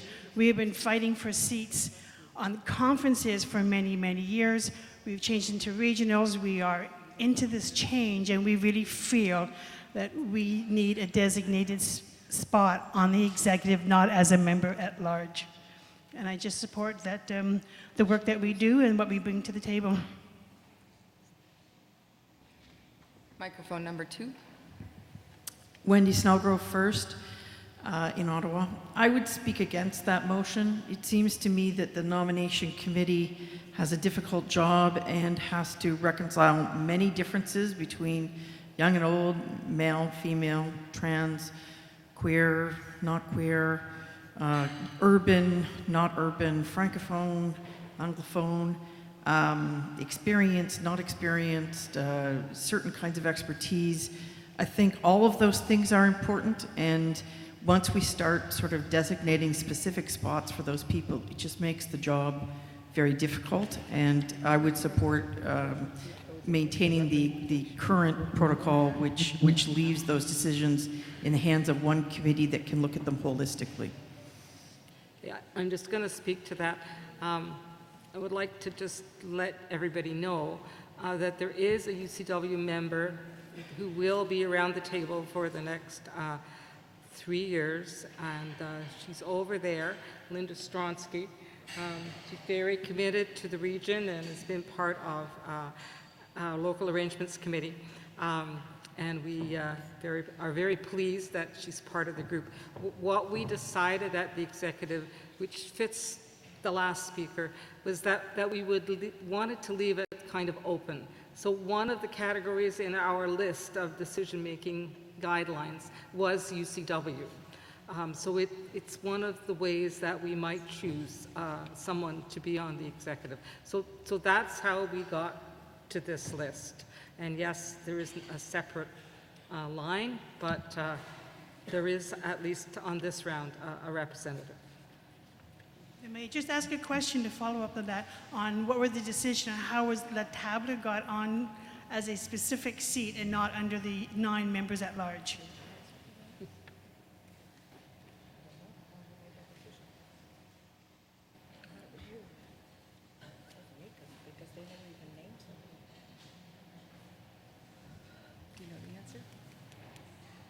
I don't know what the answer is. Why don't you speak to it, Rosemary? I think it's... Yeah. So this is one of our... I don't think we need to turn it on. It'll be There, loud. it's on. It'll be Okay. loud. I would say this is one of those ongoing struggles, a piece of work, but we were mindful of the fact that we have a congregation coming from Consistoire Laurentienne who have never been part of this group, and we have other French ministries, such as Grace United, that we're trying to encourage and are committed to being a bilingual church.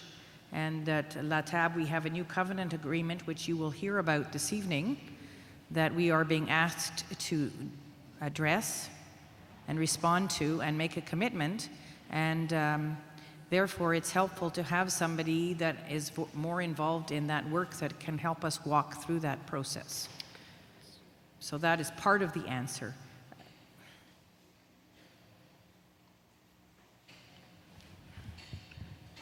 Is there any more discussion on that amendment to the motion? Oh. Microphone number 2.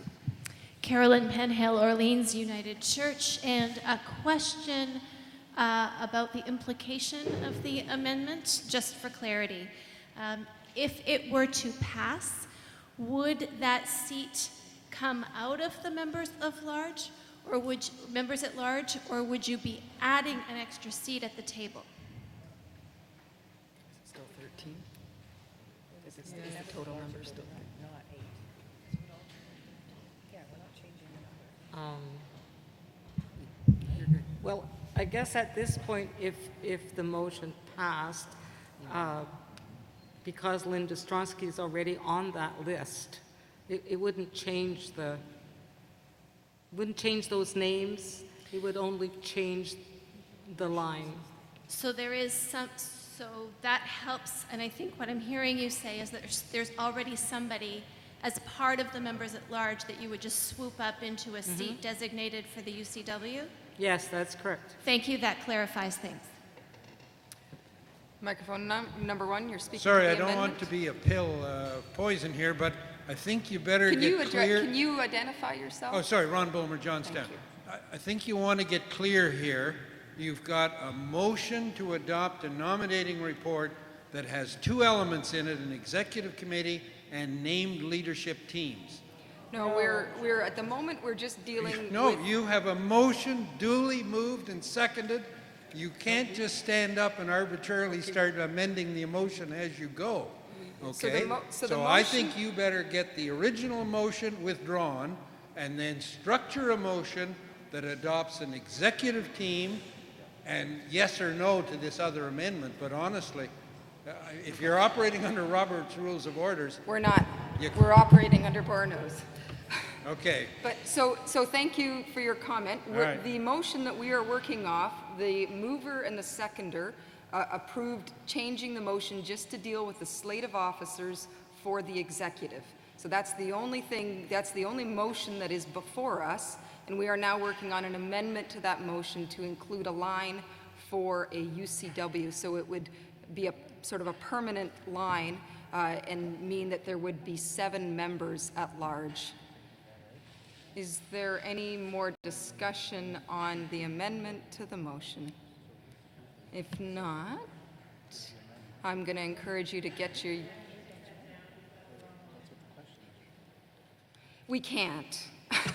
So I apologize that that motion there is not, this is a slide that can't be...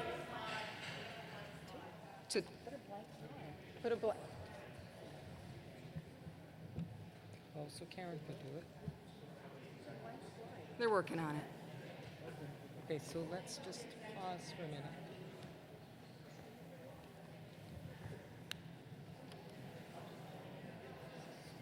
Because they could do it. Karen could. So are they working to put something up, or are they... Do you want Joel's working on it. Because we should have the correct motion on the screen. It's too confusing.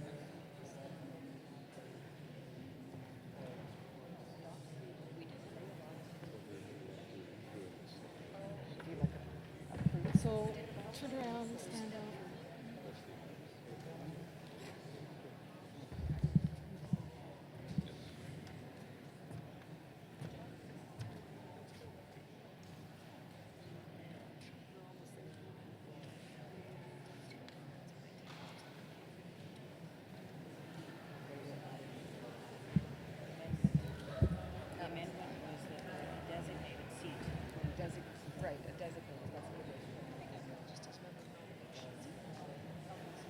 Whether to drop this in right now or not. Oh, sure, give it. Okay. No, I don't think it's, people are kind of tightly wound right now. No, that's good. That's good. Okay, just give this. While we are waiting, this is Don Stiles, an announcement.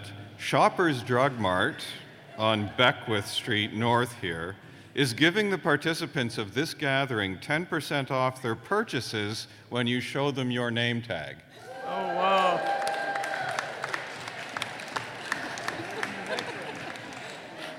So whether it's aspirin or Advil or God knows what else, you know, you get 10% off at the Beckwith Street Shoppers. So, you know, hang on to that.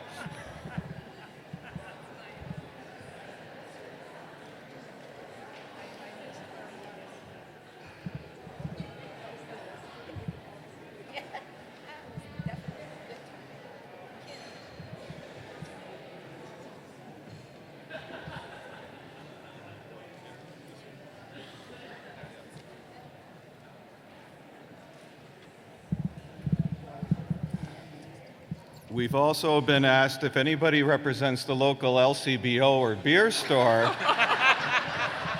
We would also entertain that as a motion.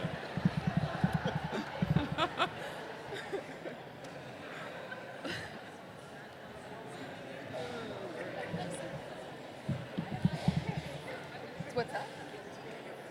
A floor announcement? Sure. Yeah, while we're working on this, I know Norma Rightly Local Arrangements wants to make a floor announcement, so maybe those of you who are at mics for motions and amendments can just step aside for 1 second. Norma Rightly, Local Arrangements. I just want to say that we would really appreciate if those who are gluten-free and with dietary concerns are served first. That way they can ensure that their food is not cross-contaminated. And it's very important. So please let those folks go first. And we will not go over to the food tables until our chef gives us a wave. And that way we will know that everything has been set out. Thank you.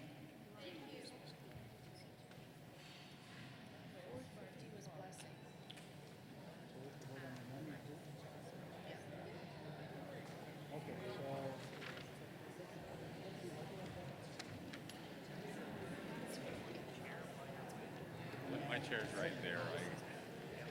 I don't want to be lost.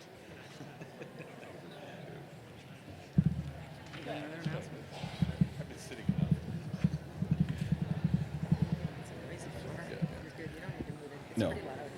No. So me again, this time as business table. You recall that earlier in the day there was a motion made, or a notice of motion from Andrew Jensen regarding the EOORC hearing and believing the voices of the people who courageously testified before the Commission on Missing and Murdered Indigenous Women and Girls.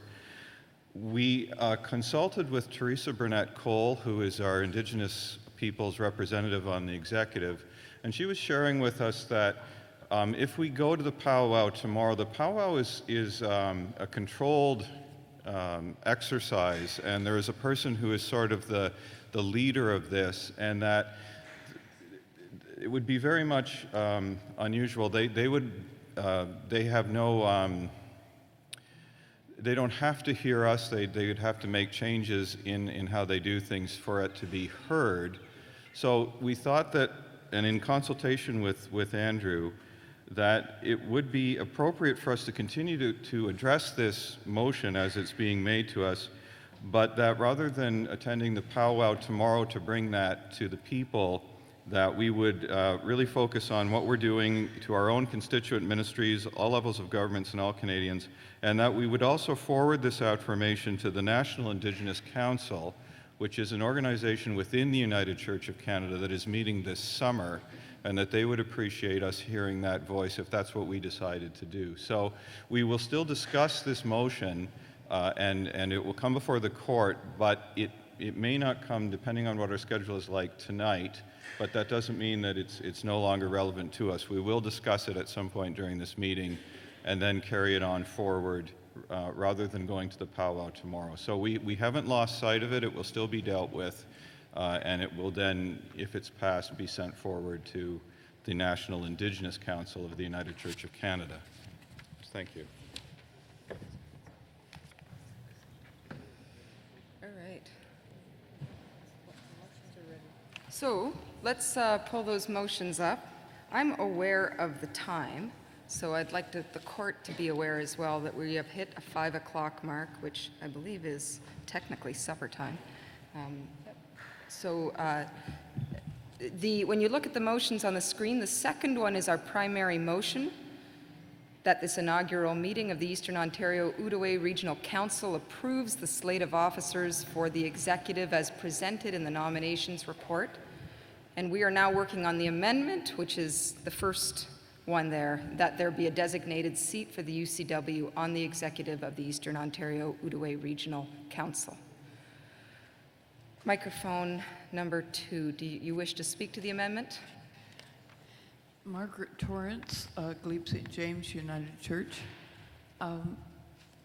This afternoon's session, starting around 3, was introduced as listening. I thought, Good point. clarify for me, I So- thought there would be no votes today. That was for the governance document that we were in a listening session, and so the governance document will come back again tomorrow for discussion and for a decision. This is, the nominations report is separate from that governance document. But that's a good point. Okay. Thank you for that. Thank you. Microphone number 1, are you speaking to the amendment, or no, you're just hanging out? Speaking to the motion. Excellent, okay. I think Barbara. Barbara, are you speaking to the amendment? I am confused. Okay. We had a listening session on a government's document that included something that said, here is the composition of the executive committee. Now I'm looking at something that is a nominations report falling out from that, and I see a motion that, or an amendment to the report that would change the composition of the executive. Bon point. I think there's two different things here. Maybe I'm confused. Please clarify. Point of order. In the agenda, it says, introduction of governing, and then 425 nominations. Okay. Separate points on the agenda. Okay, so we're She's not... pointing out, though, that this motion would alter the governance document. Yeah. Yes. No, this is the nominations report. I just want to point out that on the agenda, it is clear that this is the nominations report. Okay, point taken. Let's say I'll sit down. I'm confused. I think there's a procedural imbalance here, but I will accept the decision of... All right, so what we should do is vote on the original motion and the amendment, we table the amendment to be a change in the governance document tomorrow. All right, that's an interesting Fair solution. enough. So our esteemed executive minister has a creative solution to this, that we move to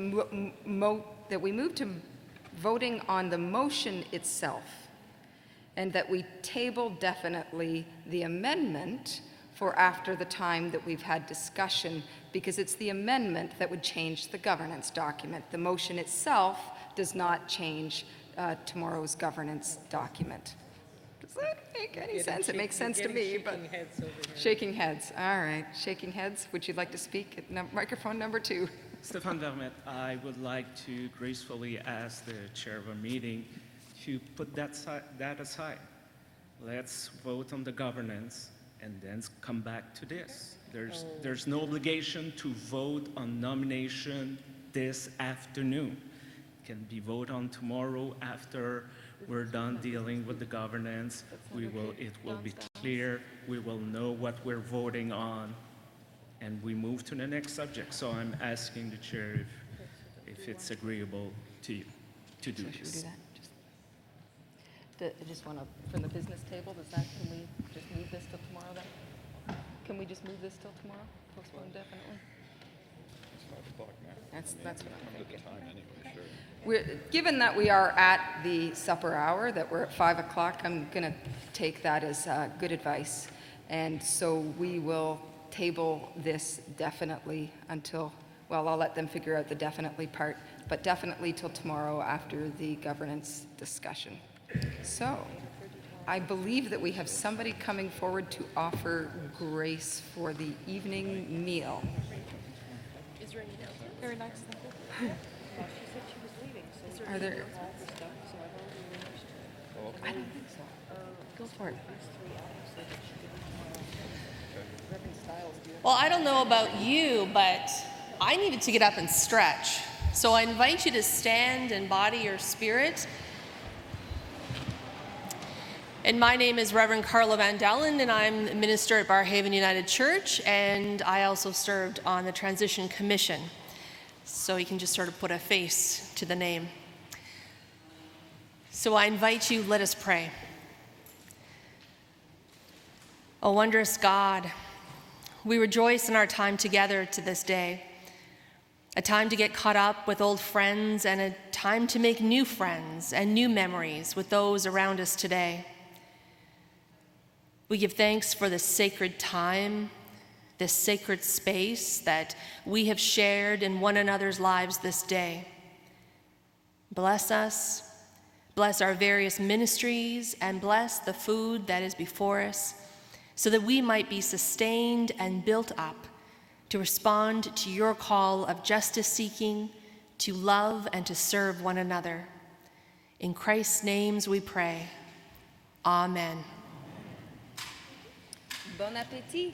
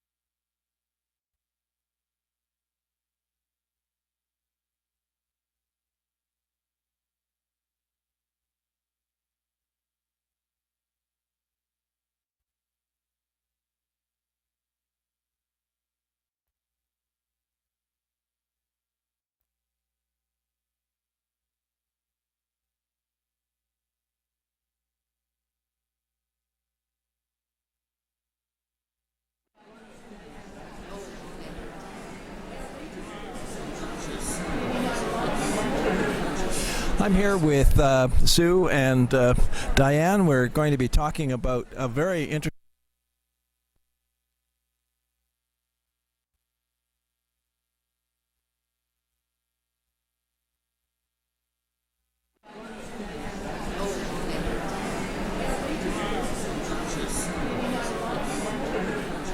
I'm here with Sue and Diane. We're going to be talking about a very interesting project here in Ottawa. What's it called? The organization is Multi-Faith Housing Initiative. It's a group of about 80 different faith.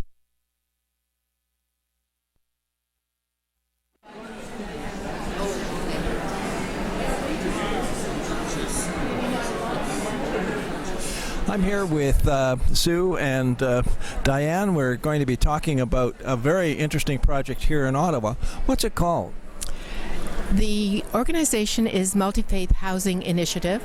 It's a group of about 80 different faith groups that have come together for the last almost 20 years now to create affordable housing for those 10 and 12,000 families who have no place to live. And this initiative that you have also has an additional aspect to it. It does. The latest project for MHI is Veterans House, and it will open, we're thinking October 2020, and there will be space for 40 veterans who are basically living rough on the streets in Ottawa. And as part of this initiative, you're also doing some additional work for these veterans. I see behind us here. Yes, this is Diane's project that she started up. We want to create quilts and prayer shawls for each of the veterans who end up living at Veterans House, and that they can take them with them when they go on their way. And you need how many? There will be 40 veterans who live in the residence, and you know, they will leave at some point, and so we'd like a bit of a backup so that the new residents coming in will have them. So 40 is our goal, but I expect we'll actually end up with more than that. And you're doing a drive right now to get a few made up, is that right? We are. I have 12 kits with me, twin size and lap size, and we've had materials donated. There are 2 quilting groups in Belleville who have put together the tops of the quilts, and then Hobbs Batting from Waco, Texas donated all of the batting for the quilts. Fantastic. And we said, well, these are Canadian vets, not American vets, but they said, doesn't matter. If they're vets, we want to support this initiative. So we've got the batting and the binding, and all people need is thread and goodwill to do the work to put it together. As a veteran myself, I really hadn't heard of places like this being done. Is this sort of a new initiative? It's a brand new initiative that has been in the making for maybe 5 years. But it is, I think, one of the only ones in Canada where someone has taken the initiative to step up and create housing for vets who need support. This is typically Multi-Faith Housing doesn't do supportive housing, but in this case they are developing other connections, other specialties who can provide support to these folks when they come to this housing facility. Yeah. And this is something that I, as a veteran, really appreciate, because I do know of people in the street who are veterans who have served and have nowhere to go. And I think this is just wonderful. So to the two of you and to your organization, and of course it's interfaith, which also means that all of the United Churches in Ottawa are supporting, plus a whole bunch of other faith communities are supporting as well. Veterans House is the newest initiative, but I live in Barrhaven, where the Haven is located, and it's a 90-unit complex, really, for people who really need assistance with housing. And as you were saying with the veterans, it's supported housing. It really is impressive. It's just impressive the way MHI works with the residents that they care for. I just think this is an incredible project that you are working on, and I'm sure we'll have a lot of people who want to step up to help. So thank you very much for this. Thank you.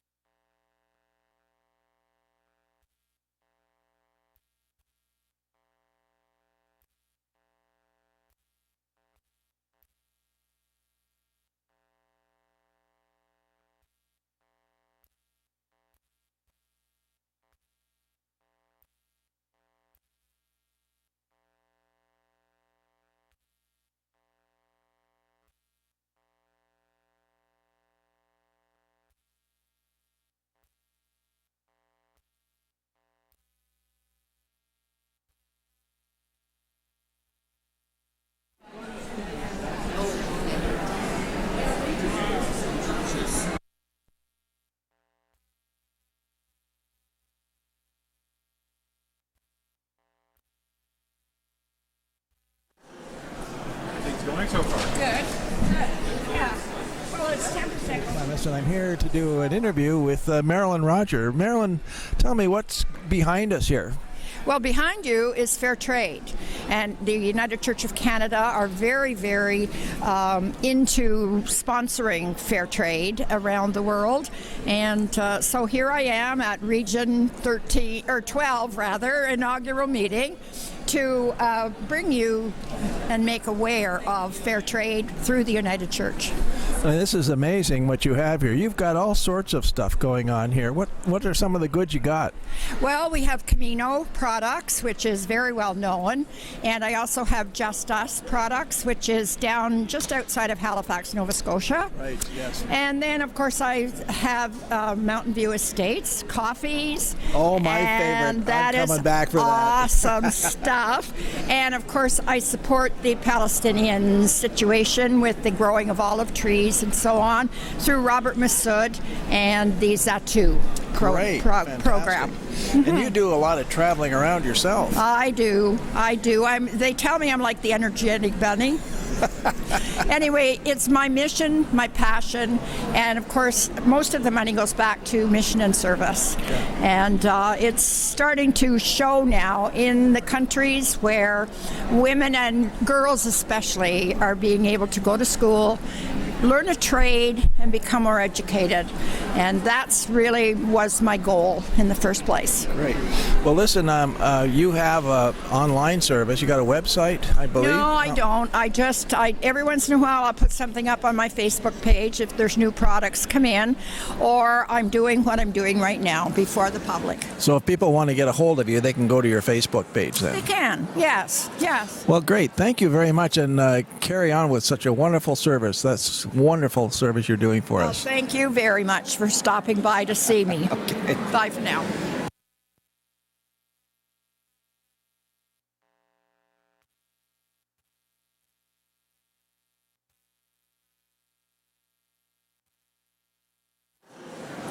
Things going so far? Good.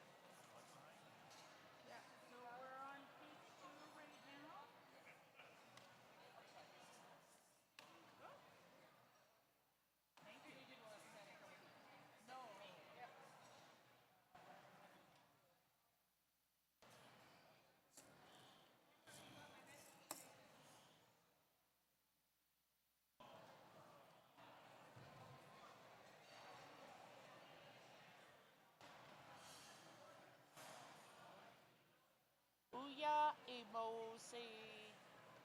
Tinama Temware.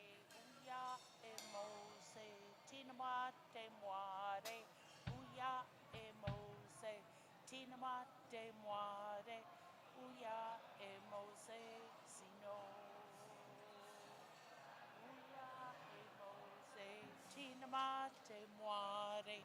Uya Emose. Tinama Temware. Uya Emose. Tinama Temware. Uya.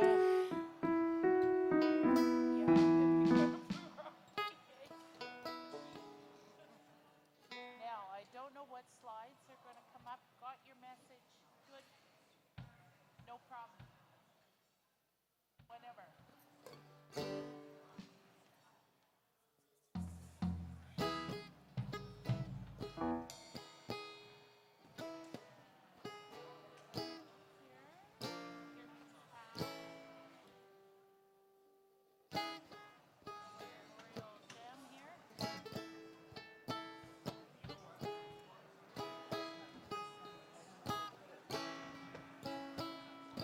Come all you people, we're going to skip Behold, Behold. We're going to skip Behold, Behold. We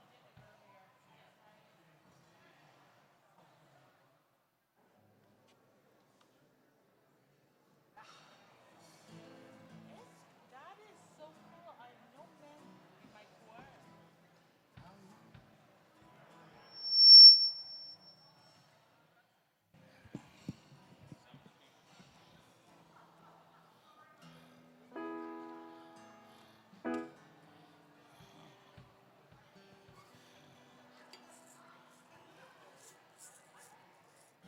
Okay, let's go.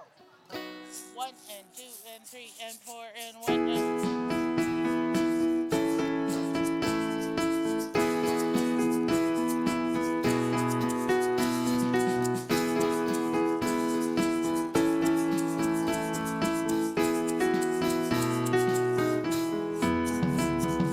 Uya Emose, Tinamate Mare. Uya Emose, Tinamate Mare. Uya Emose, Tinamate Mare.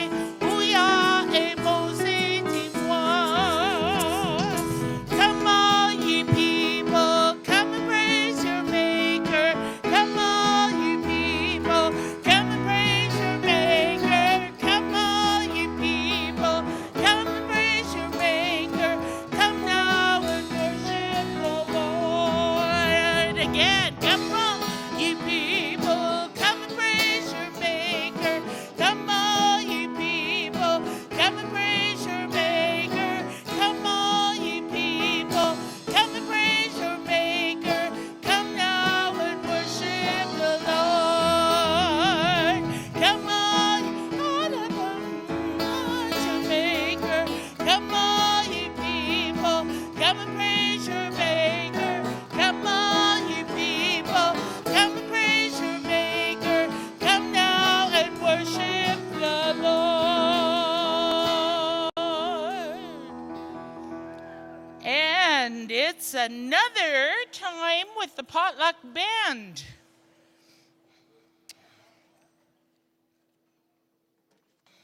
My soul cries out. Canticle of the Turning.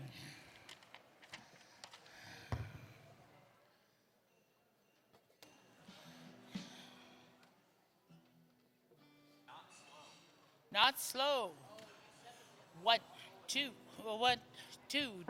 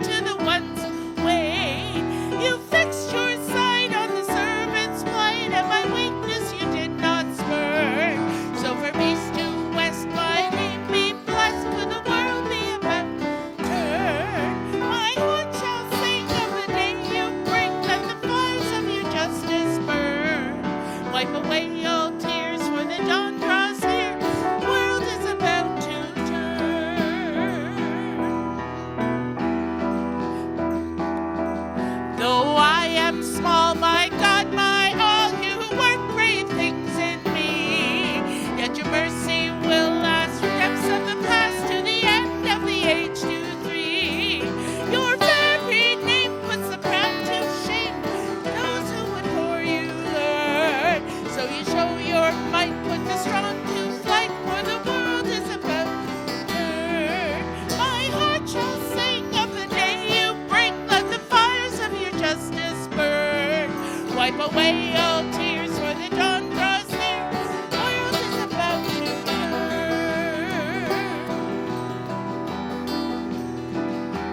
Here we go. 1, 2, 1. From the halls of power to the fortress tower, not a stone will be left unstoned. Let the king beware, or your merciless tears every tyrant from the throne. The hungry poor shall weep no more for the food they never earned. There the table spread, every tongue be fed, for the world is about to turn. Drink of the day you bring, let the fires of your justice burn.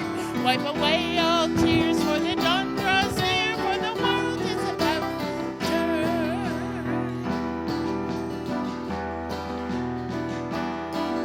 Though the nations rage from age to age, we remember who holds us fast. God's mercy must deliver us from the conqueror's crushing grasp. This saving word that our forebears heard is the promise who holds us bound, till the spirit rod can be crushed by God, who has turned the world around. God shall sing of the day you bring. Let the fire of your justice burn. Wipe away all tears, for the dawn draws near. The world is about to turn. Yeah.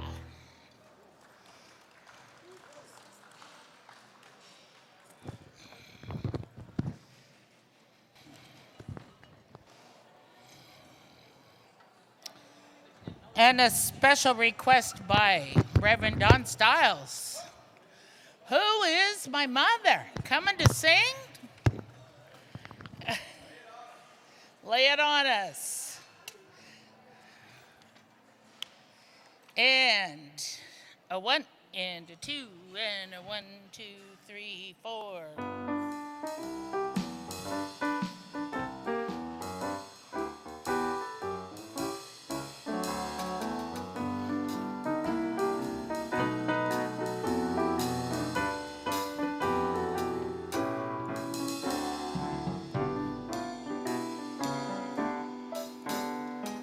Who is my mother? Who is my brother? All those who gather round Jesus Christ. Spirit-blown people, born from the gospel, still at the table on Jesus Christ.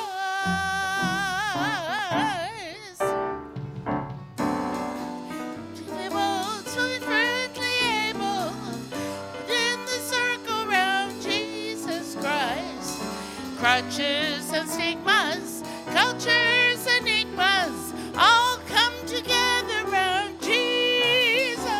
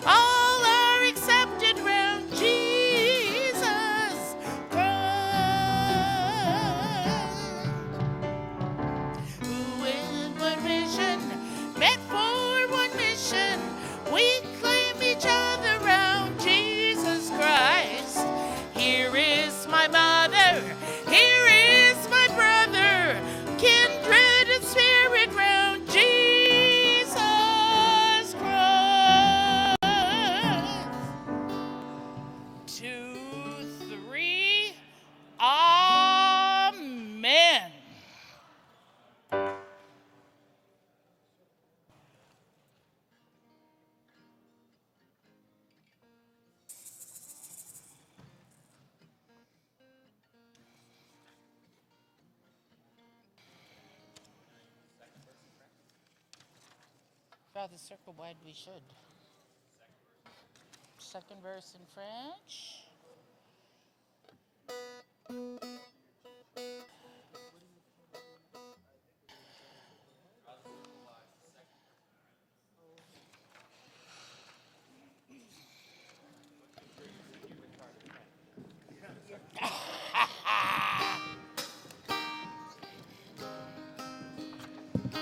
Keep forgetting to bring up my other glasses.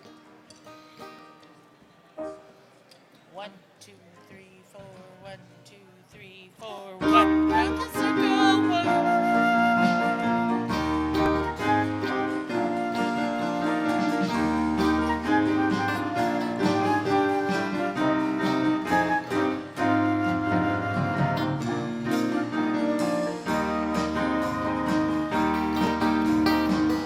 Draw the circle wide, draw it wider still.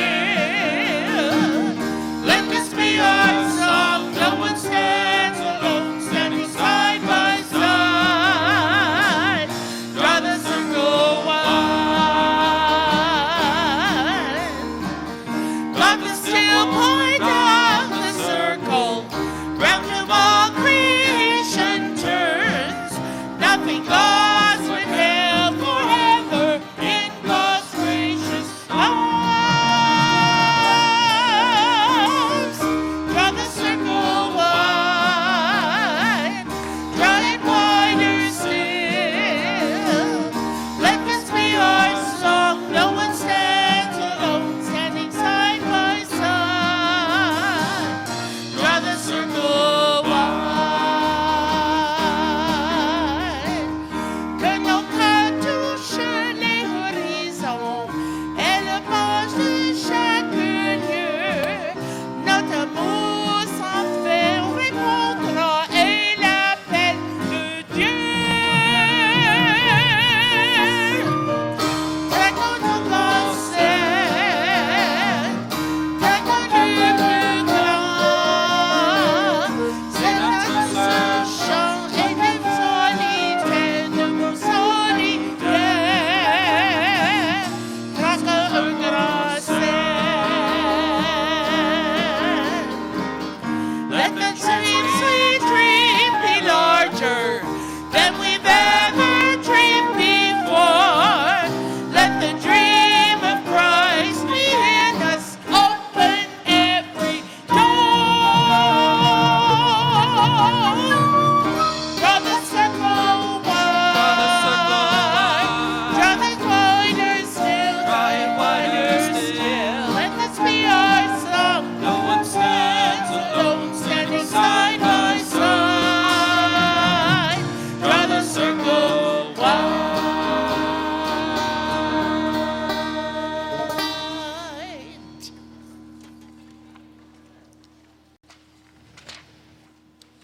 There's a new day dawning, everybody. New day dawning. Awesome job. Awesome job. Good evening, and welcome back. Did you have a nice supper? It looks a lot thinner. I hope you had some time to connect with people and meet some new friends and time to enjoy some conversation. And did you get outside for some sunshine? Yes. Awesome.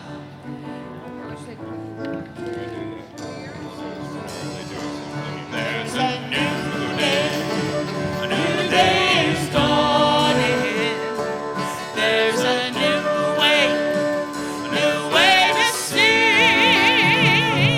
There's a new time arriving, and it's more from our striving for a new way to be.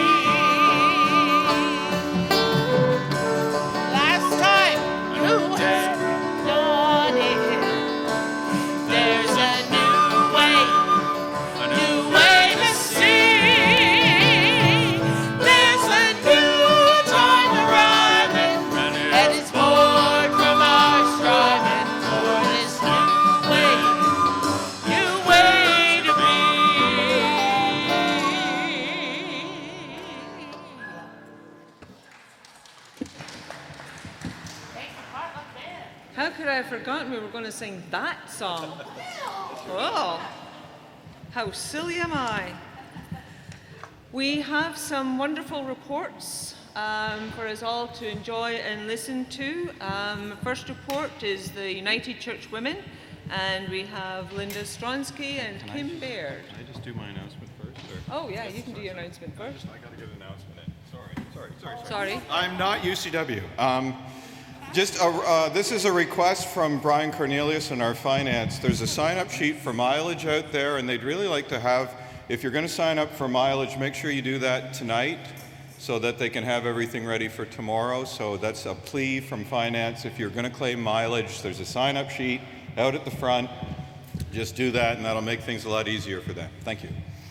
So now the tension has been suitably built. The waiting is over. Good evening, ladies and gentlemen. We are members of the UCW.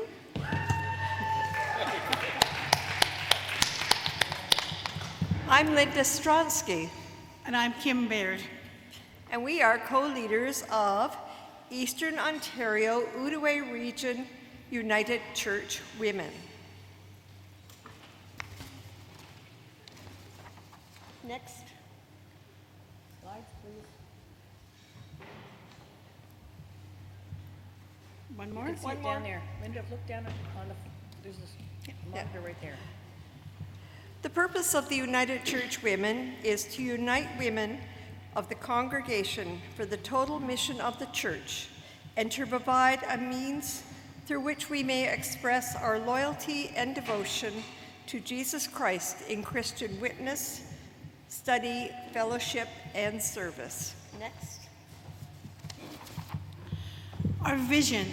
As women of faith, we believe in the nurturing Christian spirituality by reaching out through commitment and devotion to all God's people in the promotion of truth, justice, peace, caring, and respect for all throughout the earth, God's world. Next. We believe in honoring God the Creator and loving others through generous giving and joyful living. And we believe in affirming and strengthening ourselves both individually and together through creative study, prayer, and action. Next. The UCW is an entity of their own, and we decided that there was nothing wrong with our structure, so we remained the same. So we start out with the communities of faith, then we have Presbyterials or areas, then we become the Eastern Ontario Outaouais Region, UCW, which comprises of Four Rivers UCW, Ottawa UCW, Seaway Valley UCW, and Upper Valley UCW, then the National United Church Women. Next. The first planning meeting was held on February the 9th, 2019 at Winchester United Church. 16 women from Four Rivers, Ottawa, Seaway Valley, and Upper Valley Presbyterials were in attendance.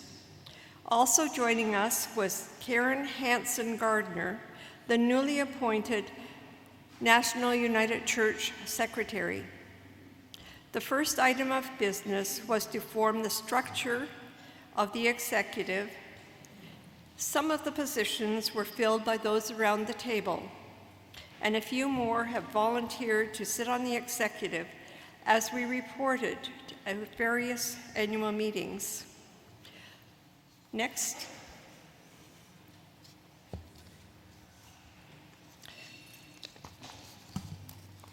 The executive comprises co-president Kim and myself, Linda. Unfortunately, as yet, we haven't had anybody step forward to take the position of vice president or secretary. Kim is our treasurer at the moment. Our past president is Barb DeJeet. Members at large, Linda Hammond and Arlene McGibbon. The Four Rivers rep is Charlotte Hoy. The Ottawa rep is Pat Ashton. Seaway Valley rep is Sharon Hinton. Upper Valley rep is Connie Tabbert. Next. The portfolios are Archives, which is vacant at the moment. Communication leader is Connie Tabbert. Leadership is Charlotte Hoy. Resource has yet to be filled. And stewardship and outreach is Carol Dallas Arbuckle. Next. A second meeting was held between Linda and I to prepare a budget and set our calendar for 2019-2020. We are pleased to report that the Eastern Ontario Outaouais United Church Women will continue to promote and support mission and service. And as a side, last year as UCW nationally, we donated $1,600,000 to mission and service.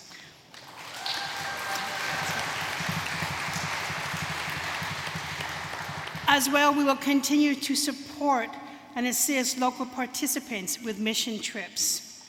We will continue to support the ongoings of the National United Church Women and a bursary fund to assist those who are entering theology and religious studies. We are currently working on our website and Facebook page. Our inaugural meeting of the Eastern Ontario Outaouais United Church Women is set for Saturday, September 21st at Trinity United, 28th in Trinity United in Smiths Falls.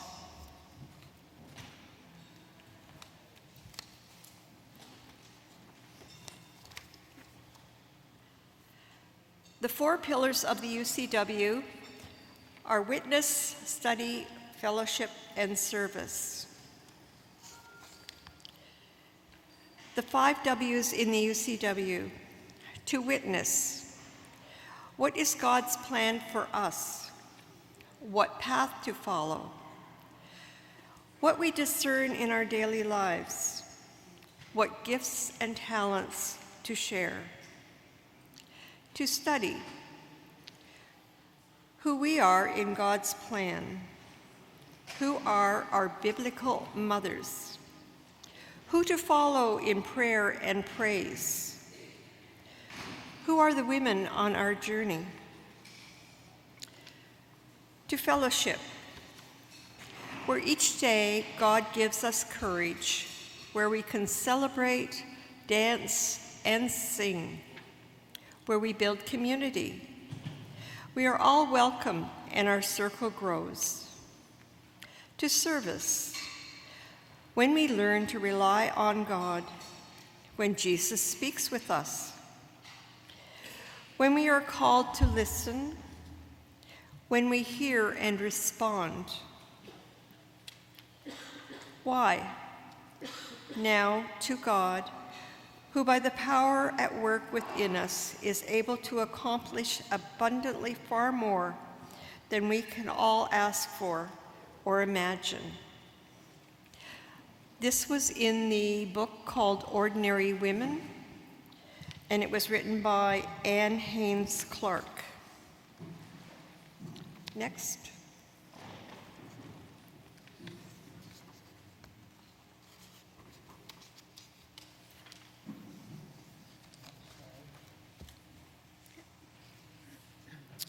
Our 50th anniversary project was the Morogoro Women's Training Center. Next slide.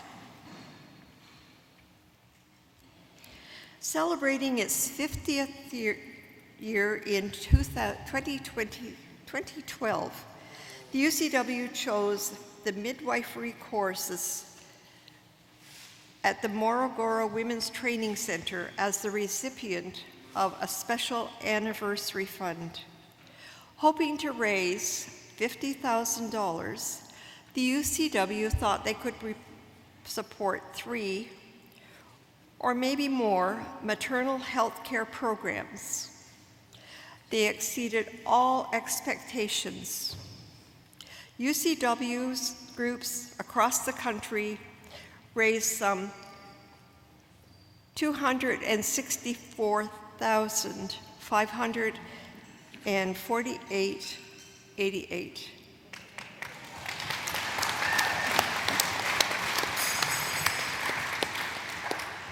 For the project, and by the end of 2015, we will have supported 16 programs. As the money poured in, organizers at the center realized that much more could be done. By taking the training on the road, they could reach students unable to travel to the center for training. One of the training courses was provided for the women of the nomadic Maasai tribe. We had some representatives go to Kenya, or to Tanzania, and they actually went to the training center and toured the hospitals. And when they come back, they went on speaking tours to show slides and talk about where they had been. One of the women saved all her money that she received from her speaking engagements, sent the money back to Tanzania to the hospital so that they could provide new mattresses for the women that were giving birth. Next. Bread, not stones. Next. Our last 5-year initiative, Bread, Not Stones, Child Poverty, was a different project as funding was not involved. The emphasis this time was on education and awareness. 1 in 6 children live in poverty in Canada. Letters were written to the government on behalf of the less fortunate. Poverty dolls were made and given across Canada to members of Parliament as a reminder to work for the children.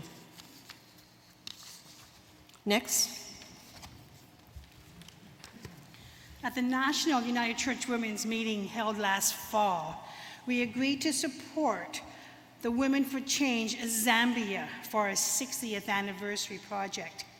Never accept poverty, unite and fight. As our 60th anniversary project, Women for Change is a nonprofit organization that works in rural communities, focusing on social and economic changes that empower women and children.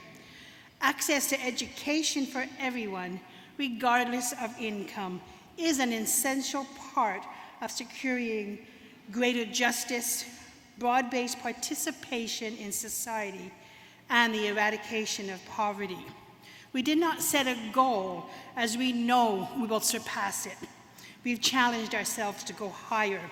We will continue to raise funds and awareness for Women of Change Zambia until our 60th anniversary celebration of the United Church Women, which will be held in Sydney, Nova Scotia, July 2022. The theme will be Continuing in Hope. Next slide, please. This is a picture of one of the girls that we hope to keep in school. Next slide. Thursdays in Black, towards a world without rape and violence.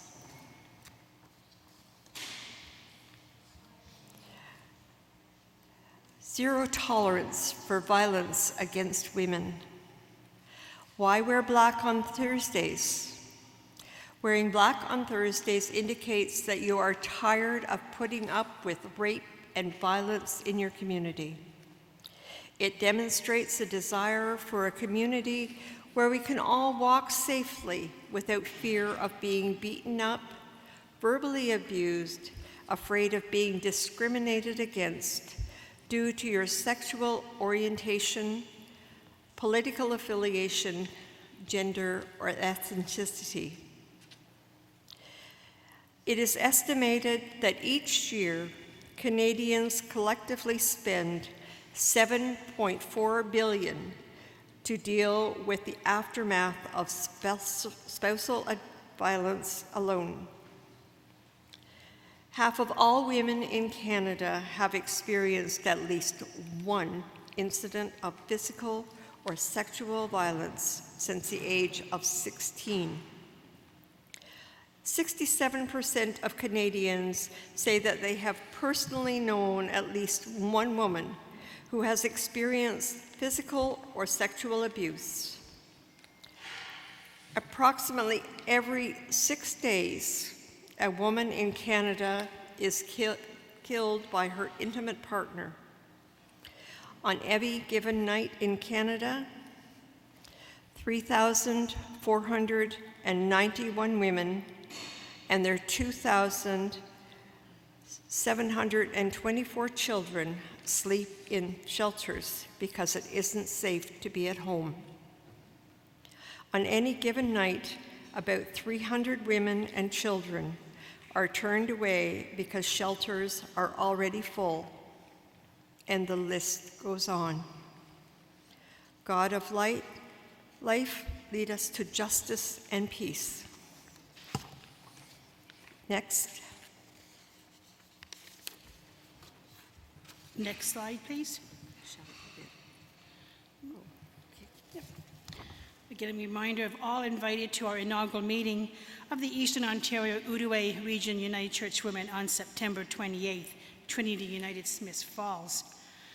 We thank you for the opportunity to share the good news of the United Church Women. We've accepted, or we've moved into this change of structure with bells on. We have made it our internal goal to keep our sisters united from the 3 regions, 11, 12, 13, and we have been actually visiting different areas just to keep networking and keep United Church Women in the forefront. Our first joint venture on behalf of Eastern Ontario United Church Women is summer event. Many of you here have attended summer event. It is our 78th annual. There are registration and brochures at our UCW booth, so please stop by and check out more of what we do. It's Sing a New Song. It's held in Cornwall, Ontario, July 26th, 27th, 28th. Our theme speaker is the Reverend Tricia Elliott. Our music leader is Kimberly Allen McGill. And Beulah Haley, who is our National United Church Women President, will be in attendance. Please take time and look at it, talk to anybody who's attended. It is a great time. We will continue to support and empower women of the world, of our communities in faith, of the regions, and of the National United Church of Canada. Next slide. And next slide. And thank you.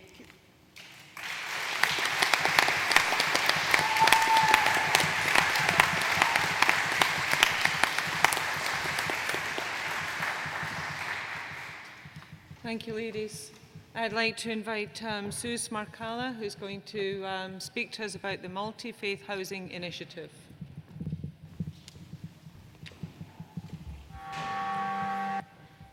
Good evening. It's appropriate that I go right after the UCW because of all the help they've been giving the less fortunate around the world. I'm going to talk to you about another group that does important work as well. My name is Sue Smarkala. I'm the newly appointed rep, the United Church rep, on the board of Multi-Faith Housing Initiative. A lot of you know about multi-faith housing, but I'm going to start at the beginning for those of you who might not know about it. In the early 2000s, different Christian faith-based groups involved in social outreach became acutely aware that there was a housing crisis. They agreed that this crisis was affecting everyone and that we should work together to establish an interfaith response. Other non-Christian communities were then invited to join. Membership has since grown to over 80 faith groups, including Christians, Jewish, Muslim, Hindu, Unitarian, and Baha'i. In 2002, MHI became incorporated federally as a nonprofit charitable organization. United Church congregations were founding members of MHI in 2002. MHI has grown over the years. They first purchased a property in 2005, and then a second property was acquired, Somerset Gardens, that was 5 and then 10 units.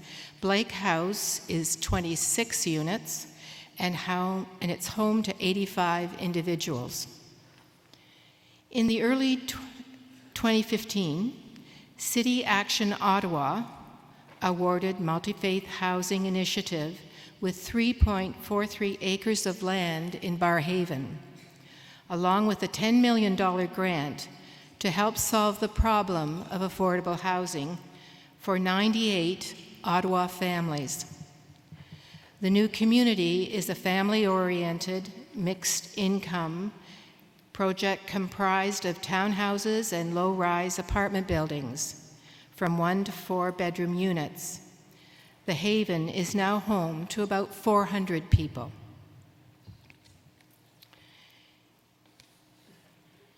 In the spring of 2016, United Church Presbytery passed a motion to highlight MHI for the year from September 2016 to June 2017, with the goal of raising $100,000 towards the development of the Haven.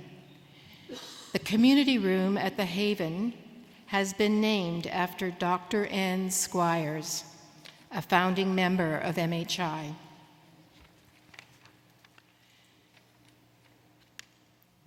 There are some sobering statistics. Over 10,000 households are on the centralized waiting list.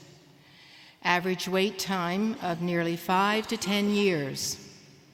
Housing costs are causing stress for many, which in turn is having a negative impact on people's health, relationships, employment, and well-being. Parents are forced to make hard choices between rent and food, and families often end up in shelters for a few months. It's virtually impossible to provide a stable family life, consistent education, and proper nutrition for children. CHEO has reported that 50% of children coming to emergency have serious housing needs, contributing to their poor health. The booth over there that Diane Carden and I have put together talks about Veterans House Project. The Veterans House Project will target the needs of the rising number of homeless veterans who are living rough on the streets. The Veterans House Project will be a 40-unit complex built on the former CFB Rockcliffe Air Base lands in Ottawa. The building will comprise of 3 floors of living space, 1 floor of communal space, and a basement for administrative purposes. MHI will own and manage this project using a supportive Housing First model. The supportive Housing First model will help these individuals gain stable housing and recover from health, mental health, and addiction-related issues. I have a video of a Veterans House that we'll look at right now.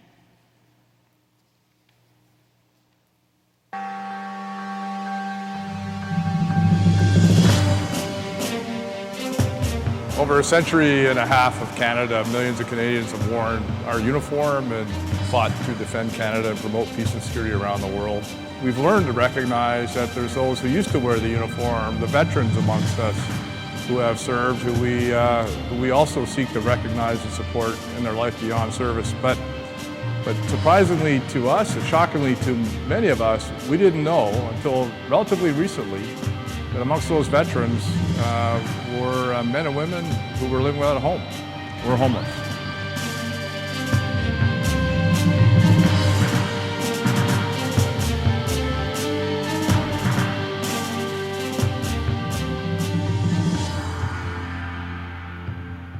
The Canadian people have a moral responsibility. We owe a duty of care to these men and women who have served their country so well. Behind me, you will see the land where we will be building Veterans House.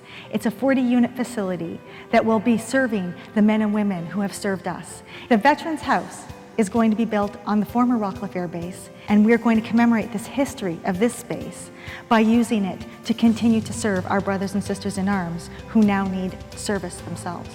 We started the process participating in a workshop that included a variety of stakeholders and partners. And we learned a lot.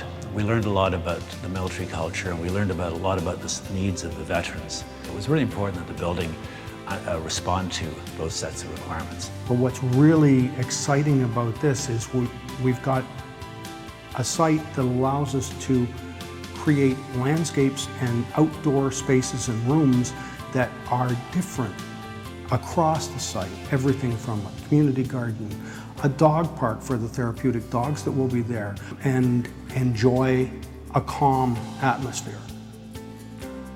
We will be supporting individuals living in the building. We have a close to 40-year history in doing this work, and we have many other services that we provide on site to our tenants that help them with housing stability, maintaining their tenancy, and living a full, healthy life.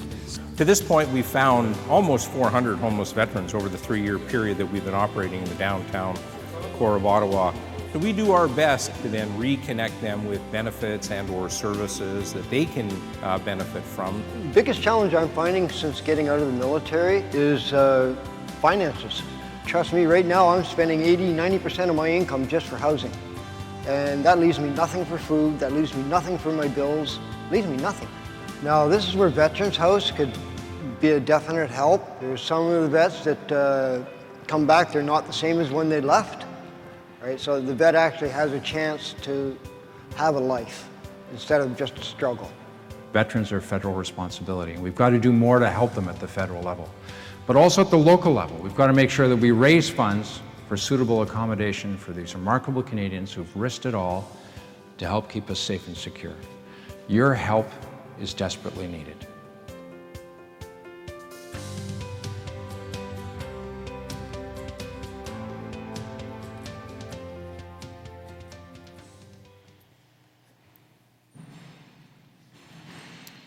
I'd like to read you one testimonial that I've been given. For many months, I lost my dignity. I cried a lot, and I had to beg for food or squeeze in with my child in a dirty corner in a shelter. Last winter, my baby almost froze to death when I had no money and had to walk to reach the shelter. Since I found a house at MHI, I changed. I restarted my life, I found a job, and I am now able to afford to pay my own rent. I'm no longer a burden on anyone. I'm a responsible mom and a productive person. So how can we help? At the booth back there, I've got brochures from MHI that give you the website, which is pretty straightforward, multifaithhousinginitiative.ca. And it talks about some of the things you can do. Many of the churches in Ottawa are members of MHI, and that is $100 to buy the membership. Good for a year. You get newsletters, that kind of thing. You can sign up to volunteer. There's all kinds of community work that's done in every one of these MHI properties, so that they're surrounded by people who want to be with them and help them keep their lives on track and celebrate with them. Diane Carden, my accomplice back at the back, has got a number of quilts and prayer shawls that we need to make. I think we've already talked about this, but we want to have a quilt and or a prayer shawl for each one of the veterans when they come into the house. And when they leave, we want them to take it with them as a gift from us, so we will be continually turning those over. So if any of that is of interest to you, you can talk to us or go on the website or give me a call. The last thing I'll mention is something very specific. Christ United has asked that we keep 2 quilt packages for them. But we haven't seen anybody from Christ United Church recently, and we only have 3 left. So if Barbara DeJeet or Eleanor Smith or Joanne Fletcher are on premise, if you are interested in catching the 2 quilts that we have for you, please see us back at the back. Thanks.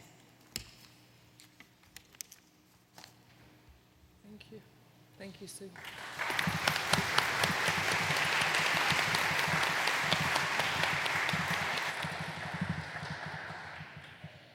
Sharon Moon to share with us some information about Healing Pathway. What fine work is being done by this United Church of ours? Who says the United Church is dead? I'm Sharon Moon, and I'm a voluntary associate minister at First United. Very retired, not retiring, but retired. I'm also on I'm an instructor with Healing Pathway, and I'm on the National Coordinating Committee. I'm very pleased to let you know that we are the very first, can you put the next slide on? We are, I think, one of your first new networks in this EOORC, and we're very excited about that. Healing Pathway came out of Naramata Center. It was one of the 4 pathways, and when that center closed, we became an incorporated ministry within the United Church and accountable to BC Conference. But we're so thrilled that we're able now to be a network within this area. The Healing Pathway is an organization that trains and mentors people to develop gifts of healing hands within the Christian tradition. And it's using quantum kinds of understandings of energy with the practice of Christ. And it's really a very powerful ministry. We developed the healing ministries in congregations, and across the country, there are over 100 congregations in Canada who have Healing Pathway ministries. And we have 13, can I have the next slide? We have 13 here in this area, which is one of the reasons we've chosen to become a network within. And you have the list of them there, and if you look on your tables, there's a pamphlet, and all the lists of the congregations that have these ministries are there. Pathway promotes healing and well-being on physical, emotional, mental, and spiritual levels, and it is a profound spiritual practice rooted in becoming a heart-centered, loving presence. The next slide, please. Our next training course, you went too fast. Go back one, yeah. Our next training course, as you can see, is going to be in November at Glencairn. That's for phase 1. There's other information of other courses that are on at our booth over there. And the next slide. We have sessions going on during this annual this I guess is not an annual, whatever kind of meeting it is, this initial meeting. They're going on right behind me where I am here. I think we're actually all full, which is kind of exciting. But if you want to have a chance to experience Pathway, I'm going to show you a video now which allows you to have a much better sense of what it is. Would you play the video, please?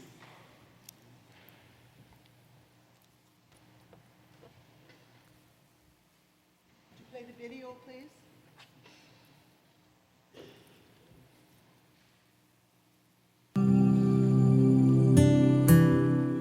I came to Healing Pathway about 4 years ago when I was horribly injured, and the medical profession and my doctor could not in any way give me any relief from my injury. In fact, they didn't even know what it was. Healing Pathway has changed my life.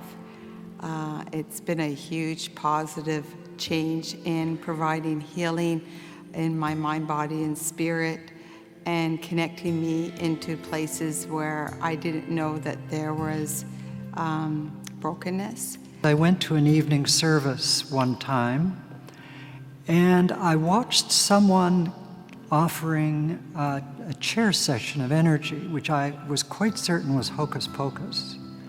And then I caught myself saying, now, why am I thinking that? Maybe I should go up and try it, which I did. And so I was pleasantly surprised and impressed. Was totally life-saving.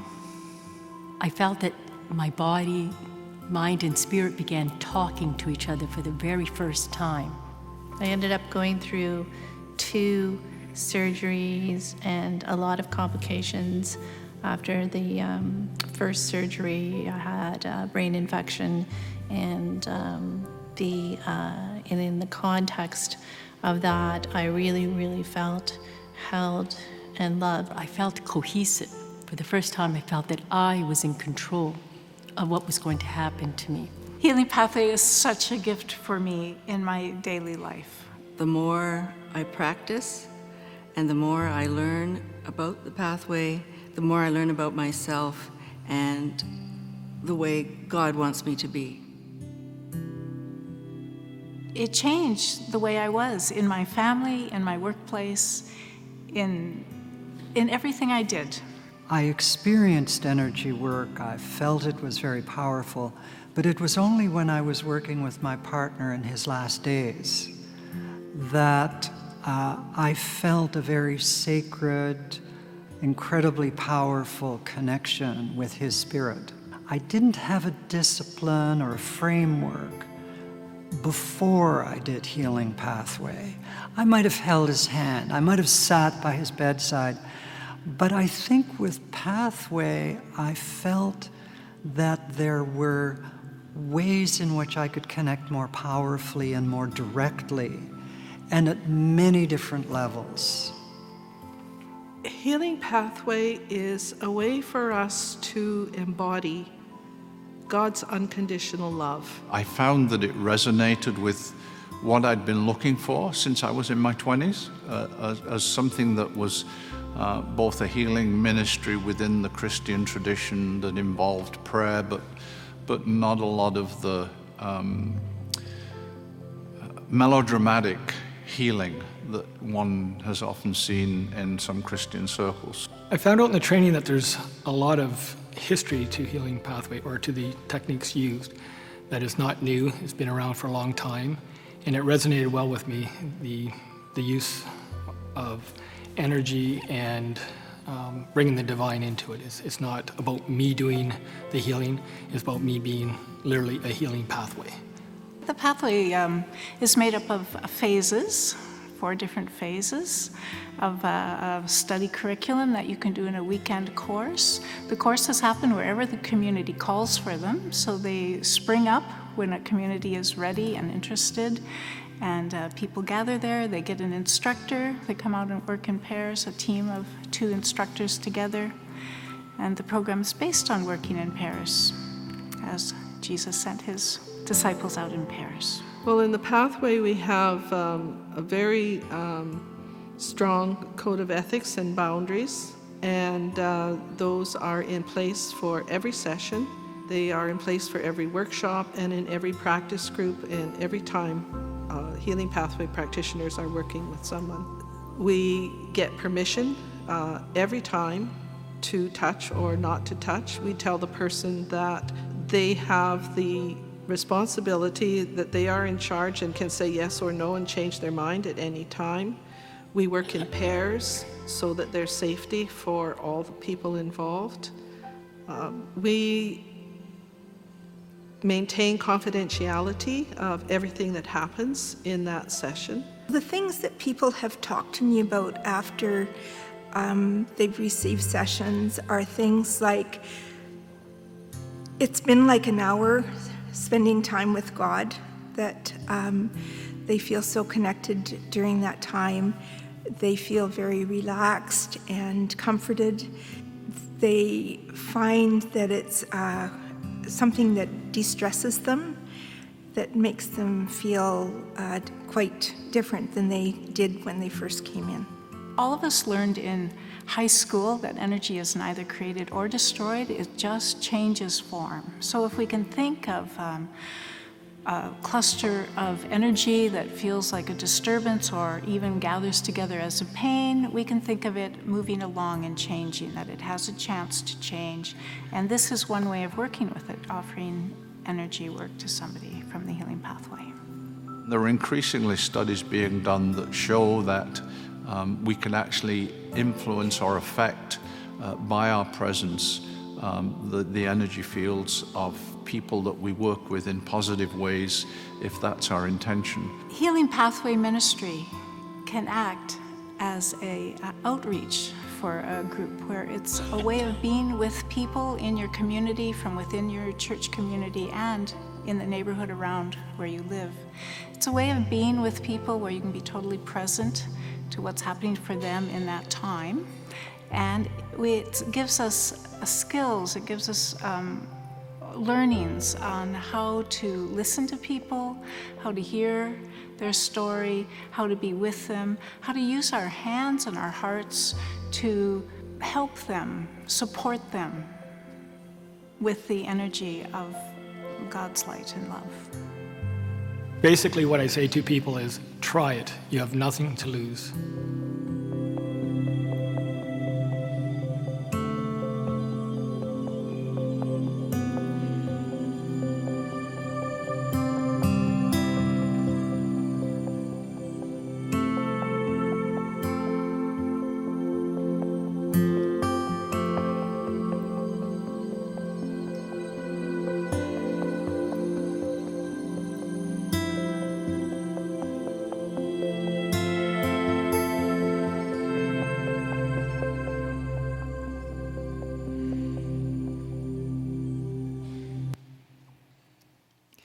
So if this is something you'd like to explore for your own congregation, talk to us over at the booth. Thank you.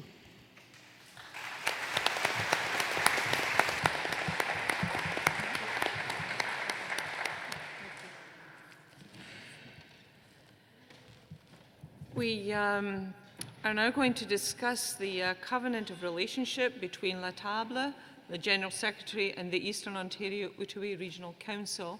And I invite Eric Hébert-Daly to lead us through that conversation. Bonsoir, mes amis. Alors, ça me fait plaisir d'être parmi vous aujourd'hui dans ma région, parce que vous êtes ma région, et puis d'être capable de vous parler un peu de ce qui se passe au niveau des ministères en français, et en particulier comment nous voulons bâtir des liens entre la région et les ministères en français. And what I'm going to do is my presentation electronically is going to be in French, and I will speak to you in English so that you can have the benefit of both those different pieces. So we can move to our first slide. The one, there we go. I'll tell you just a short history of French ministries within the United Church of Canada.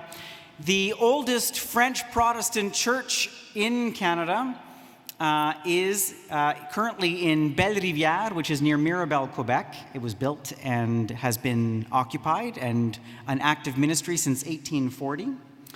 And at the time of union, the United Church had 43 Francophone communities of faith.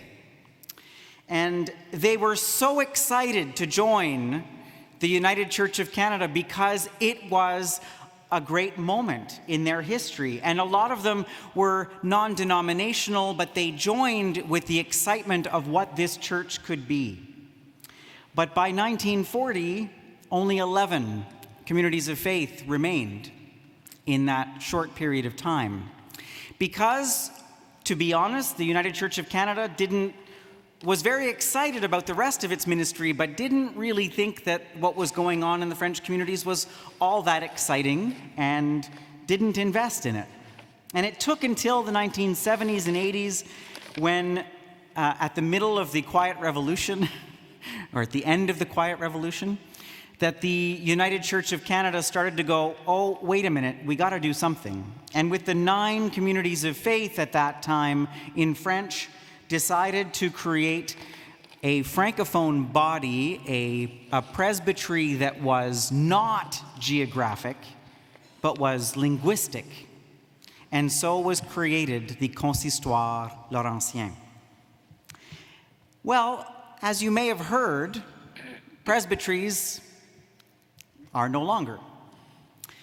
So it made the church have to ask the question, well, what do we do now with our francophone communities of faith? How do we make sure that the French voice within the church still carries on? And so was created the idea of La Table des Ministères en Français, which is meant to be this entity that then lives out and becomes the voice of the Francophone United Church.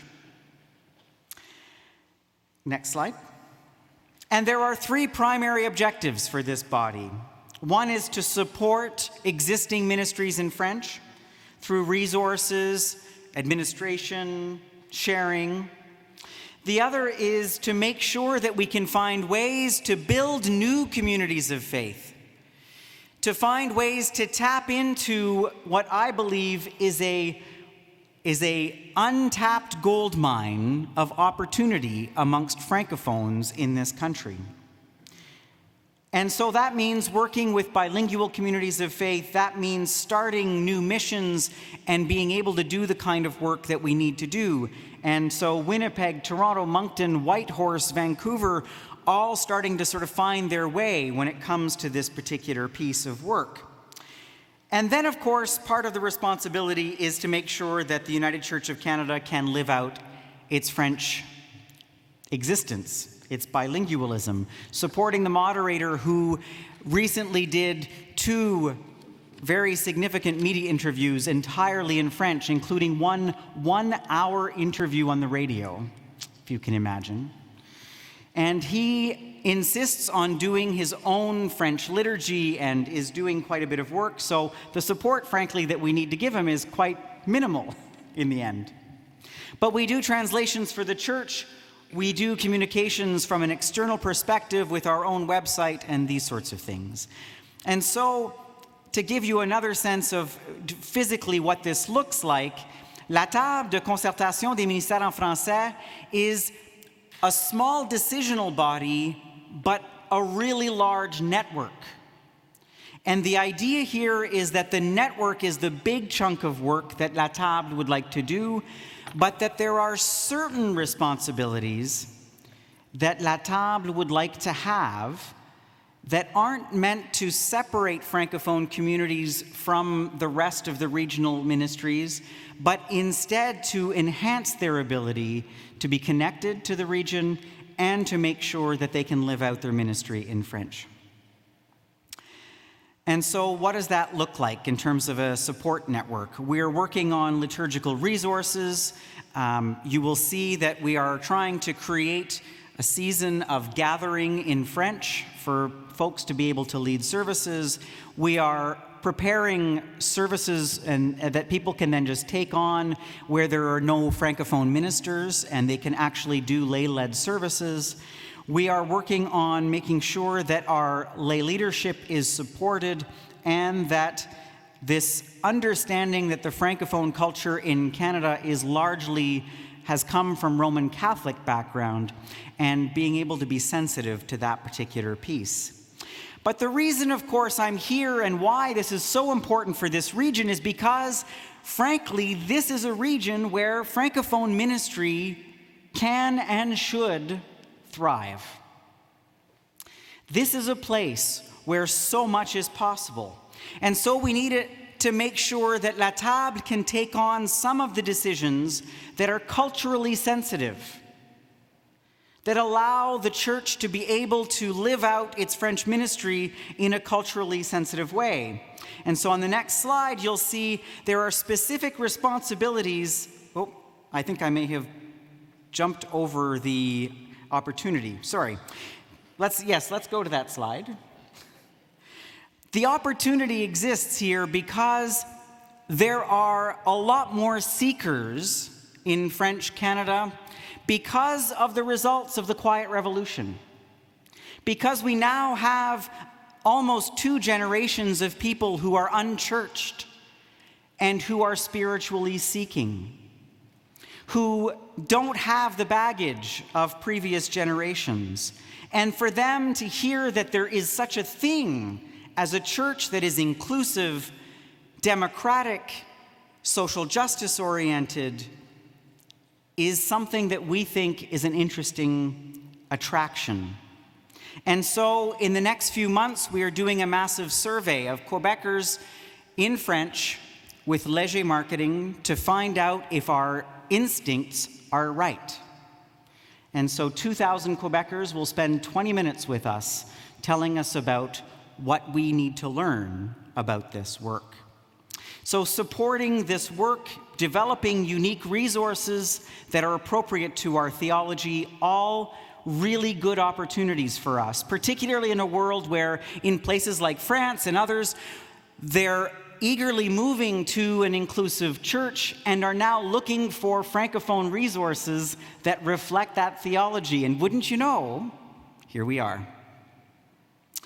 And so what we need then is a decision-making structure. And so La Table does this and is looking for these particular responsibilities: to recognize new Francophone communities of faith, to be able to close communities of faith in French when they're at the end of their lives, to accompany candidates and those who are seeking to become ordained, and to help ministries in French who are in fact looking for new ministers to be able to do this transition work, and a place where we can serve as a nomination body for those in General Council and even in your regional council that may want to find people who are Francophone or bilingual to serve on committees. And of course, financial decisions, particularly as they relate to the closing of ministries, but also as we try to find resources to start new ministries. So this body called La Table has these decision-making powers that we are seeking from you. And that is what brings us to the covenant. Okay, there are a few people who get the joke. All right, the Ark of the Covenant, Indiana Jones. Okay, never mind. So the idea now is that I have been charged with the responsibility of talking to every region in the country about how to make sure that La Table can have some of the legal responsibilities that would normally be held by the region when it comes to Francophone ministries in particular. And so the covenant seeks to be an agreement that essentially allows you to either delegate the authority to La Table in certain areas, or for us to work together on particular committees that help us with French ministries. And so the covenant that you have before you that is on the website and that you've all been reading very attentively speaks to this relationship that we are seeking to have between La Table, between the General Secretary, who obviously has some responsibilities to delegate in this regard as well, and the region. And so that is where we've come from, where we're at now, and why this covenant is so important. And I'd be happy to take any questions on the covenant as you may have them.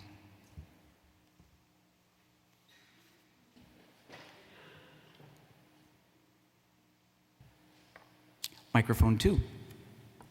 Brian Cornelius of First United Church. Thank you for the clarity of your presentation. What I don't understand is why La Table needs to have the legislative responsibilities of some regions and it actually be transferred from the region to LATAB. I'm trying to understand the reasoning behind that, as opposed to LATAB being a resource and engaged in providing information that would help the regions to make good legislative decisions related to French ministry. So why the transfer of power? Because in my mind, that creates a separate entity, which I think we purposely chose not to do at General Council. So this is intended to be the halfway point, right? This is intended to be the way that we exist without creating a separate set of congregations or communities of faith. So the vast majority of decisions that take place at the region are still effective when it comes to those Francophone communities of faith. But there is a cultural sensitivity that historically within the church is a point of anxiety amongst Francophone communities.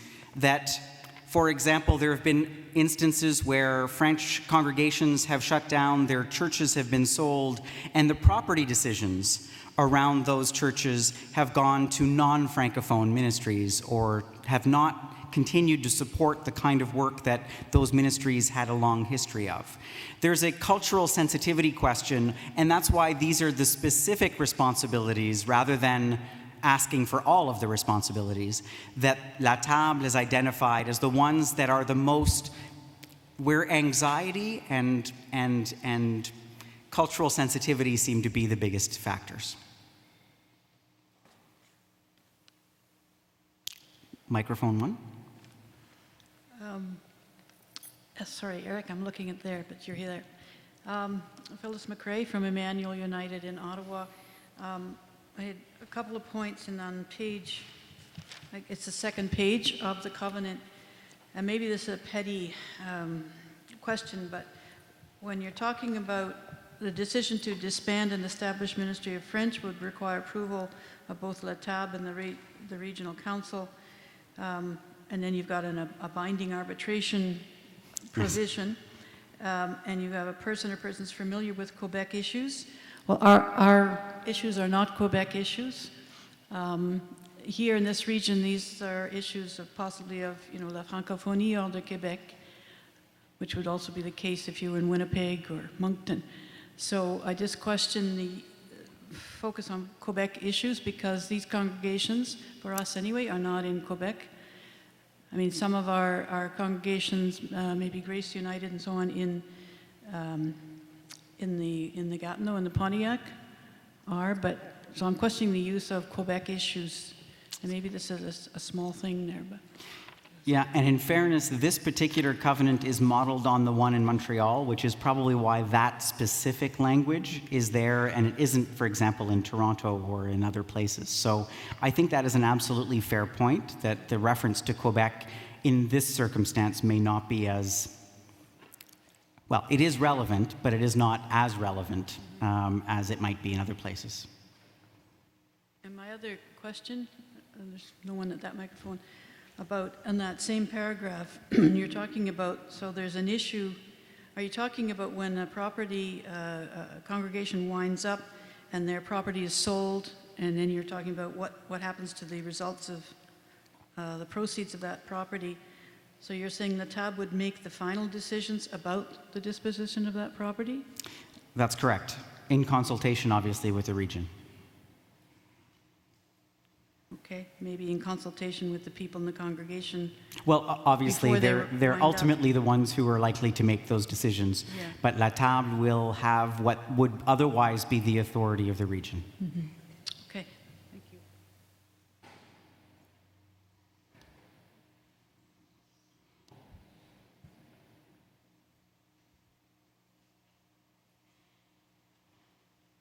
Any other questions?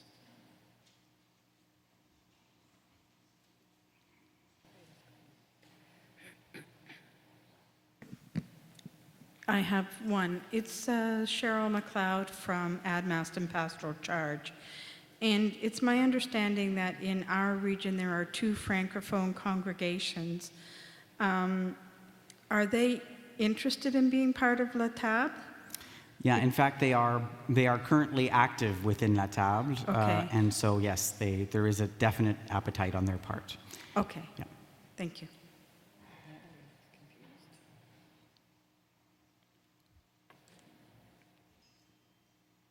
So we have a motion, need a mover and seconder, that the inaugural meeting of the Eastern Ontario Outaouais Regional Council adopt the covenant relationship between La Table, the General Secretary, and the Eastern Ontario Outaouais Regional Council.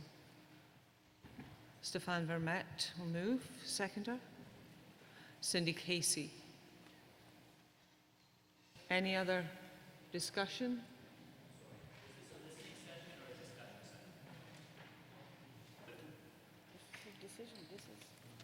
Point of clarification. Was this a listening session or a discussion session? I had assumed it was a listening session.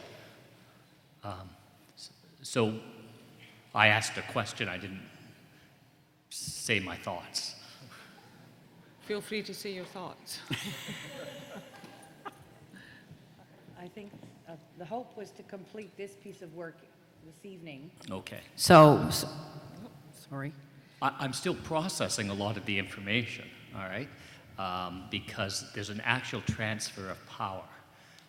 And so I was looking at that and I was looking for some of the rationale, and I'm still thinking that through.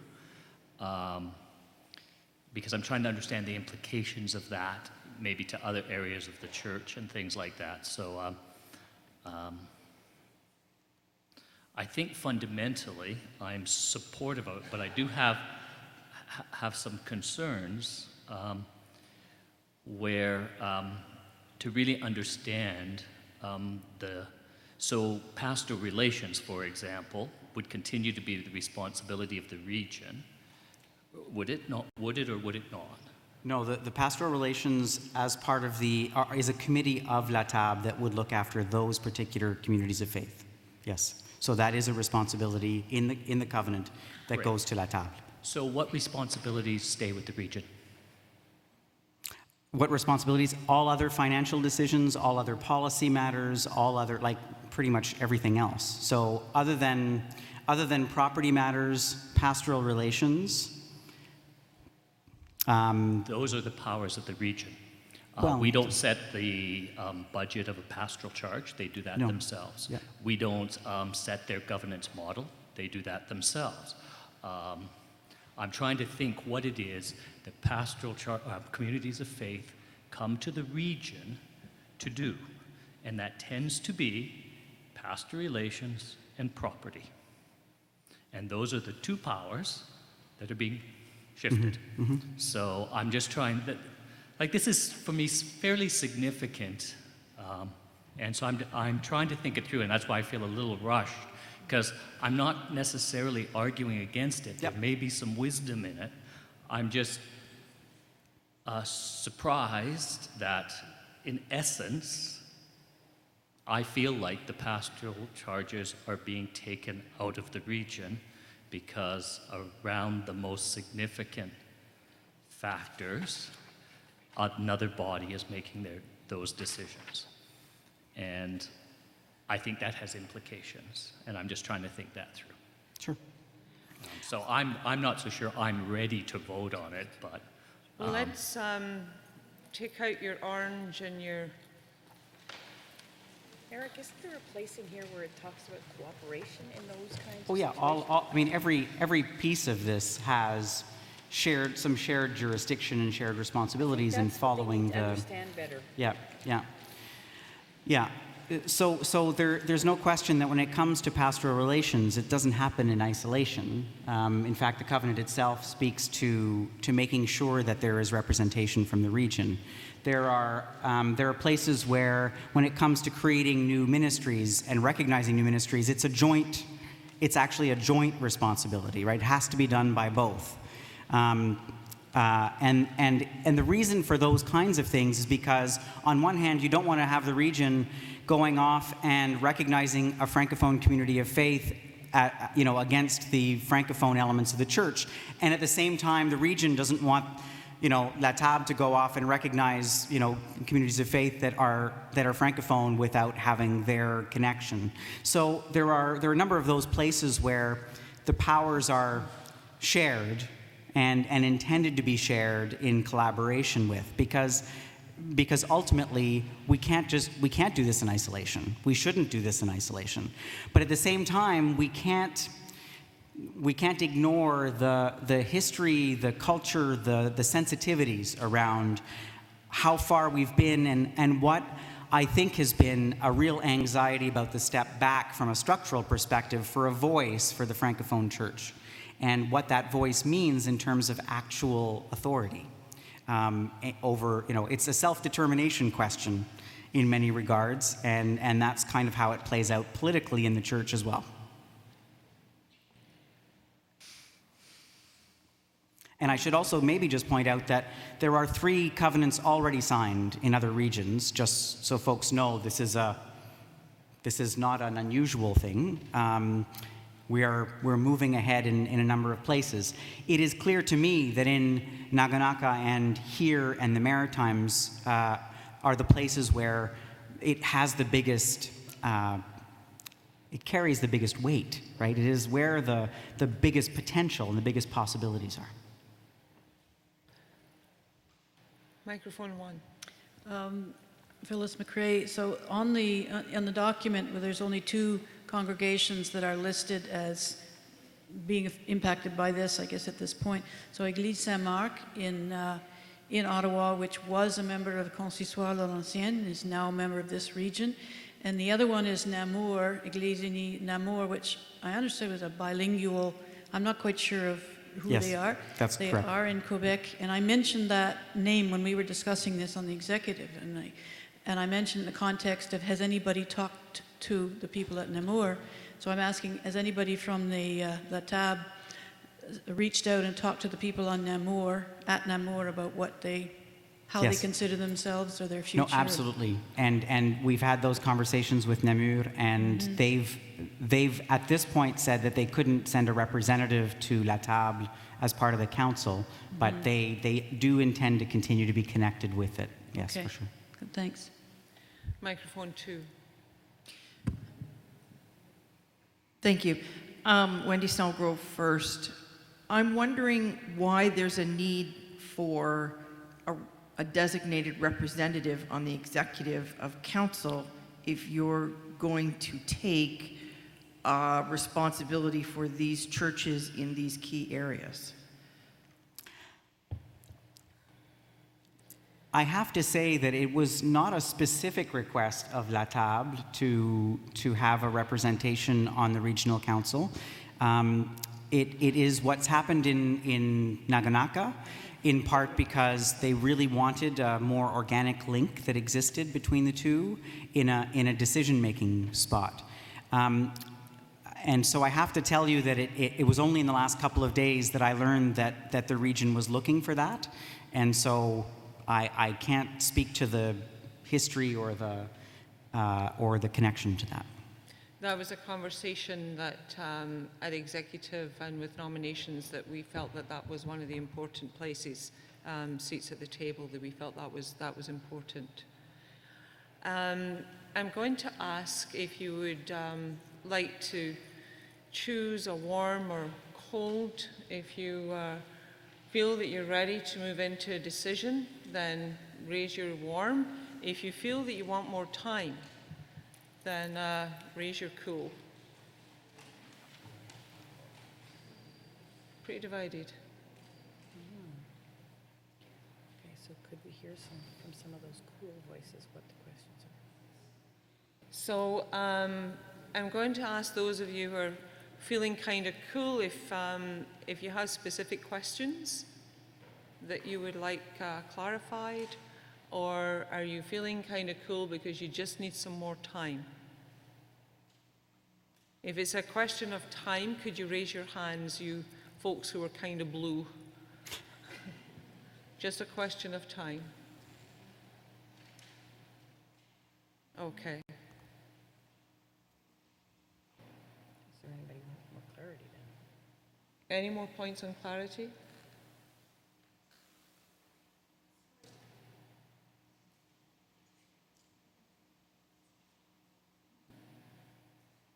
Eric, would it be possible to provide kind of a little chart? I guess I can visualize things a little better if I'm looking at what are the main tasks that the region has to do and what are the tasks where LATAB is involved. I mean, we're hearing pastor relations and there's something, and we're hearing property, there's only part of something. And then there's a couple of other things. And I think for some of us who just have trouble kind of putting it all in our heads, that maybe a little chart that would show where, like following on Brian Cornelius's point about what are the powers you're giving up and this type of thing. I just feel a slight bit rushed. I mean, I realize we got this a couple of days ago, but it really didn't sink in very well. And I just need a little more time, but a chart would really help me.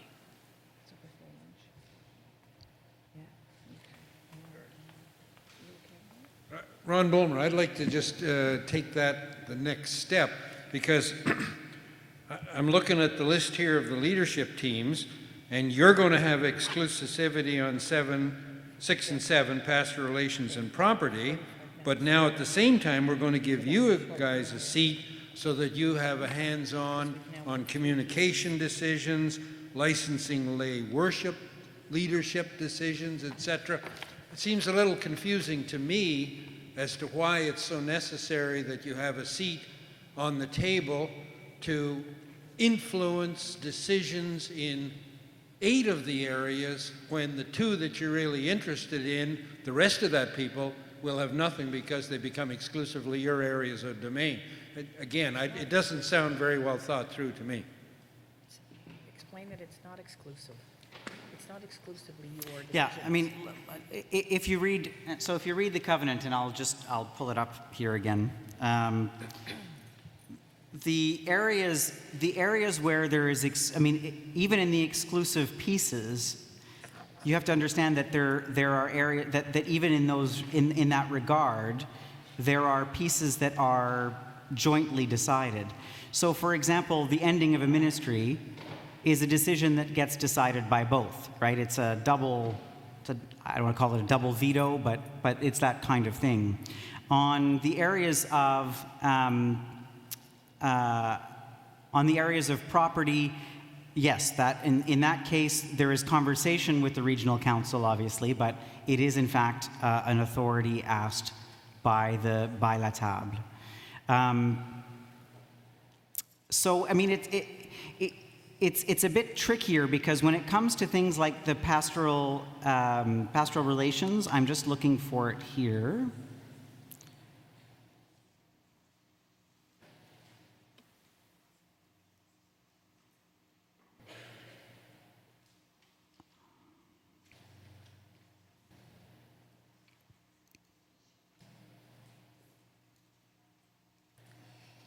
So, in terms of a community of faith that's undergoing formal evaluation or review, we'll be following the region's established process to do that review. That's just an example of something where we'll be using your policy and some of your people to serve on that work with the understanding that, again, it needs to be culturally sensitive to that particular work, right? So there's an element of pastoral relations, this is just one example, where in fact while it is the final decisions of them may come to LATAB, the process under which it is done through the region. I'm just giving one example there from the alliance or the covenant you've got in front of you. Microphone 2.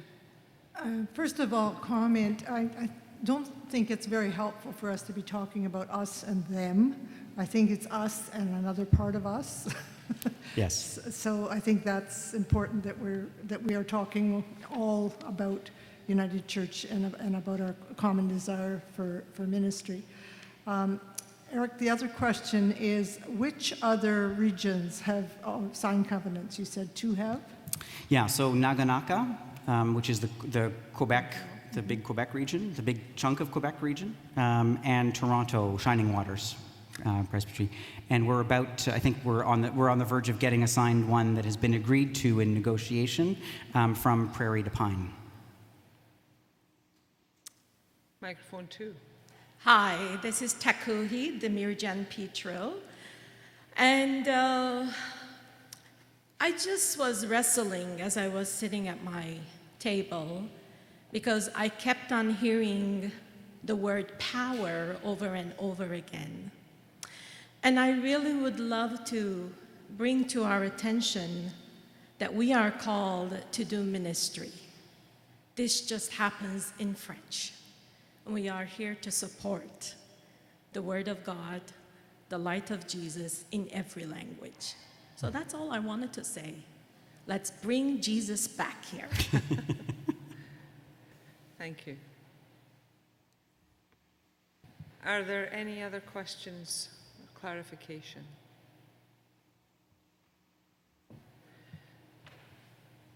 So we can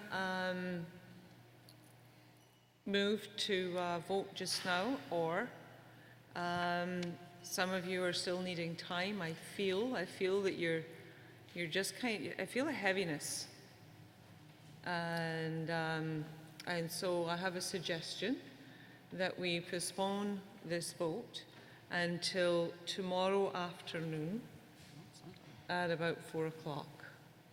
We'll make some space in the agenda about that time. And in the meantime, I'm happy to chat with folks who are interested in chatting.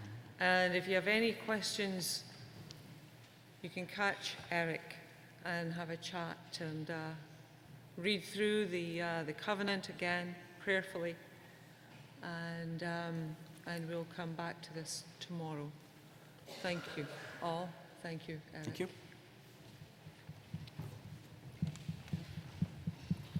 Closing worship.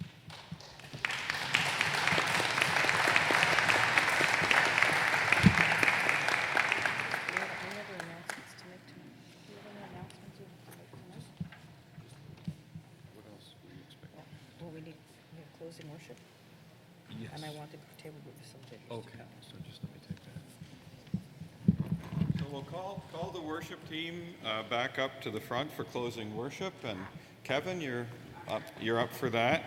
A couple of notices: if you're a table group facilitator, please stay just after the worship. We need to talk to you.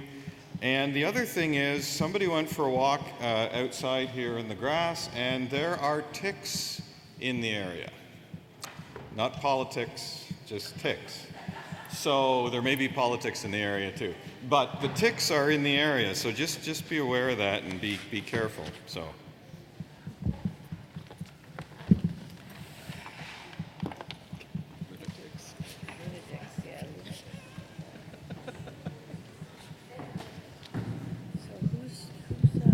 We're ready to be? Yeah?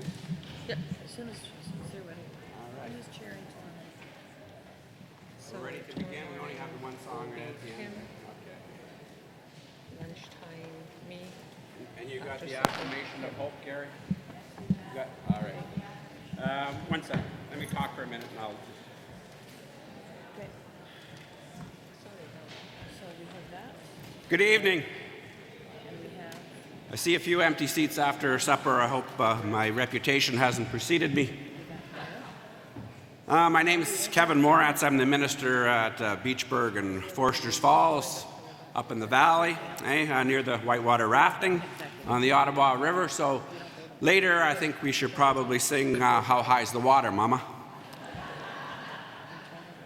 Well, a lot's happened since this morning and the dawning of a new day, and with all the new things that need to be decided on out there, I know it can be a bit overwhelming. But one thing I can take comfort in, and all the new and intriguing people that I've met today who are passionate about following the ways of Jesus. And that, my newfound friends, is ultimately where my hope lies as we move forward as a new church in our newly formed region. I know it's the end of a long day, and when Blair asked me to do the evening vespers, I remembered the sentiment that came from one of my congregants when he said, "Have a good beginning and a good ending, and keep the two of them as close together as possible." And so with that in mind, I begin with what I think encompasses our vision here, an affirmation of hope that I found in Voices United on page 656 when I was looking for a closing hymn, and I'm hoping it's up on the screen. And I can't see the screen, but I got it on my phone here. There's a monitor right there. Oh, there's a monitor right there. How sweet's that? I would ask that everyone recite and let us move forward. Let us come together in our affirmation of hope. We affirm our hope that a new day is dawning upon us. We affirm our vision of a new heaven and a new earth.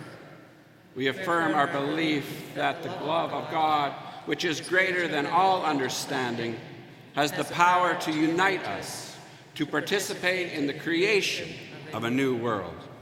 We affirm the hope that turns suffering into a creative process. We affirm the hope that enables us to act. God, we hope, help us to hope together. Last Sunday at Trinity United Church in Foresters Falls, we had our 124th anniversary celebration with a contemporary band called Gate 47, which is based on Psalm 47, verse 1. "Oh, clap your hands, all ye people. Shout unto God with the voice of triumph."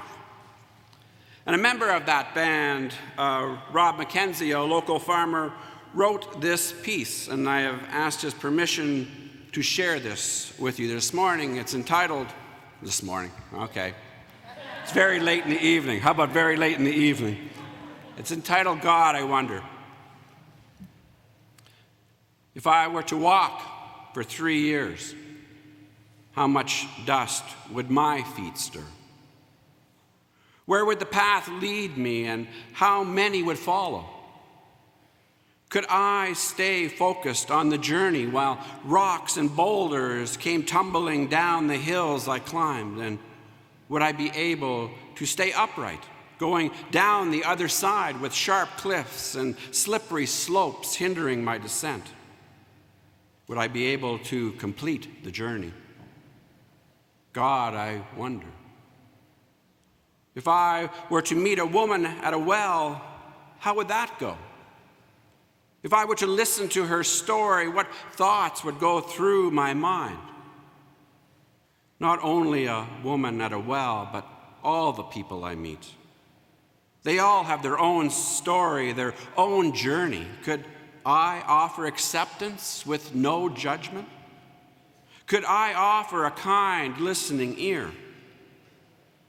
Could I make them feel as important as everyone else I meet? God, I wonder.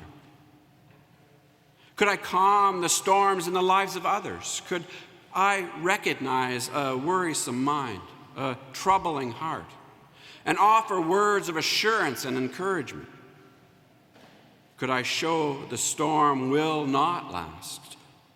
Offer a song of hope, a sunrise to their day? God, I wonder. When people have wronged me, will I be able to freely offer forgiveness? Would I be able to walk with those who I have forgiven, peacefully, moving forward, working side by side and holding no ill will, and show the world how it is done and that it needs to be done? God, I wonder. Could I stand up to the voices of wrong in the world? Could I stand and shout from the mountains what is right? And when confronted, could I raise my voice and passionately, firmly say the truth, your truth? When they stand in my face with loud voices and weapons waved in front of me, could I stand on the rock denouncing the evil? God, I wonder. Could I offer love to a hurting child? Could I reach down, gather them in my arms, giving them some place they feel safe, making them feel they belong, strengthening their position in the world? Could I make it so that they could grow up and be a child the entire time, that they could play and just play, feel love, not terror? They could come out of their shell and laugh in delight and tell their stories and sleep at ease every night. God, I wonder. Could I write in the sand while the crowd stand accusingly in the public square? Could the words I write be strong enough, powerful enough, that the crowd disperses, realizing the truth in their own lives, so much so that they quit judging others? God, I wonder. Would I be able to replace the disruption in someone's life with peace? Could I search out the despair in their daily living to offer hope? Could I chase the sadness away that one feels and replace it with joy? And could I fill a heart with so much love that hate disappears, never to return? God, I wonder. If I were to meet my Savior face to face, would I measure up to his example? Would I? Would I have passed the test with my every breath? God, I wonder. Our closing hymn is 481 in Voices United. Imagine the words will be up. Sent forth by God's blessing.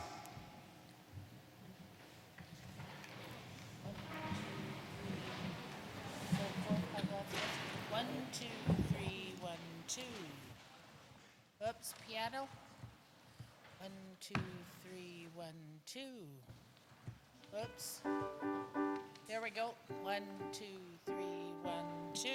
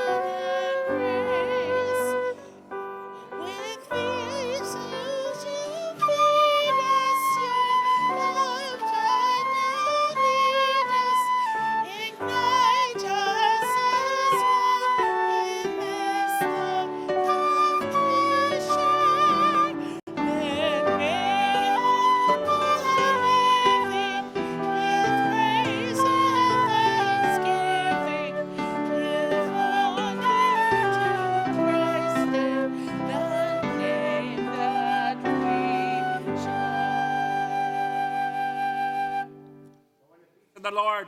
We'll see you tomorrow. See you tomorrow. You got noise? What are we doing? A new day?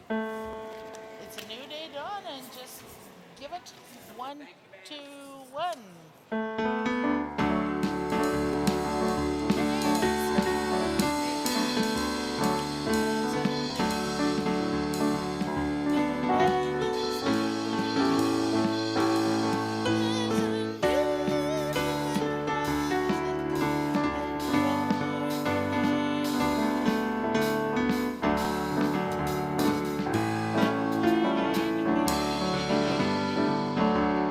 Last time, new day, new day is dawning. There's a new day, new way to see. There's a new time rising. It's marking our time. There's a new way to